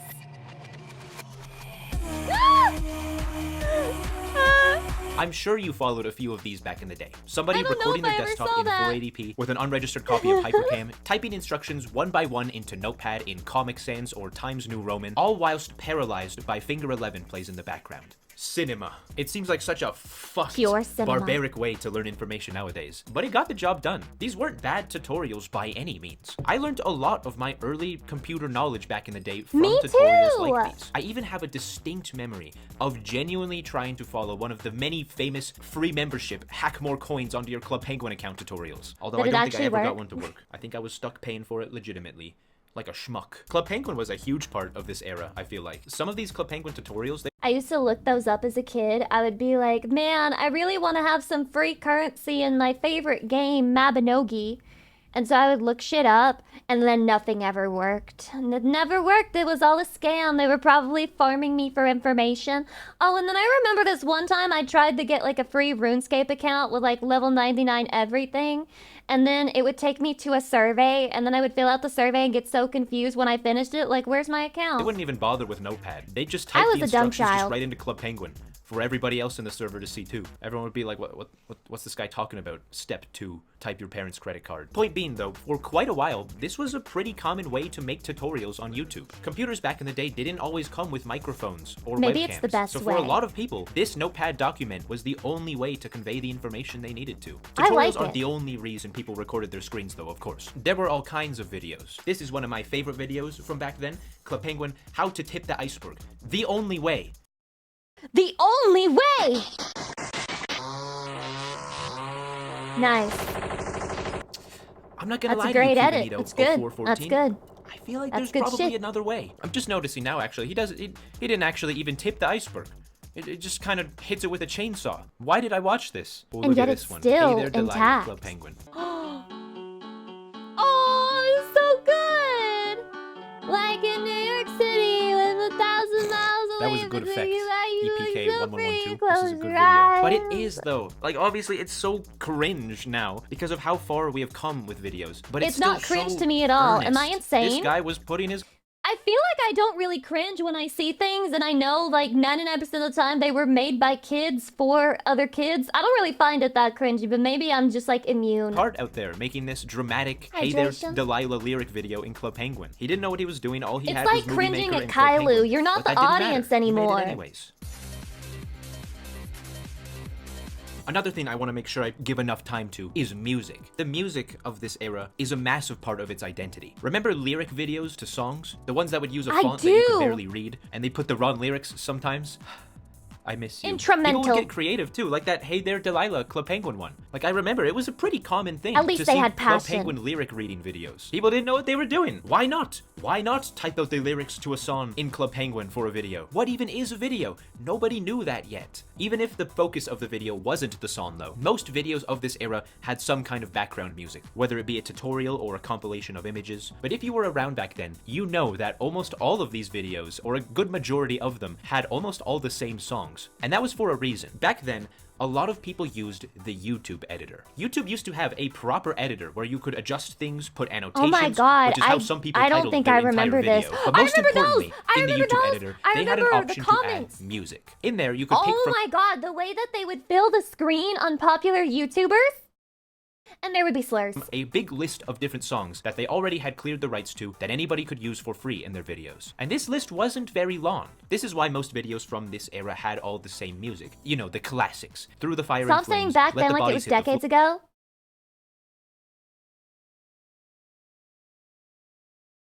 It is closer to being decades ago than 1 decade ago. I hate to tell you this. Paralyzed, but none even come close to this. If I had to pick a national anthem for YouTube, it would be without a doubt this song, and I don't think anyone has any arguments with that. Do you? Actually, I think it should be Jake Paul Every Day, Bro. This song, along with a few others that I can't play in their entirety due to copyright, but you could probably still recognize the first few seconds. I was in college when YouTube got hacked in 2009. It got hacked? I don't remember that. I don't remember. These songs, nowadays, everybody loves them because they represent their childhood and this era of YouTube. But people forget that back then, everybody hated these. Not because they were bad songs, but because people were just sick of them. Almost every second video you saw used one of these 4 songs, it felt like. And that's due to one thing that I found kind of interesting. The creator of these songs is Alexander Pearls, but when these songs were released under the name 009 Sound System. The list of songs in the YouTube editor back then, by default, he was ashamed. sorted the list of songs alphabetically. So all of the 009 Sound System songs went right to the top. But I'm sure people picked whatever song they liked most. Surely no one would be too lazy to just pick quite literally the very first one, right? Wrong. That just goes to show you how much thought really went into a lot of these old videos. People were just making stuff without a thought in the world. And I think that lack of thought is... I miss these. This girly literally font. The very this girly first font one, for right? like Wrong. music that just videos. Goes to show you how much thought with really the, went with the into a lot of these curliness old to videos. it and the People little sparkles. This right here. Oh man, it brings things back. Making stuff without a thought in the world. And I think that lack of thought like is also kind of what makes them so charming. These aren't masterfully crafted videos designed to hit the algorithm and maximize watch time. These aren't even efforts to make anything particularly good. These videos are purely just people fucking around, playing with this new internet medium purely for the fun of it. We make fun of them now, and for good reason, but truly, these are probably some of the most passion-filled videos on the entirety of YouTube. But all things must come to an end. As time progressed, I got older, and so did YouTube, and so did the videos that were uploaded to it. The idea of what a YouTube video is became more established. People got better webcams, better microphones, better cameras, better editing software. Windows Movie Maker, the whole reason for this video, eventually got phased out, being turned into Windows Live Movie Maker, which still a lot of people used, myself included. But I don't know, there's just something so iconic about the original Movie Maker that I just can't take from my heart. And I'm not the only one. People use the iconic Movie Maker fonts and styles and colors in a I just loved it so much, man. I loved it so much, man. I would put in like Tokyo Mew Mew transformations, and then I would add like a bunch of coloring effects from Windows Movie Maker. And then I would be like, oh my god, I should upload this. And look, she looks like she has like a yellow dress this time, haha. Never mind the fact that her skin is also a sickly, disgusting, extremely posturized, where you can see every pixel because the saturation is turned up to 100. Never forget that. But like, isn't the dress so cute? A nostalgic, ironic way today all the time. People reminisce and make videos about these older views, compilations fuck you. all the time. In this current culture of TikTok virality, optimizing every second and cut to keep engagement, it's just kind of refreshing to look back. But what do I know? I'm just some kid who grew up with all of this. I definitely have a huge nostalgic tie to it all. Maybe none of it mattered, but I don't think it's as simple as that. I think there truly is something innately charming and just genuine about these old videos that I just love so much. But what do you think? Were you around back in these days? What was a video from then that you really loved or made? Please let me know in the comments. I genuinely love hearing about any memories you might have. Thank you so much for watching. I'm sorry it's been a month again. Leave a like if you want, or dislike it if you hate me. Press subscribe if you want. You don't have to. I know it's kind of hard if you're like on a TV. Nice video of nostalgia, reminding me of how things used to be. What a time it truly was. I will never forget. My favorite thing was making an AMV and somehow lining up the beat drop with a good scene and thinking I made something magical. You did make something magical! You did! I used to stim to shit like that. I would rock back and forth in my chair while stimming to AMVs, and when they would time like the thing to the music, that would make my stim game so hard. It would go so hard. And I had my favorite little stim AMVs. So true. So true. I was a hardcore stimmer. Can we watch the top 10 crabs video?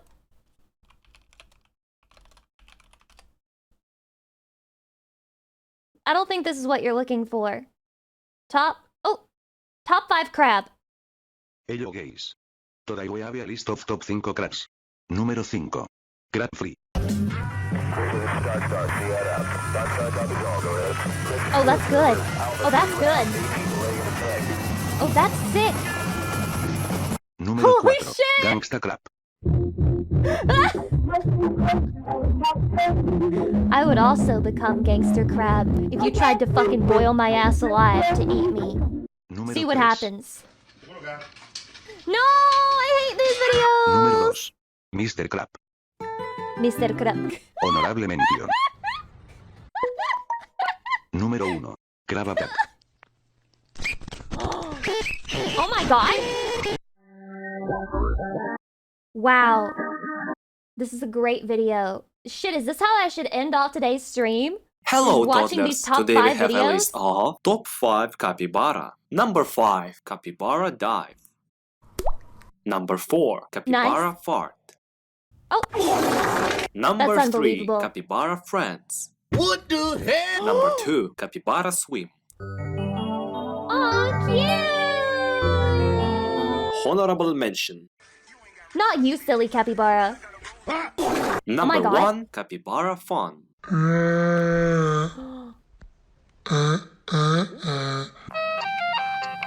When you try to vor the capybara, this video is unavailable. We've gone to a dark side of YouTube, man. We've gone to a dark side. We're reaching unavailable videos and shit. Like, that's how far we've gone. We gotta go back. We gotta take a step back. I've I've fallen into a rabbit hole I don't know if I'll be able to get out of. Okay, well, this was the last video I had planned for today. I hope we're able to get through it, and then I don't get yeeted by lightning. That would be nice. RP or YouTube recommend? No, guys. My YouTube recommend is fine. I have it perfectly curated. I want the top 5 cat video, top 5 owl video, top 5 drop bear video, top 5 Barney the dinosaur moments. I want them. I want those recommendations. That's much better, in my opinion, than doom scrolling like I usually do. A slice of life anime called Kaneki came out. Oh my god, it's too fast. I did this to 2 years myself. I later, did a this man to who worked on it myself. was found dead. And for a while, this incident What was the a mystery. fuck? Hold on. Everyone, let's go back. In 2008, a slice of life anime called Kaneki came out. 2 years later, a man who worked on it This was guy found is dead. angry. And for a while, this incident was a mystery. The big question being whether he did it himself or whether it was staged. It would take the government What 4 happened? years to finish their investigation. That after he'd worked 600 hours with no paid overtime in a week where he couldn't even go home, the man had ended his life, working for one of the most famous anime studios in Japan, Death which from got off overwork. completely scot-free. And you want to know what's even worse? How much coverage do you think this got, given how popular anime is? The lines are like 5 hours. Earthquake, we're all I fucking mean, dying. that's still a lot. None. It was like it never happened. And in my quest to find out the answer to one simple question, I unearthed the dark truth that anime would rather you not know. That behind the cute girls running around on your screen is a war that has been raging since before World War II, entangling in it some of It is true. Behind me, there is a mentally ill girl waging war against every non-American country. It may sound like a joke, but I guess with the way things currently are going, that's actually quite close to the truth. the most famous Japanese people in history, from the seats of power in the Japanese government all the way across the ocean to the doorsteps of Walt Disney. A war that has consumed countless numbers of innocent lives and dreams as people fight to just be treated like human beings. Hijacked by companies exploiting the fallout of anime's god, dooming it. I've heard that a lot of animation companies are really dystopic in the sense that, like, they work really hard for very low minimum pay. All to slowly fall apart at the seams. But the worst part is, you've been staring at the truth for years. It's just been one click away. One click away. In January 2019, a new horror This anime was released, such a featuring disappointment. a group of orphans being raised to slaughter. The Promised Neverland quickly became the most popular of the season. Every man, woman, and child was talking about it. The story, the characters, the atmosphere, everything was phenomenal. So when The Promised Neverland Season 2 was announced in early 2021, anime fans expected nothing less than an epic sequel to the story that shook the winter of 2019. But that's not what they got. I just finished watching episode 6 of Promised Neverland Season 2, and it is the most abominable, putrid pile of dog shit I've ever seen. The second season of The Promised Neverland was bad. Like, really bad. And what The happened Promised in that second Neverland season quickly situation became is one of the biggest crazy. mysteries of 2021. How did such a popular series suddenly turn into such a dumpster fire? Was the animation studio just inept? Was it higher up corporate pressure? Was the manga artist pulling the strings? Nobody knew, and virtually nothing was said about it. Overshadowed by the other two series Studio Cloverworks made in 2021, The Promised Neverland Season 2 was seemingly thrown out the window as if the entire series was a failure. As if the first season wasn't a mega popular success. As if the studio was in debt or something. As fans were finishing up Demon Slayer and Attack on Titan Season 3, Cloverworks would reveal something odd. After having produced not only The Promised Neverland, but also Darling in the Franxx and Bunny Girl Senpai in the same fiscal year, the studio had made no profit. In fact, they were 7 million yen in the hole. And they were lucky, because as the anime industry reported that it grew to a market cap of 2 trillion yen, industry surveys reported that the back end of the anime industry was actually in a crisis. 40% of all studios in debt, the industry shrinking by 5%, anime numbers collapsing for 4 years straight, and what seemed like an endless stream of employee horror stories. It was so bad that some reports even predicted the industry's imminent collapse, something that anime had actually done to itself. In the 1960s, the manga and anime industry got into a civil war. Specifically, this man, godfather of manga Osamu Tezuka, thought Japan's biggest animation studio was a load of shit. And Toei thought Tezuka was a massive bitch. Feeling like he had no control over his story and the production process, Tezuka decided to build his own anime studio from the fortune he made and take the direction of anime into his own hands, eventually arriving at his crown jewel, an anime adaptation of his manga masterpiece, Astro Boy. Now with an anime on his hands, all you had to do was bid for a slot in the air, which unbeknownst to Tezuka meant that he had to outbid the one and only Disney. Did you check with the government and see if they needed any money lately? Faced with the challenge of having to financially outbid Disney in order to air his anime to the public, Tezuka realized something important. He might not have been as rich as Disney, but he had bigger balls.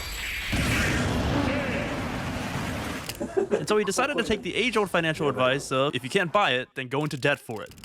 A lot of debt for it. Oh, don't worry about how you're gonna pay it. Luckily, since Astro Boy was already popular in Japan and Tezuka decided to push for the unheard of rate of an episode a week, Tezuka managed to turn his smart financial decision into billions of dollars of profit through the power of marketing and merchandise. Oh my God, Faced with that's that so amount of base. money, other animation studios quickly conformed to this weekly schedule. Using Tezuka Don't worry, guys. Just go into debt. You'll be successful, just like the Astro Boy creator. Tezuka refined techniques to kind of cheat the animation process and make it easier to upload every week, ascending Tezuka to the god of anime, as well as manga. It's a spicy title. There's only one problem though. Astro Boy looks like this. That night, at the Institute of Science, modern anime looks This was like hardcore. Okay. That weekly upload schedule has not changed. In addition, not every animation studio could just go into hilarious amounts of debt. And while TV stations and the government could initially make up that shortfall, by the time Neon Genesis Evangelion rolled around, anime was just getting way too expensive. And with Japan's economic miracle about to explode in the country's face, the decision was made to implement a relatively unknown funding strategy that had in it a slow, creeping death. That explains how animators can barely afford food while their creations go on to rake in billions of dollars of profit, and being nearly impossible to escape Rescue from. dog But the welcome. worst part is, you already know what it is. I live Palin is for a slice 10 of life- months on $140 a month?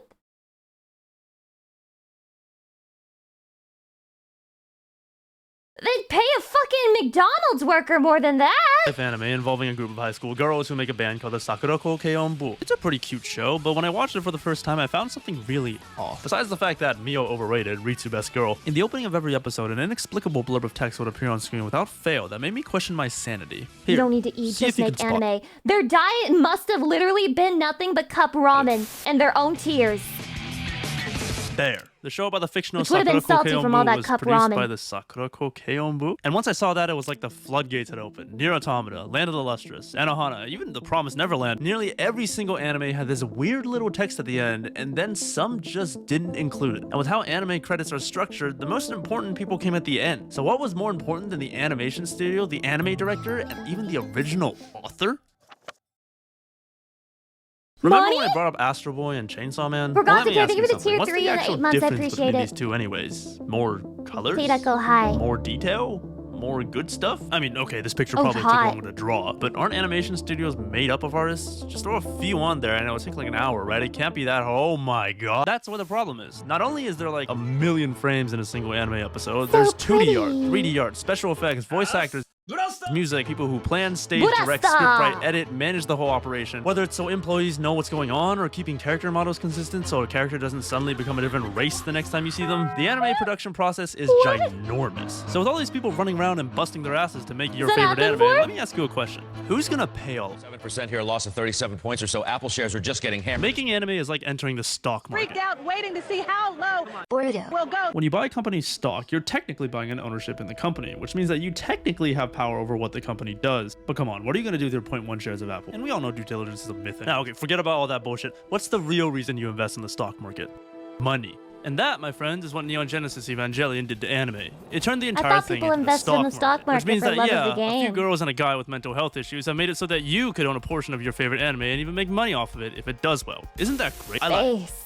You can't, because the only people allowed to enter the anime market are people who can pull a Tezuka and spin an anime into $1 billion of profit, which nowadays means you have to be a corporation. And with each anime being infinitely more complicated than the last and production values skyrocketing. This is why life sucks. I would be into stocks and bets and Wall Street shit if I could invest in anime. Marketing with little to stop them, more and more bigger and bigger corporations are being called on to invest in the anime that you watch. Which means all these companies are fighting over how they want the anime to go, making the entire process an expensive bureaucratic nightmare. Wait, hold up a second. If production values are going up, then why are 40% of all anime studios in debt? Shouldn't the production committee raise enough money to cover the wages and the production? Well, let me introduce you to one man. Is anime gonna die? Just this once. PewDiePie. You remember that time Felix was waging a sub battle against T-Series? Well, number-wise, he lost. Spoiler alert. But does anyone actually care? It wasn't like after the dust settled, everyone thought he was a massive loser and unsubscribed. This, incidentally, is how Japanese companies work. Replace a few labels on the graph, and suddenly you have Japanese inter-corporate culture, or something like that. Since production committees are made up of companies coming from various industries, if two companies come from the same industry, say body pillows, there will inevitably be one company that outsells the other, aka a winner and a loser.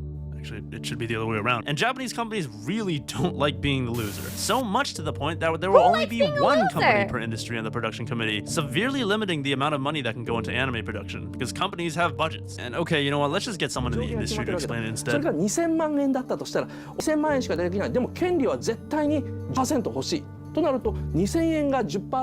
Okay, Japanese companies suck, but what about foreign ones? Surely some big international company has looked at this and realized it might make them some money, right? Well, no, not really, because anime is a stock, and in stocks, money is control. So to prevent some random-ass company from essentially buying out their anime, the production committee will take that foreign investment meant for one anime and instead of put it into 100, screwing literally every party over just to maintain their majority control. And what can the people who draw the anime do about this?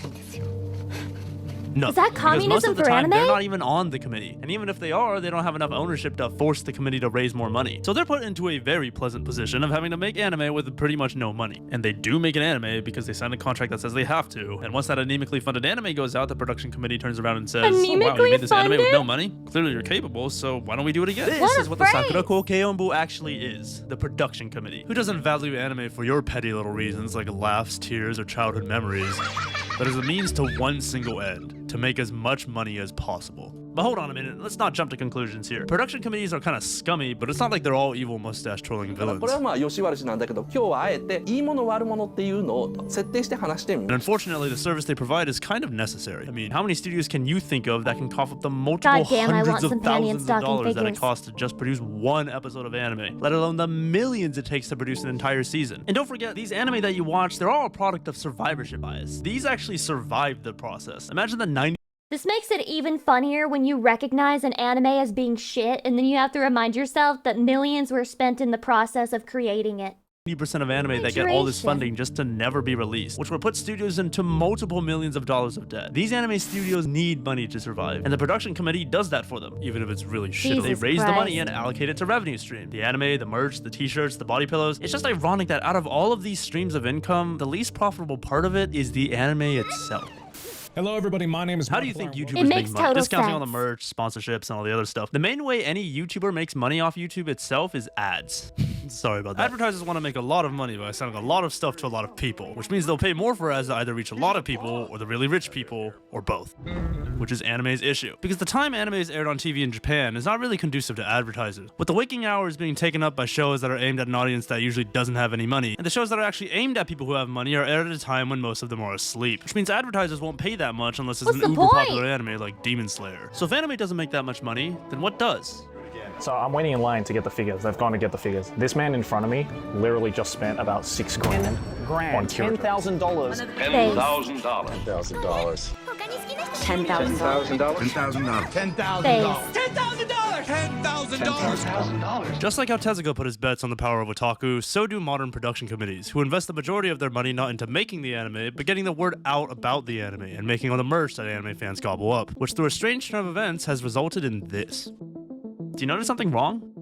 Why is this DVD so expensive? The price of anime DVDs have always looked kind of ridiculous to me. You want me to pay almost $50 for a part of a season of an anime? Dude, I remember buying the Lucky Star DVD set for the English dub version, and it was really expensive. It was like $80, and that was back then, like in the 2000s.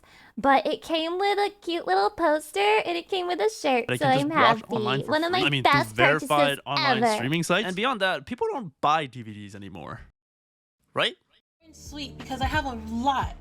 I have a few hundred. Well, as it turns out, people still do. And in fact, anime DVDs are like this MacBook Pro stand, a luxury item, overpriced because the profit made from the people buying is enough to outweigh all the lost profit from the people who don't. $1,000 is in fact, in the insane good to old me. days, anime DVDs used to make so much Mac profit users that it's deserve it, though. If you're a before. Mac user, you get what you Spoiler get. alert, those good old days are over. Because nowadays, most anime is watched through streaming services like Crunchyroll and Netflix, and the committee requires pay a few $1,000s minimum per anime episode in an attempt to recoup production costs. An attempt that's usually completely hopeless. Because did I mention that anime is getting so expensive that entire production committees are going into debt? Which lends itself to the unfortunate realization that, yeah, your life is probably worth less than Orimo or El Manga Sensei is worth to the production committee. Because just like the money raised for anime came through them first, the money profited from anime goes to the committee first as well. Because they are the ones that technically own the anime. Because anime is a stock, and only the owners of that stock get to reap the profit of it. Besides, the creators involved in the project already got paid up front. Not our problem if they went over budget. Which means even if an anime is a big hit, sometimes the anime studio doesn't get a single penny. Knowing all this would explain why, even though the anime production industry has been collapsing inwards for a few years, anime and the anime distribution industry have reached all-time highs because they're either paid on their own terms or through being on the production committee, not starved of money and also getting the profits last, which makes anime studios mass outsourcing work to lower wage countries like China or the Philippines seem a lot more reasonable. Well, it would be more reasonable if it made everyone's life easier, but it doesn't. Because now with workers spread out all over the world, it becomes increasingly more difficult to coordinate this ginormous border transcending system to match the week-on-week deadlines that someone decided the anime industry should move at.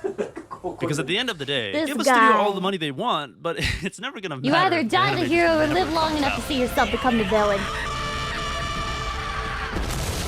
The final season of Attack on Titan is kind of a joke. Delays on top of delays have turned the finale of Isayama's story into perhaps the only real-life example of an infinite fractal. And for a series where the final season was handed off from the incumbent Wit Studios to Mappa solely because Wit was having some behind-the-scenes chaos, it's just, how? No, like, I'm serious, how? How do anime studios who outsource work in these massive amounts have these kinds of production issues? Especially when the employees are working so many hours that is being compared to literal slavery. 37 consecutive days without holidays. If you were a freelance animator working on some no-name anime, would you keep working at these amazing wage rates? What about like twice over? Thrice over? How about 10 times over? No, I'm being completely serious. Not only is VA and sound work done before the animation is completed, meaning studios have to rush out a rough draft for the VAs before then going back and then remaking everything for real, if you look closer at the production system chart that was somehow legibly translated from a 240p picture, you'll realize that the vast majority of the blocks here are literally just checking if things are done right and then redoing them over and over again. I knew I was valid, never watching Attack on literally Titan everyone in full. involved in making an anime, whether it's the... Okay, sorry, I'm interrupting the video, but yeah, I fucking watched the first season of Attack on Titan, and then I was waiting for the second season, and while waiting for the second season, I realized I didn't care, because I tried reading the manga, and people were dying that I didn't think should be dying, and I was like, you know what? If I get invested in this, I'm just gonna make myself upset. And so I dropped it. I watched the first season, and that's it. And then I don't know what happened to Eren. I don't know why everybody hates him. I don't know why everybody calls him a cuck. None of my business, you know? I don't live in that world anymore. Which, even though it works, pisses off literally everyone involved in making an anime. Whether it's the higher-ups, the entry-level workers, the production committee, or even the audience, forced to watch as the system hemorrhages time away as it's stuck looping the same track over and over and over again, creating an uncontrollable crisis that forces more and more employees to work longer and longer hours to make up for all the time wasted away until inevitably someone,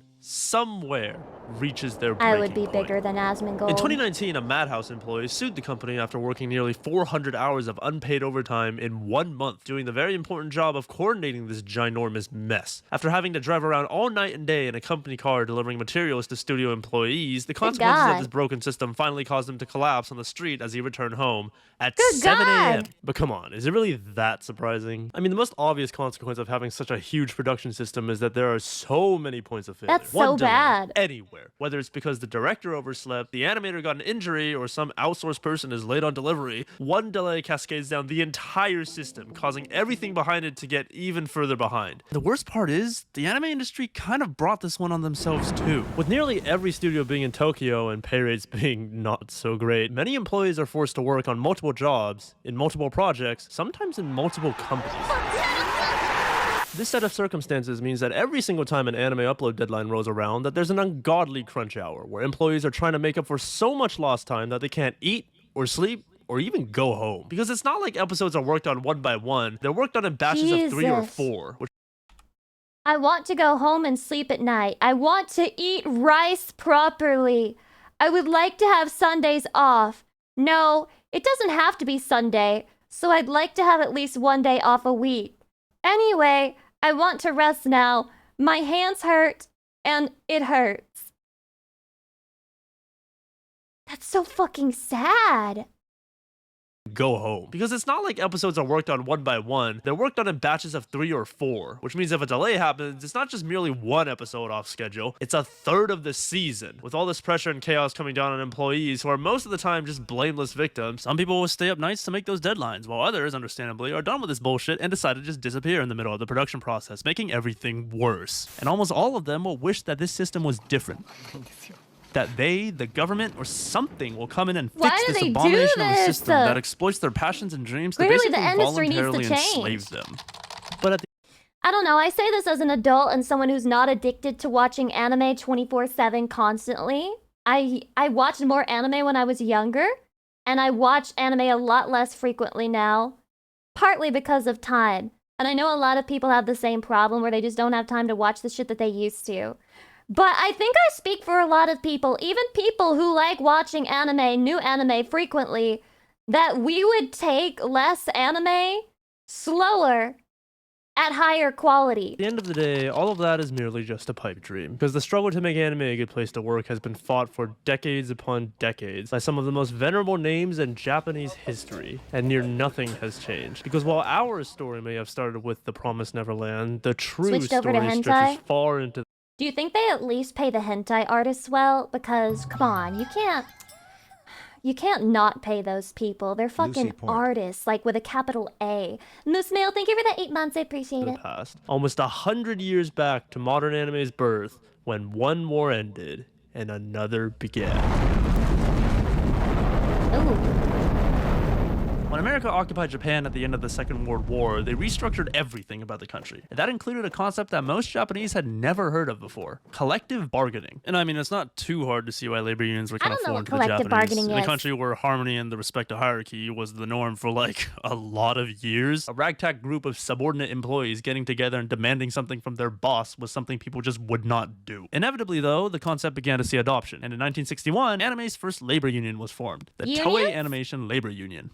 Remember Toei? And to be fair to the union, they actually did quite a lot. Founded by people involved in the production of Lupin III, and eventually coming to involve a very impassioned chief secretary by the name of Hayao Miyazaki, the union fought tooth and nail, winning concession after concession after concession, but they were on borrowed time. Toei had already started hiring out domestic freelancers in place of permanent employees, making unionization more difficult. 2 years later, Tezuka propped up this weekly upload norm, and then anime started to get really expensive, to the point where, by the time the 70s rolled around, Toei, along with some other anime studios, were hundreds of millions of yen in debt, and Toei decided to conveniently solve the problem by just nuking half of its workforce. As you'd expect, People were pissed. And while the union would fight a 2-year court battle that would recapture 18 of 170 layoffs, 150 of those people, whether laid off or not, permanently left, including 2 friends who went on to establish a studio called Ghibli. After this, the situation only got worse. With anime expenses getting higher and higher, a studio called Sunrise would pioneer the concept of international outsourcing when it produced Mobile Suit Gundam. And as more and more of the industry turned into independent contractors now scattered all across the world, union organization became more and more untenable. And as production committees and the horrible working conditions of the modern anime industry began to solidify, the first generation of animators decided to try one more time to save what they loved so dearly, aimed at appealing the one actor that had more power than the companies did: the government. And to be clear, J-Anika, a union founded by old people like Toyo Ashida and Satoshi Kon, was initially just aiming for guaranteeing retirement benefits, nothing more. But as the years rolled on and the working conditions of the anime industry were leaked to the Japanese public, the union gathered more and more members that weren't as old, and eventually became the spearhead of the anime unionization effort, winning a number of things it set out to do, including getting the support of the government of Japan. Unfortunately, that government didn't stay in power for long, and Janika's proposals were cancelled, being cited as a waste of taxpayers' money. And while Janika would continue its efforts valiantly, it had reached its peak. Infighting and an unsupportive government doomed any future efforts. The union's last stand would come with a project that translates to anime's future. Proposed to the Department of Cultural Affairs, the entire project's premise was that if you paid people more people would want to come and work. Come on, guys. Really? Wait. You think that'll work? You think that'll work? You serious? You really think people would want to work a high-paying job? What the hell? I don't know, that's kind of radical. But for one reason or another, Anime Mirai didn't prove to be successful enough to continue, and the entire program was given to the Japanese Animation Association, a group of 38 of the biggest animation companies in Japan, who coincidentally decided to switch the premise of the program. The anime industry now reaching 90 years old, and Janika's original founder now dead, most of the old guard took their leave. With nothing to show but blood and defeat in a war that lasted nearly a century. The men and women that had built and fought for anime. Their love. Hands are camp. Thanks for the sub. Welcome. Their legacy.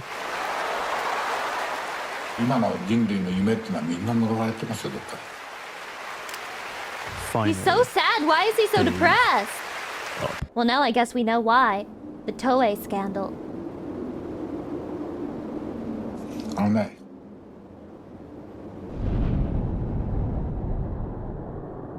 映画の本当に素晴らしいのかどうかわからないじゃない。全部私だけじゃない。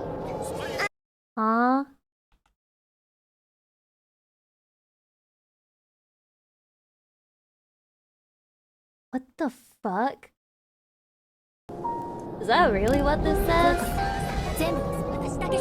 I've never seen a sentence quite like this before. I have recognized all of these words, but not in that order.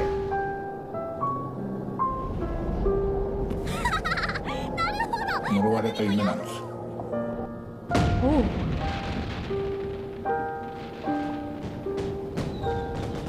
He's breaking my heart! きちんと考えたら映画が好きだったのは多分そういう趣味でしょうっていう。金を稼ぎたいとかそういうのは全部論外。有名になりたいっていうのは論外。そんなのクソくらいで。そういうことじゃない。We did not say it's fucking hopeless. ことがあったかもしれないけど、今も映画の価値があるわけじゃない。多くはくだらないんですよ、僕らのこの世界は。Ro did not provide the original, so I could not critique.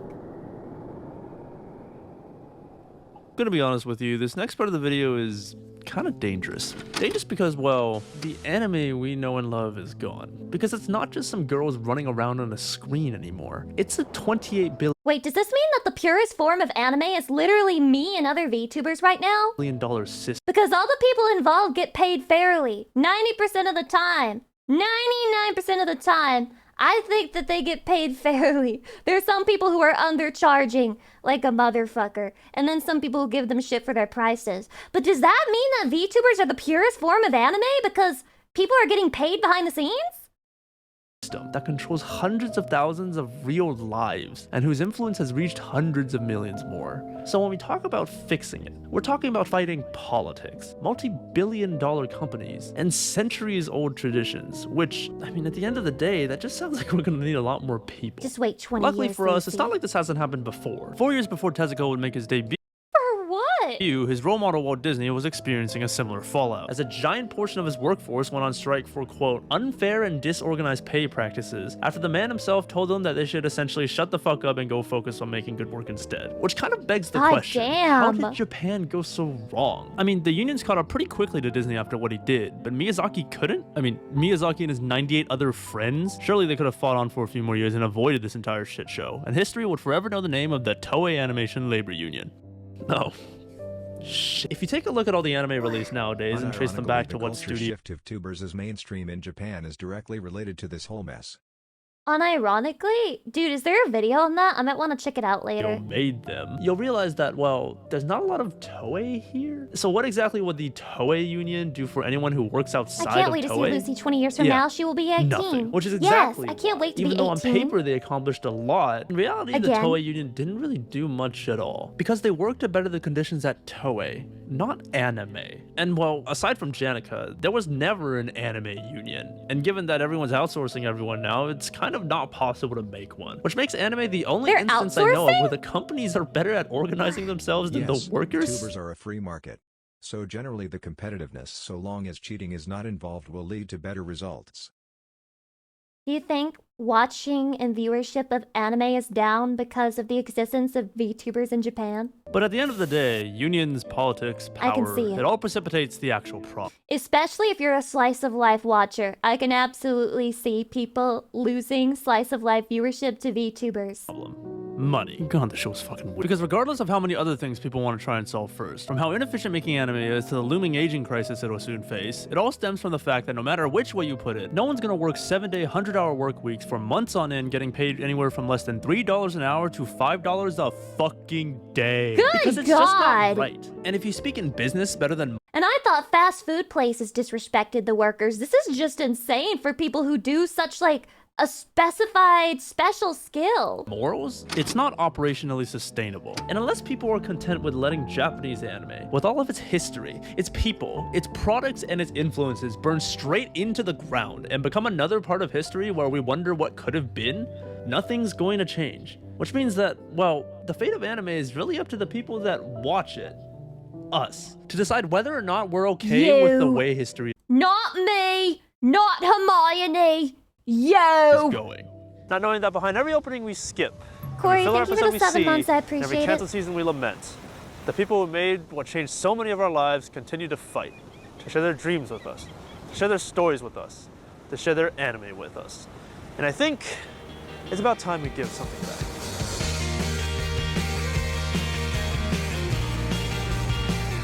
I want to go home. I want to sleep and eat properly. I want one day off. Just one. My hands hurt.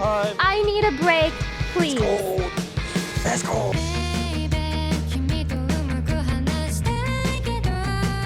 What the fuck, Honestly, man? everything is so fucked up. There's so many problems with anime that I honestly just feel it'd be best if it went and died.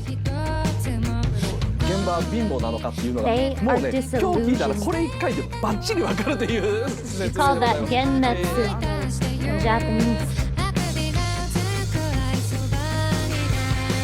Honestly, my sole problem with watching properly anime is Crunchyroll. I'm sure Crunchyroll's part of the problem. I'm sure Crunchyroll is part of the problem. Crunchyroll is a very shady, very shifty company, and they also pay their translators like shit. And that's part of why you get bad translations. Because they're paying them like fucking cents. Any streaming company is? I agree. I think 90% of streaming companies are pure shit, pure ass, pure garbage. I have nothing nice to say. It is true.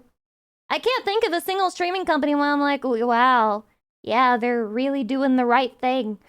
They're just so inspiring the way that they fucking charge me money constantly so that I can watch 3 shows, and then I have to go pay another company constantly so I can watch 3 more shows, and then I gotta go pay another company so I can watch 3 more fucking shows after that. Yeah. You know, Is there a good fucking streaming company? I'm serious. I hate the system, but at least we have Lucy. Chatty, no one was harmed in making of this stream except me personally. Except me and my own sanity personally. Which I think is something we can all live with, right? I'm gonna raid Noonie. I don't think that I have raided her in a while. She's making some cute art, it seems. I see titties. I'm happy. I'll be glad, regardless, as long as there's tits on my screen, honestly, at this point. But Chatty, thank you for hanging out with me this week. I'm gonna let you know right now. I may not stream until late next week. I'm going through a bit of a mental conundrum. Not only that, but I'm preparing for other things that I will be doing next week. I can guarantee you I will be streaming Friday and Saturday, but I may not stream until then, if that makes sense. I just wanted to let you guys know ahead of time so you're not shocked or surprised. It's like, I guess, a mini break before I do a big burst of streaming once again. Thanks for the fun stream. Did you guys have fun? Did you have a good time?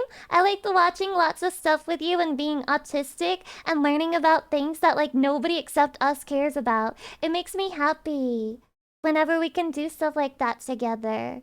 Also remember to submit more shit to my Reddit so that I have more shit to watch, okay? Sometimes when I pick my own videos, I get afraid that maybe they're bad. But then, if I choose the videos on Reddit, at least I know there was one chatty out there who liked it, which makes it all okay in the end. And then no one can complain, and I can blame you, and it's not my fault anymore. Sayonara, thank you, welcome, also. Chatty love, I will see you all again later next week. Much love to you. Please take care of yourself and have a good weekend. Mwah, mwah. Bye bye. Bye bye, chatty.